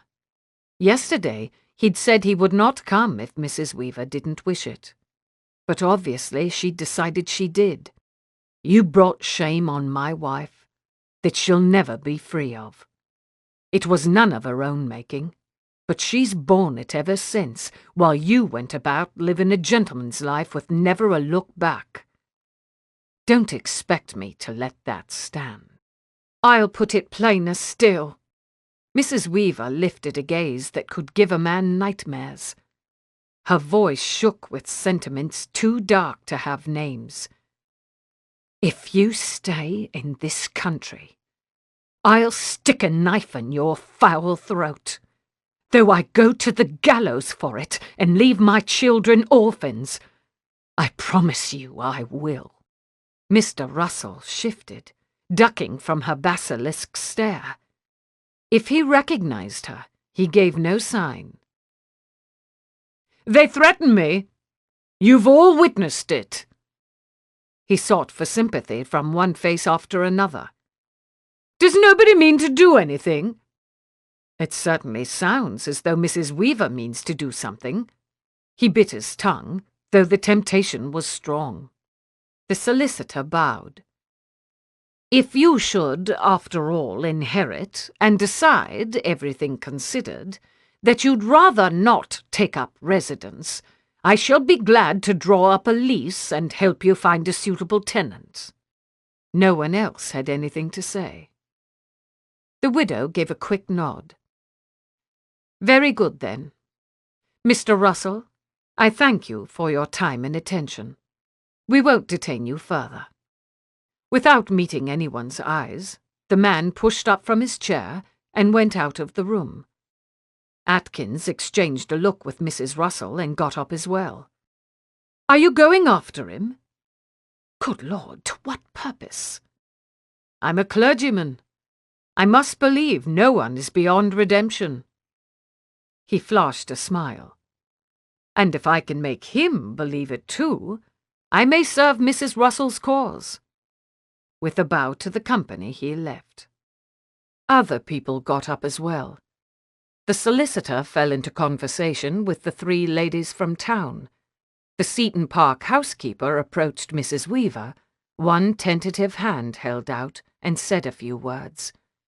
Mr. Weaver nodded, looking embarrassed, as Mr. Rivers spoke to him. He stayed at Mrs. Weaver's side. Such tricky business, being a husband. Knowing when to be your wife's champion, and when to stand back that she might be her own. So many large and small skills to master, beyond simply pleasing a woman in bed. Yet one more unexpected lesson from his time in Sussex.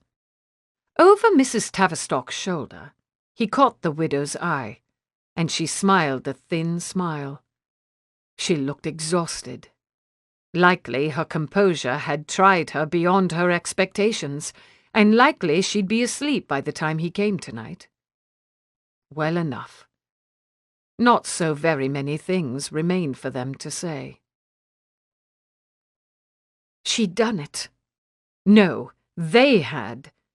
Allies beyond her imagining had rallied round her, and now, with any luck, Mr. James Russell would go away.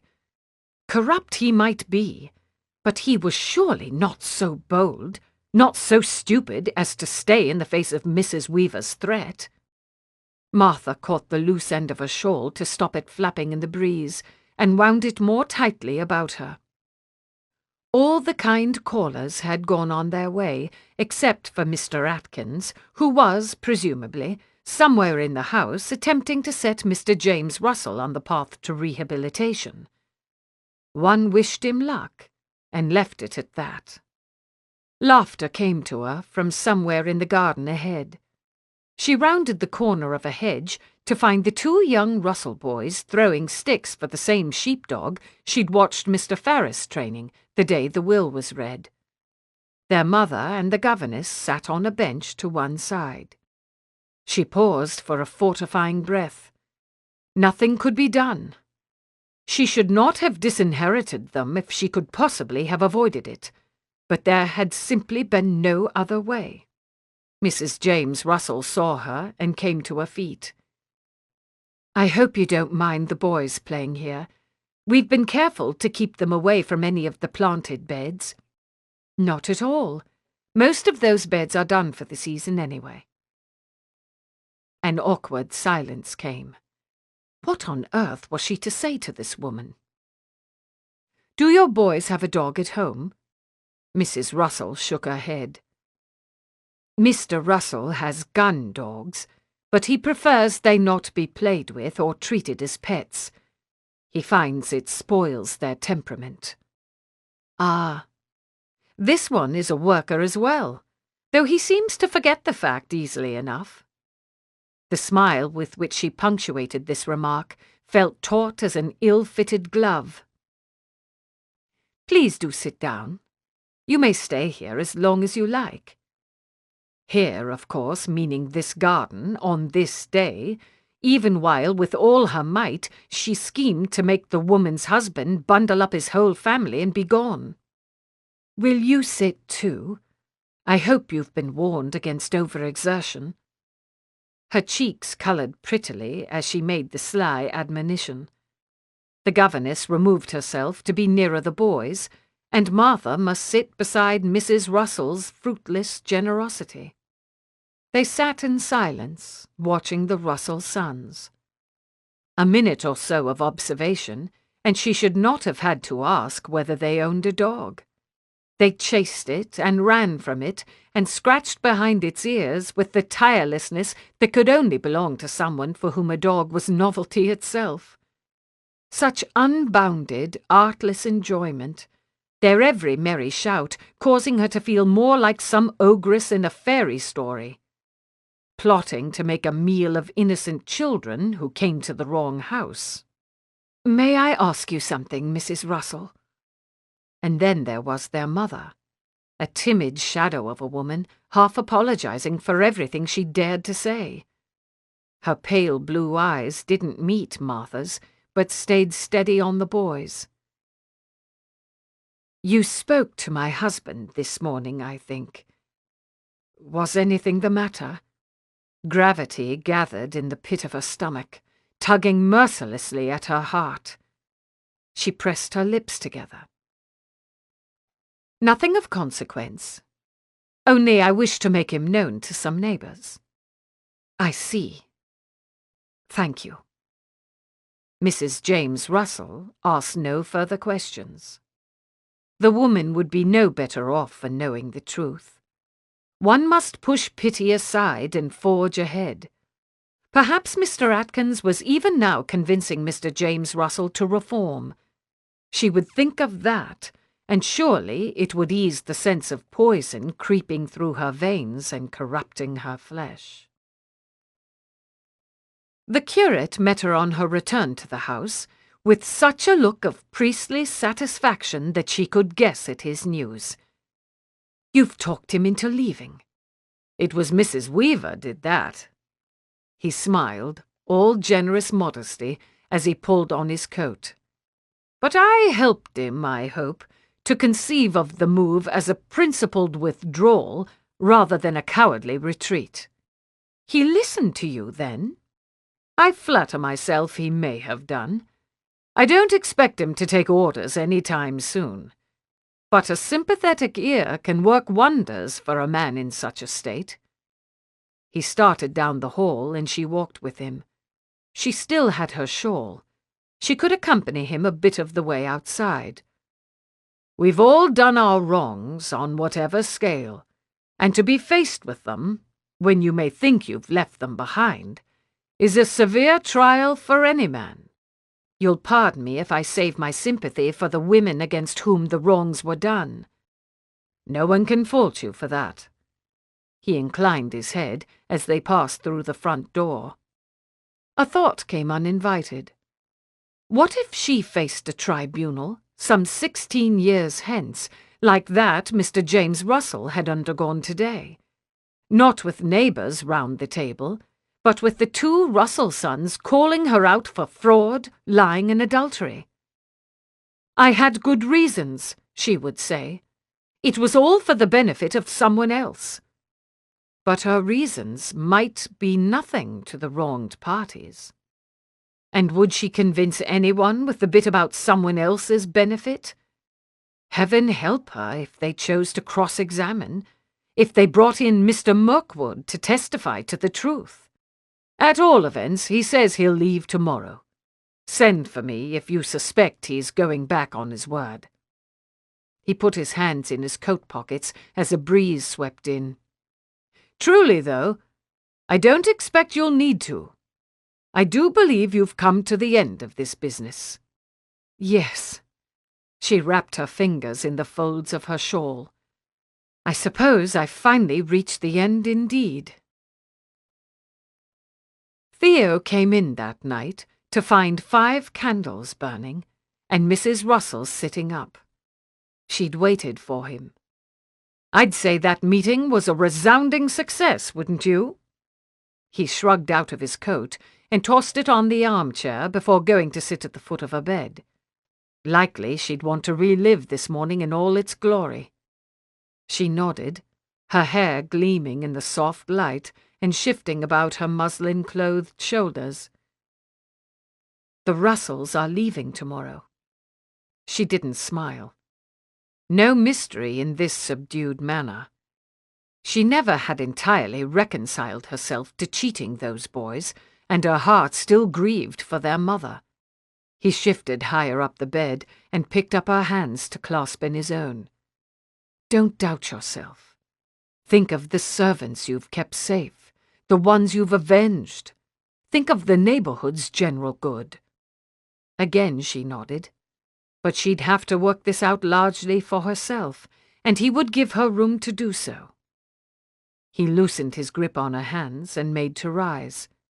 Her fingers clutched at his, arresting him. "Theo, stay." "Please." "You've nothing to fear. If he means to leave tomorrow, then I'll sit by your door tonight." "I don't mean that." Her mouth compressed miserably. Her eyes glimmered with desperate intent. And just as he was piecing together the meaning of that look, of her disquiet, of the fact she'd waited up for him, she leaned across 12 inches of air and brought her mouth to his. Oh, God. Didn't she know how hard he'd worked to not want this? He let her finish the kiss before he took her face in his hands and gently put it away from his. Then his hands sank, bereft, and he sat, suspended between one desolation and another. Oh, God. He didn't want to. She'd taken his ready desire for granted, and now it was gone. Mortified heat washed through her. His eyes flickered to her cheeks, witnessing her blush and causing it to deepen. So be it. Pride would get her nowhere now. "Please," she said again, craven and past caring. He glanced away from her to the candles, glanced back. Infinite weariness sat on his brow. Sorrow and resignation darkened his eyes. His hands half rose, hesitated, and came to his cravat. His gaze sad and steady on her, he started in on the knots. "I love you" would be cruel in this circumstance. "I love you, yet I will not marry you." Cruel to them both. Perhaps she could make him feel the better part of it, though. Her hands came up and laid themselves on his, then trailed down to his waistcoat buttons. With a wife's tender care she helped him undress, as though he'd spent a taxing day in duty and now looked to her for respite. She might have given him that, if some very many things had been different. His shirt came over his head. The hairs on his chest showed gold in the candlelight. His upper arm muscles flexed as he reached for the ribbon at the neck of her night rail. They didn't speak. Their careful breaths and the rustle of fabric against fabric, fabric against skin, were the only sounds in the room. "Should I put out the candles?" he finally said, barely loud enough to hear, when he'd stripped off the last of his clothes and stood ready to crawl in with her. She only shook her head. He did not propose to be her stable hand this time, or demand any exotic attentions, or attempt to shock her with coarse words. He set his hands under her, her shoulder blades fitting into his palms, and he looked in her eyes. Probably, these thoughts would come stabbing through her consciousness. Probably relations were like this more often than not between a loving husband and wife. Not the leaping blaze of a new-laid fire, but the steady, warm glow of embers that abided even when that blaze sank low. Probably. She would never know. "Don't cry," he said. "Please don't cry." More than once he said so, kissing where her tears ran down, and each time she'd only know she'd begun again when she heard those words. He never asked what was the matter. He must be able to guess. Pleasure came in sweet and bitter waves, too soon and for the last time. She clung to him through the crest of it, arms round his back, legs round his hips, as much of her body as possible in contact with his. He shook with his own release, stifling all sounds but his breath, in and out through clenched teeth. And it was done. They'd come to the end of the end. Afterward he lay against her, chest to her back, spread hands settling and resettling on her lower belly. "There's nothing to feel yet," she said. He would break her heart. "You're wrong." His fingertips swept an arc from hip bone to hip bone. "You curve here a bit more than you used to do." He was imagining. Her body wouldn't have changed so soon, and somehow this broke her heart even more. "I'm sorry," she said through a throat thick with tears. "I know." He sighed and bent his knees in behind hers. "But regardless what course you chose, you should have had regrets. And you've done just what you set out to do. Surely there must be consolation in that." She would have thought so, once.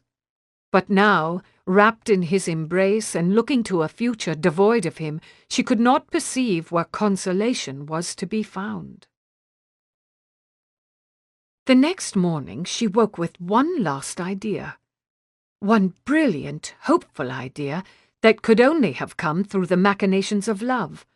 The indefatigable industry of her own heart while she'd slept in Mr. Mirkwood's arms.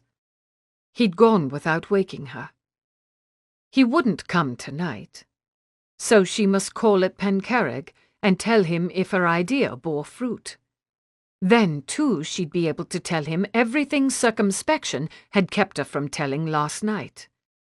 She found Mrs. James Russell in the breakfast parlour, a forlorn figure facing a plate of herring, alone but for the footman. Without taking even toast from the sideboard, Martha sat opposite her. The woman greeted her with understandable wariness, and she drew a deep breath. "I hope to do you a service, Mrs. Russell. I have a plan that I believe will benefit you. Of course you know best what you do and don't wish for." Under the table, her hands were kneading anxiously together. That could be permitted as long as the visible parts of her remained calm. "I've given you little reason to trust me heretofore, I know. Nevertheless, I ask for your candour. I hope you will address me as Martha. And I'll begin by telling you I know what it is to be unhappy in marriage, with no prospect of escape." An hour later, Mr. James Russell sat across from her at that same table, scowling into his coffee. The footman, bless his heart, had drifted over to stand directly behind the man. "Proposal." He swilled some coffee. "Why would you bring me any proposal? You've already arranged it, so I can't set foot in this neighbourhood, whether or not you produce an heir." At some innermost layer of his being he was ashamed, Mr. Atkins had assured her, and he'd wrapped that shame in anger to blunt its irritation, the way an oyster fashioned a pearl. She'd never yet heard of anyone unpeeling a pearl to reach that central irritant, but surely Mr. Atkins knew best. I thought it right to apprise you of what your reception would be if you came to settle here. Her folded hands lay calmly on the tabletop now. Odd how much more unsettling the wife had been compared to the husband. But I recognize that your interest in Seton Park has never been so much for your own sake as for the sake of your eldest son. She recognized no such thing. Flattery, though, could sometimes prevail where plain honesty could not. It's natural for a man to protect his son's interests. Natural and honourable. We have no quarrel there. In fact, I'm prepared to stand aside and let the estate pass to you for your son's benefit, regardless the issue 8 months hence. He choked on a swallow of coffee and put down his cup. That's not in your power, to undo the terms of the will. Not strictly.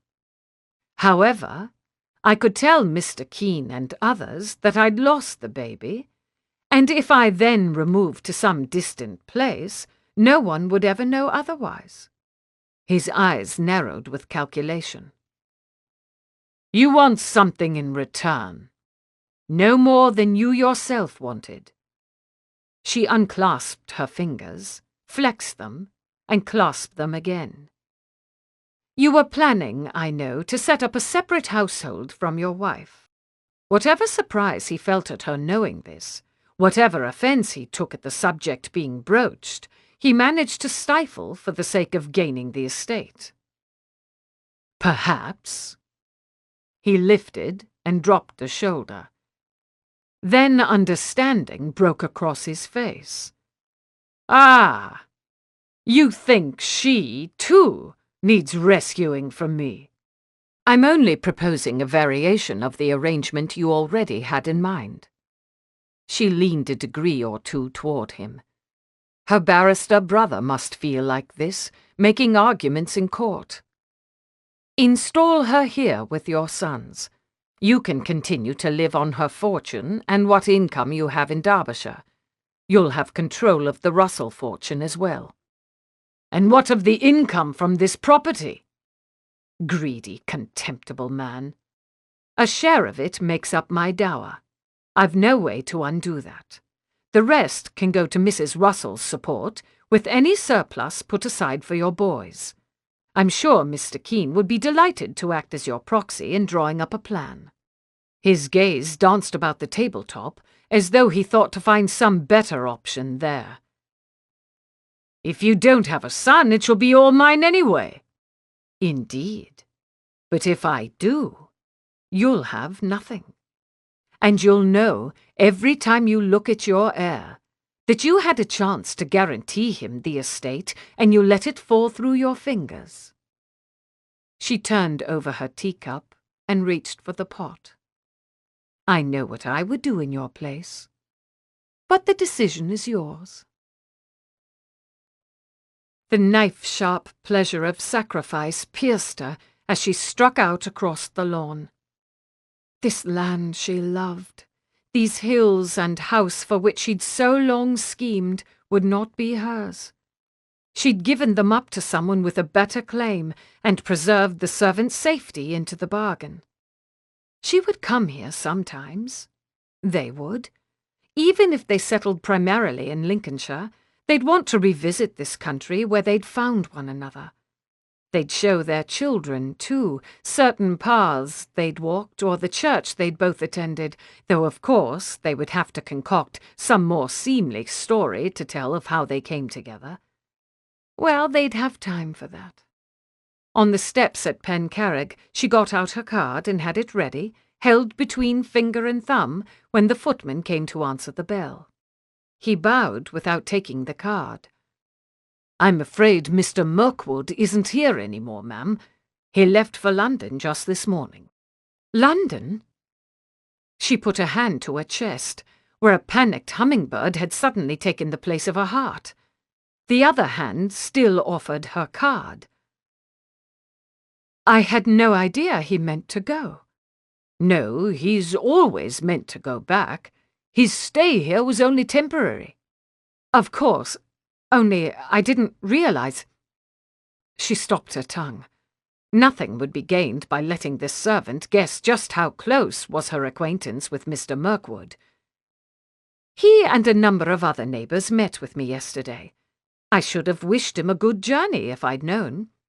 I don't suppose he gave any indication of when he might return to this neighbourhood. Didn't say a thing. Just packed up and left early this morning. I see. Thank you. You'll give him my regards, I hope, if he should come into Sussex again. Finally, the footman took her card, and she retreated down the stairs. On the last step she set a foot wrong and went sprawling onto the drive, all the breath knocked out of her lungs. For a moment, she just lay still. The frantic hummingbird grew to something like a barn owl, its wings beating mercilessly against her ribs. No one came. The footman had already closed the door, and no one would. Mr. Mirkwood should have come running to help her up, if he were here. But he'd gone away without even saying goodbye. She shut her eyes. She'd made a plan that depended on a husband, and she'd neglected to secure the husband first. Bit by bit her breath came back, and her heart subsided to hummingbird size.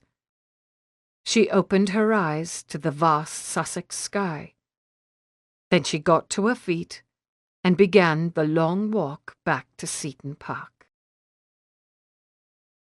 Chapter 18. It wasn't that he'd lost his enjoyment of London. The Bond Street shops, the billiards and card games at White's, the seedy bustle of Covent Garden after dark, all delighted him as much as they ever had. His lodgings welcomed him home with elegiac autumn sunlight, just fashioned to coax a man gently and gradually out of bed in the morning. And the opera transported him, mysteriously as it ever had, raising gooseflesh and making him blink, even as he scanned the audience below to see what notable characters were in attendance tonight. No, the trouble was the wistful edge that came with his enjoyment now, as he wondered how she would receive each novelty. He should have liked to come home to her and tell her something droll that had happened at his club. He should have liked a reason to linger in bed of a morning. He should have brought her to the opera, his arm about her to keep her safe through the Covent Garden crowds, and she should have sat in a chair beside him, rapping his knee with a closed-up fan when she saw his attention wander. Well, no, she shouldn't have. Her condition would keep her from going out in society for some time. Theo stretched restlessly in his chair as the fool of a soprano launched into an aria grieving the loss of a faithless husband's love.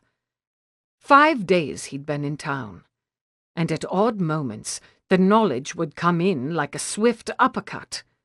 He'd abandoned a woman pregnant with his child. By her choice, of course.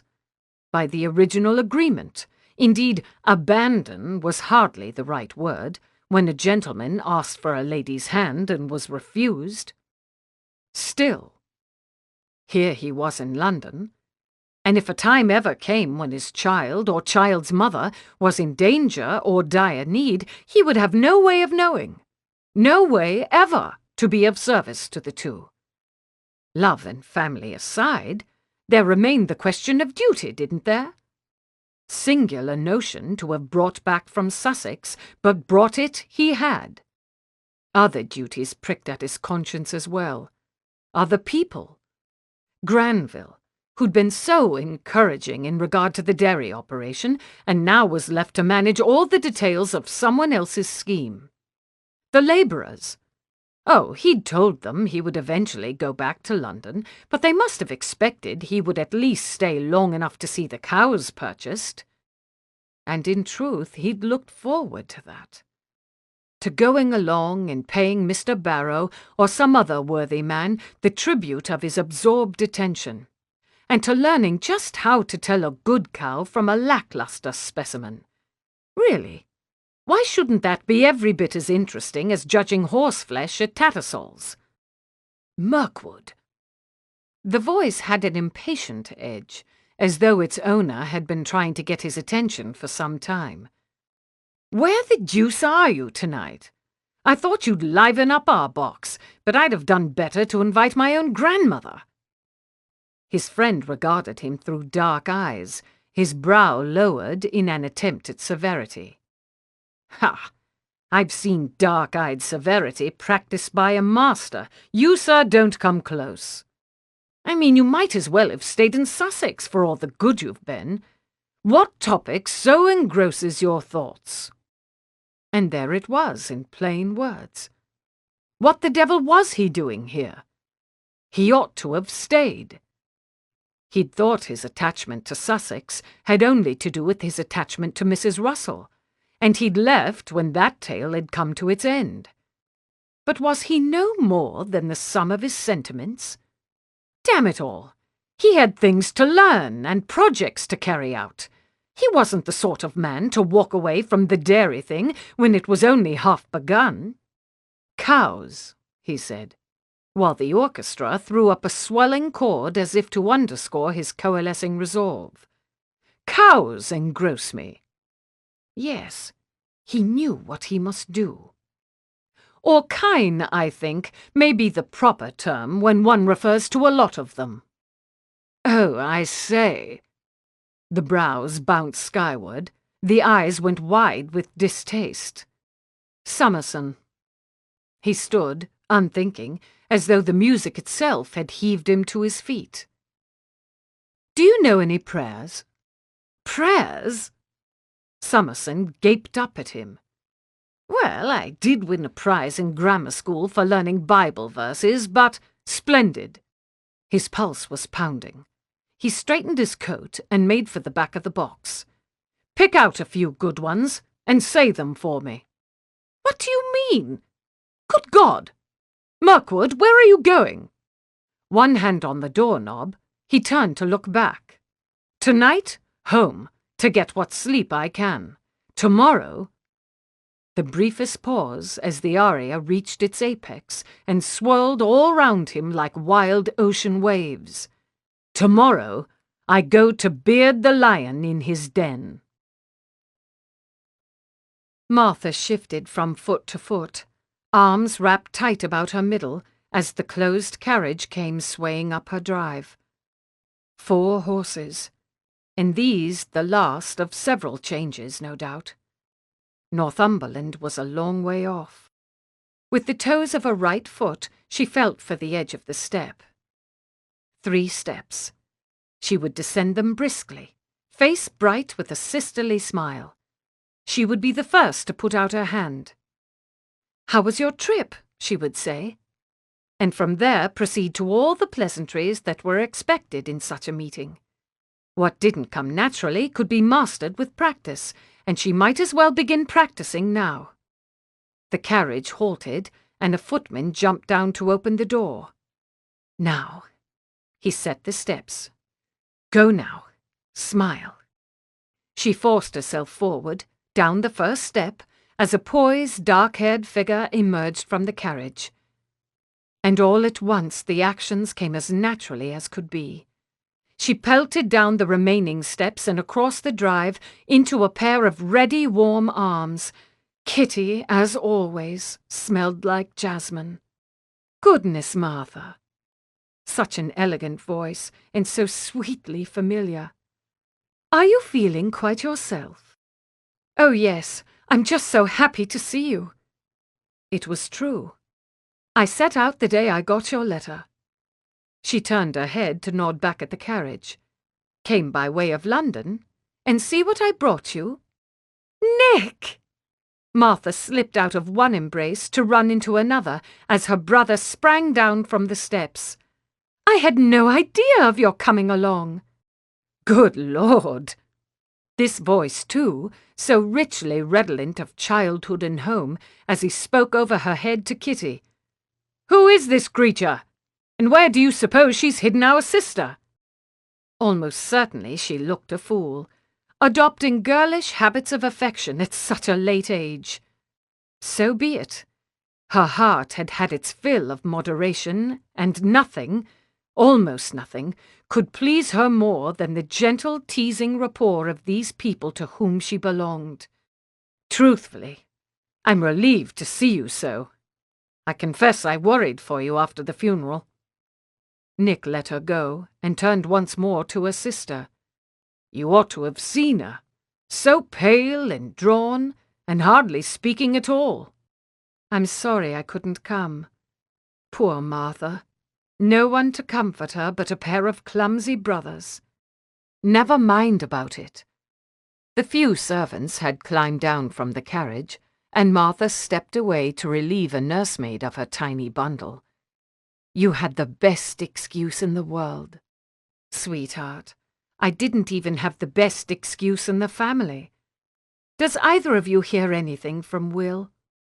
Nick had the most recent letter among them, and reported that the 30th Regiment of Foot was still stationed at Antwerp. "What can they be thinking?"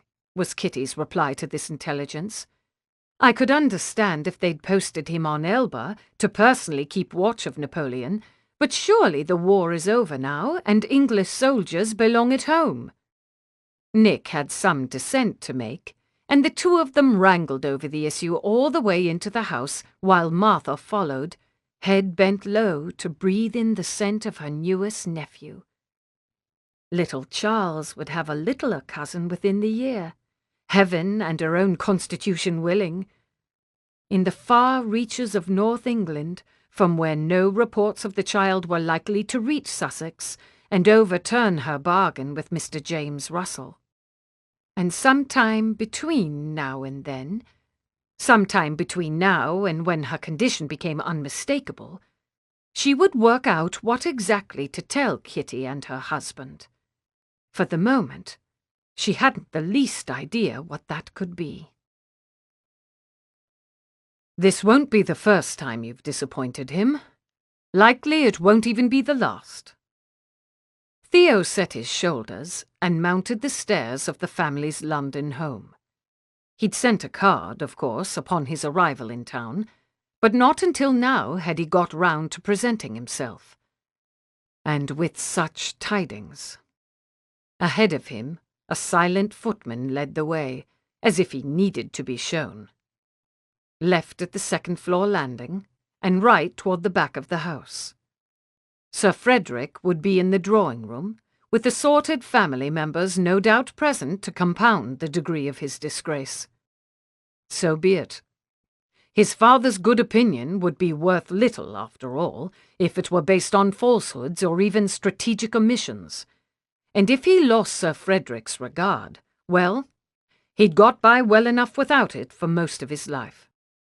At the sitting-room door, the footman thankfully stopped short of announcing him, and took himself off with a bow. Theo went in. In spite of his errand, a sense of well-being washed over him as he crossed the threshold. So many pleasant hours he'd spent in this room, losing pocket money to whatever sibling cared to play him at draughts, or simply idling while his sisters worked at their embroidery frames and one of his bookish younger brothers read aloud. No brother was present this afternoon, but Sophia, his eldest sister, set aside her needlework and rose from the sofa to express her delight that they should both happen to be in town. Mother was likewise present, and likewise delighted. Father gave a possibly cordial nod from the desk in the corner, where he must always situate himself, surrounded by important-looking papers and other tokens of consequence. Now for it. He excused himself from the feminine pleasantries, and crossed the room to take a seat before the baronet's desk, hat in his lap. What a fine brooding specimen Father was, even in riper years. The same grim profile and hooded eyes that marked all the portraits hanging in the gallery at Broughton Hall. Pity he'd fallen for a Nordic princess of a woman and seen the Mirkwood features shouldered out by blonde brawn in most of his issue. "Yes?" Sir Frederick angled his head to indicate half-grudging attention, his pen still poised above a paper. "I've made up my mind to be fond of him, and he hasn't succeeded in dissuading me yet." Fondness was in his nature. It couldn't be helped. "I've come to tell you I'm going to settle at Pencarreg. I've given up my lodgings in town, and I plan to stay in Sussex through next summer at least. I thought you should know." Father took up the pen wiper and cleaned his quill with meticulous attention, but his mouth was threatening every second to draw into a genuine smile. "It gets into your blood, doesn't it?" he said finally, arranging the pen in a channel the desk provided for that purpose. "Working with land. I had a suspicion things might turn out so." Such ill-contained pride and pleasure were like a rack on which to stretch a guilty man's conscience. He cleared his throat. "Granville wrote to you, I think, of our dairy undertaking. There's a deal of work to be accomplished in order to get the thing going, and I find I should like to see it through." He could stop there. These weren't falsified reasons for his return, but sincere ones. Yet he was weary, after 26 years, of always avoiding unpleasantness. He wanted, lately, to be a man who shrank from nothing, the sort of man a child's father ought to be. But there's another reason as well. Another obligation. He turned his hat round, one full revolution, and tightened his fingers on the brim. "The fact is, I've gotten a lady into difficulty." A clatter reached him from the far side of the room. Sophia had dropped her scissors. They were listening then. Splendid. The pride and pleasure drained right out of Sir Frederick's face. He stared down at the desktop as though he could not bring himself to lay eyes on his son. His mouth tightened. He rolled the pen a quarter turn in its channel. Abruptly he looked up. "Not the widowed neighbour." Theo felt his own face fall. "How do you know?" "I asked Granville to keep an eye out for such entanglements. He assured me he hadn't seen you to spend time with any lady excepting the widow on the next estate, but he was certain of her virtue. He was right to be." He watched his hands rotating the hat again. "I've never had such trouble seducing anyone in my life. Regardless your private habits, you will at least feign some decorum in your mother's presence." Like a thunderous pronouncement from on high, the reprimand. The baronet was in his element now. "What does she demand? Money? Marriage?" Nothing of the kind. Nothing at all, in fact. Here came the worst bit. "Her widowhood is recent enough that the child could be accepted as her late husband's, and the resulting inheritance will provide quite well for her." "Good Lord!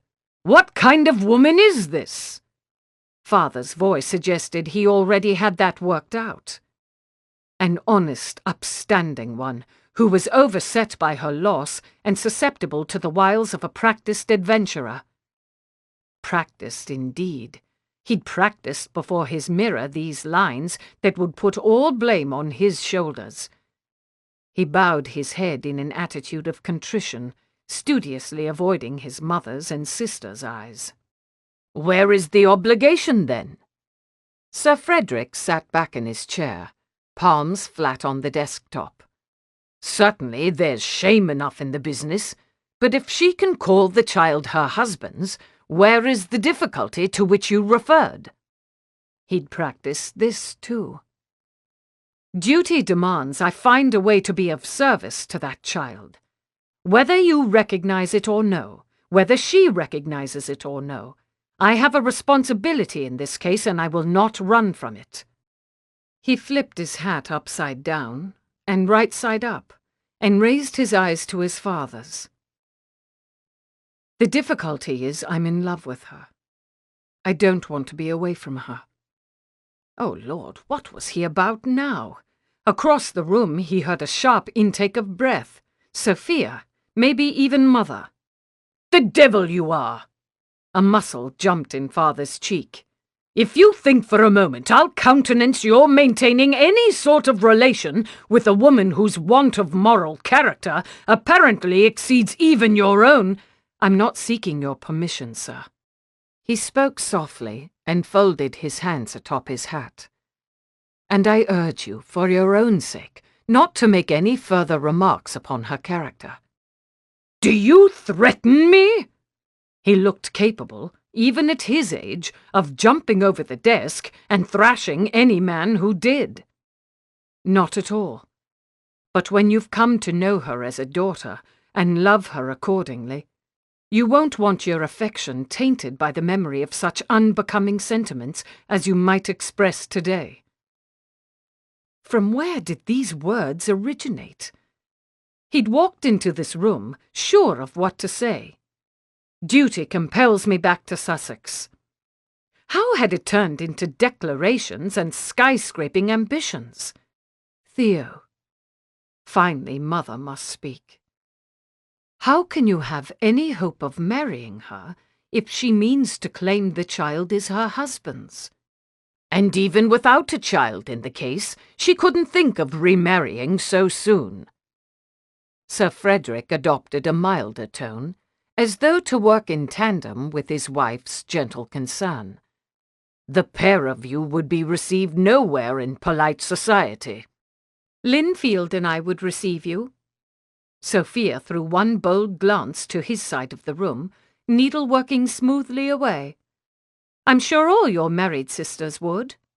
His heart pooled with warm gratitude, and for a moment he couldn't speak. "I hope to require your hospitality eventually." He bowed to his sister. "But I expect she won't entertain any talk of marriage for at least a year." One more look at his father. "Perhaps that will give you time to reconcile yourself to the idea, sir." "Reconcile myself?" Again the baronet addressed the desktop. "To a grandchild, begot in iniquity, and then credited to another man? To a marriage brewed in 6 kinds of scandal?" He shook his head. "For all your years of folly, I never supposed you capable of bringing such profound disgrace upon this family.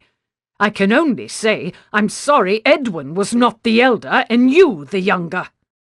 As though that hadn't been plain since about the age of 12. Theo took up his hat and settled it on his head. "I regret that my actions have caused you distress. And I know I haven't, in my life thus far, given you much to be proud of." "Of which to be proud?" "Yes, quite." He got to his feet. "But I'm afraid my mind is made up. I'm a better man for having known Mrs. Russell. That you cannot perceive this doesn't make it any less true. I shall welcome your good opinion on the day you decide to bestow it, but I shall not lose any sleep in waiting for that day. With respect." He bowed. Mother's face and Sophia's both shone with mute sympathy as he made his goodbyes. He would have people in his corner. Devil take it, Sir Frederick himself would be won over once he met her. There was the silliest bit of the whole business. If he'd gone looking for a bride with the express intention of finding a temperament and sensibility agreeable to his father, he could not have done better than stern, single-minded Martha Russell. Now all that remained was to persuade her as well. And if it took him a year, if it took him 10 years or 20, or every year remaining in his natural life, he would find a way to do just that.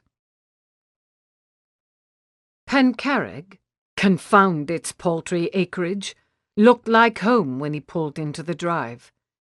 He jumped down from his carriage without even waiting for the steps and started through the house to see what might have changed in the week of his absence. Not much. And yet he saw the walls and windows and parquet floors through different eyes. Here was the place from which he would launch his campaign of unrelenting persuasion, and here he would celebrate when she finally agreed to join her life and the child's life to his. In the library, Granville was working at his desk. Theo picked up a few cards and letters that had been left for him and sorted through them as he gave the agent a vague account of his time in London. "We've had some sad news while you were gone," Granville said by the by. "Mrs. Russell was disappointed of her expectations and must leave Seaton Park. I believe she goes to stay with a brother or sister." His correspondence fell forgotten to the floor. He blinked, but saw only shifting colours where the agent ought to be. "She lost her baby? I only heard of it yesterday from Keene. The estate goes to the present Russell after all. I don't mind saying I'll be damn sorry to lose her, but I suppose everyone will." He stood, unmoving and bereft of words. He'd thought he knew what the bottom of a well felt like. He hadn't known a thing. "Have you seen her?" Yes, these were the words he needed. "Is she recovered enough for callers?" Granville made some reply, but it may as well have been birdsong. If she were laid up in a sickbed, he would force his way in to see her. He bent to pick up his dropped letters, and then left them after all. No time for trifles. He said something to Granville, God only knew what, let the agent make what he could of his haste, and was gone from the room. Stable. Horse.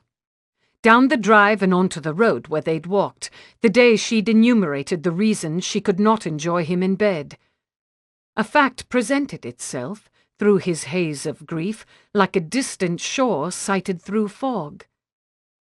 Her reason for refusing marriage is gone.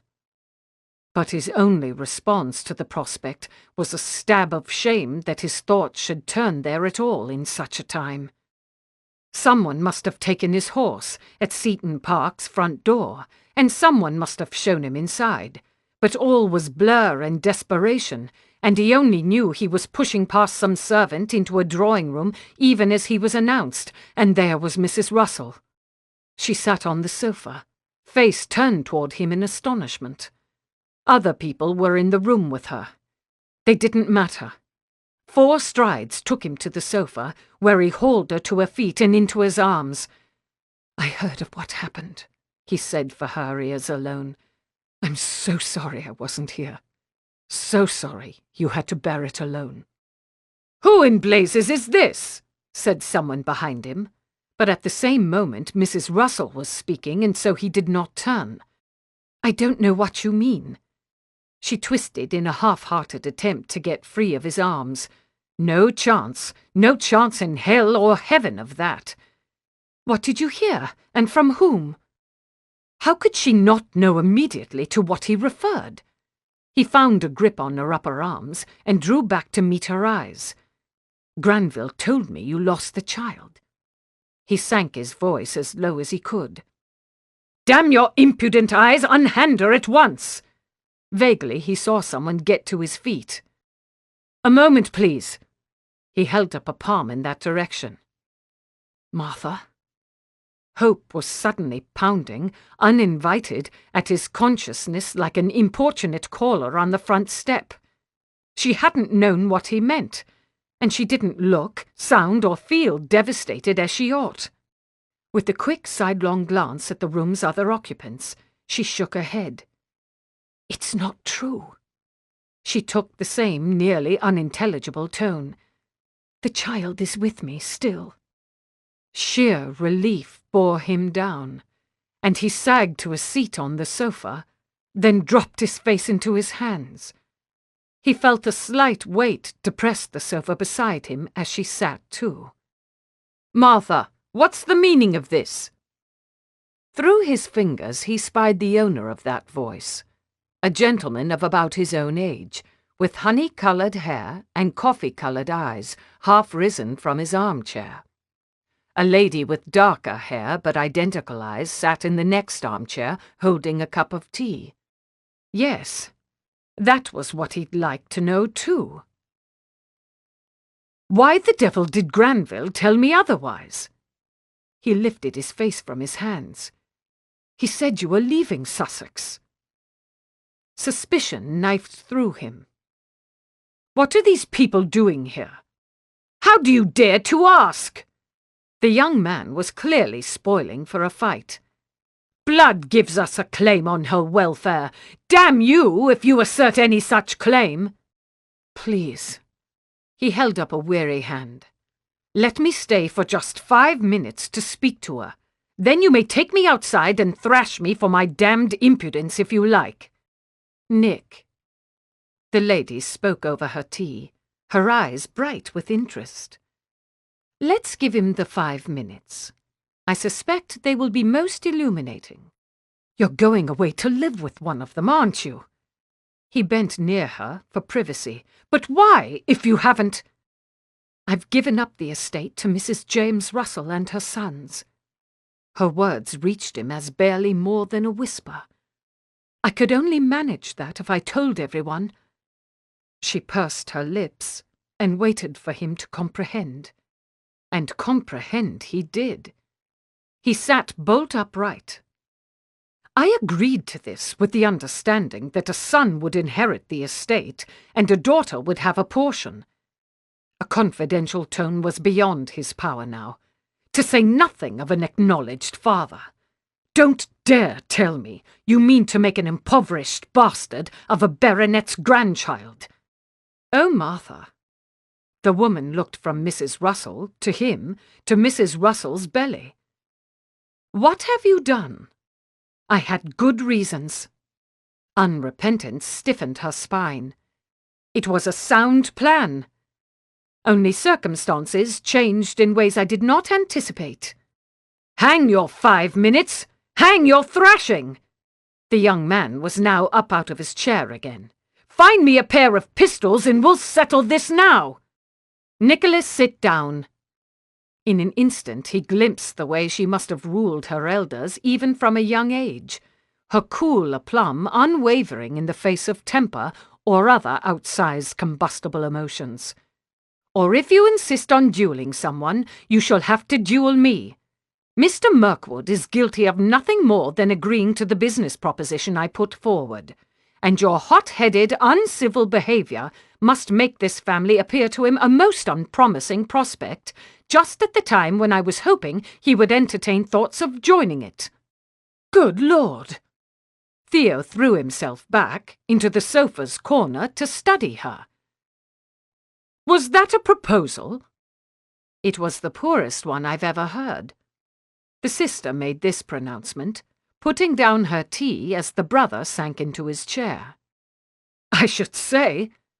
I'll make you a better one if your siblings will grant us a minute of privacy. 8 minutes, rather." His heart was bounding all about his chest like a rabbit freed from a snare. She wanted to marry him.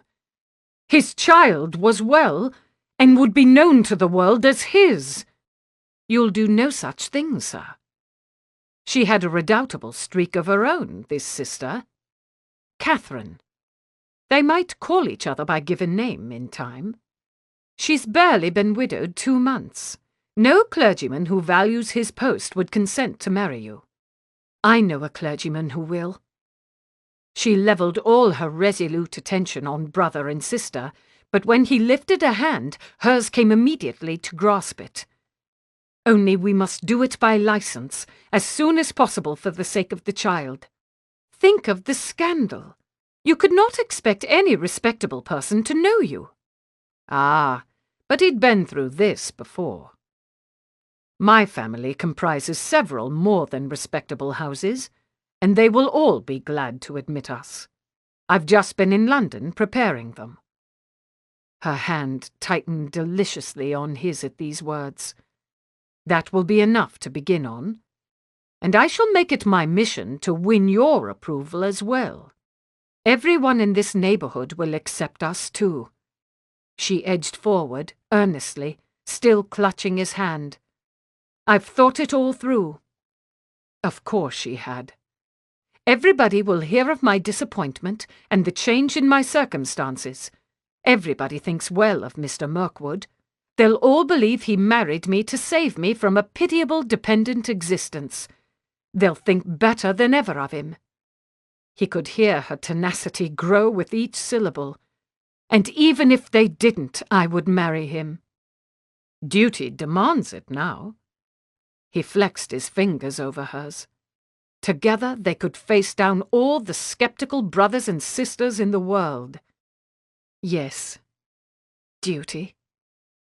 Her whole body tensed with sweet, self-conscious effort, as though she must find the way to deliver her next words through a mouthful of rocks. "My heart as well. I love him." Her cheeks went scarlet. Any observer might conclude she'd just confessed to some mortifying mishap. He wouldn't laugh. For all that he was grinning like a fool with a bucket of treacle. He pressed her hand once more. The sentiment was of consequence. That she voiced it gracefully, or voiced it at all, was not. All he could do was give her reason to tell him often in the years to come, and discover whether her delivery improved with practice. And late that night, when he crept up the servants' staircase, and through 3 corridors, into the room where she'd left a candle burning, because she'd known, without telling, that he would come, then she practiced and practiced some more. "I love you," she said, in words and in ways that satisfied a man to his soul. And from his soul he answered, thoroughly and tirelessly. Because duty demanded nothing less. This concludes A Lady Awakened. Please visit our website, www.tantor.com, for more information on our growing library of unabridged audiobooks and to take advantage of special offers. Or call toll-free 877-7-TANTOR to request a catalog. Audible hopes you have enjoyed this program.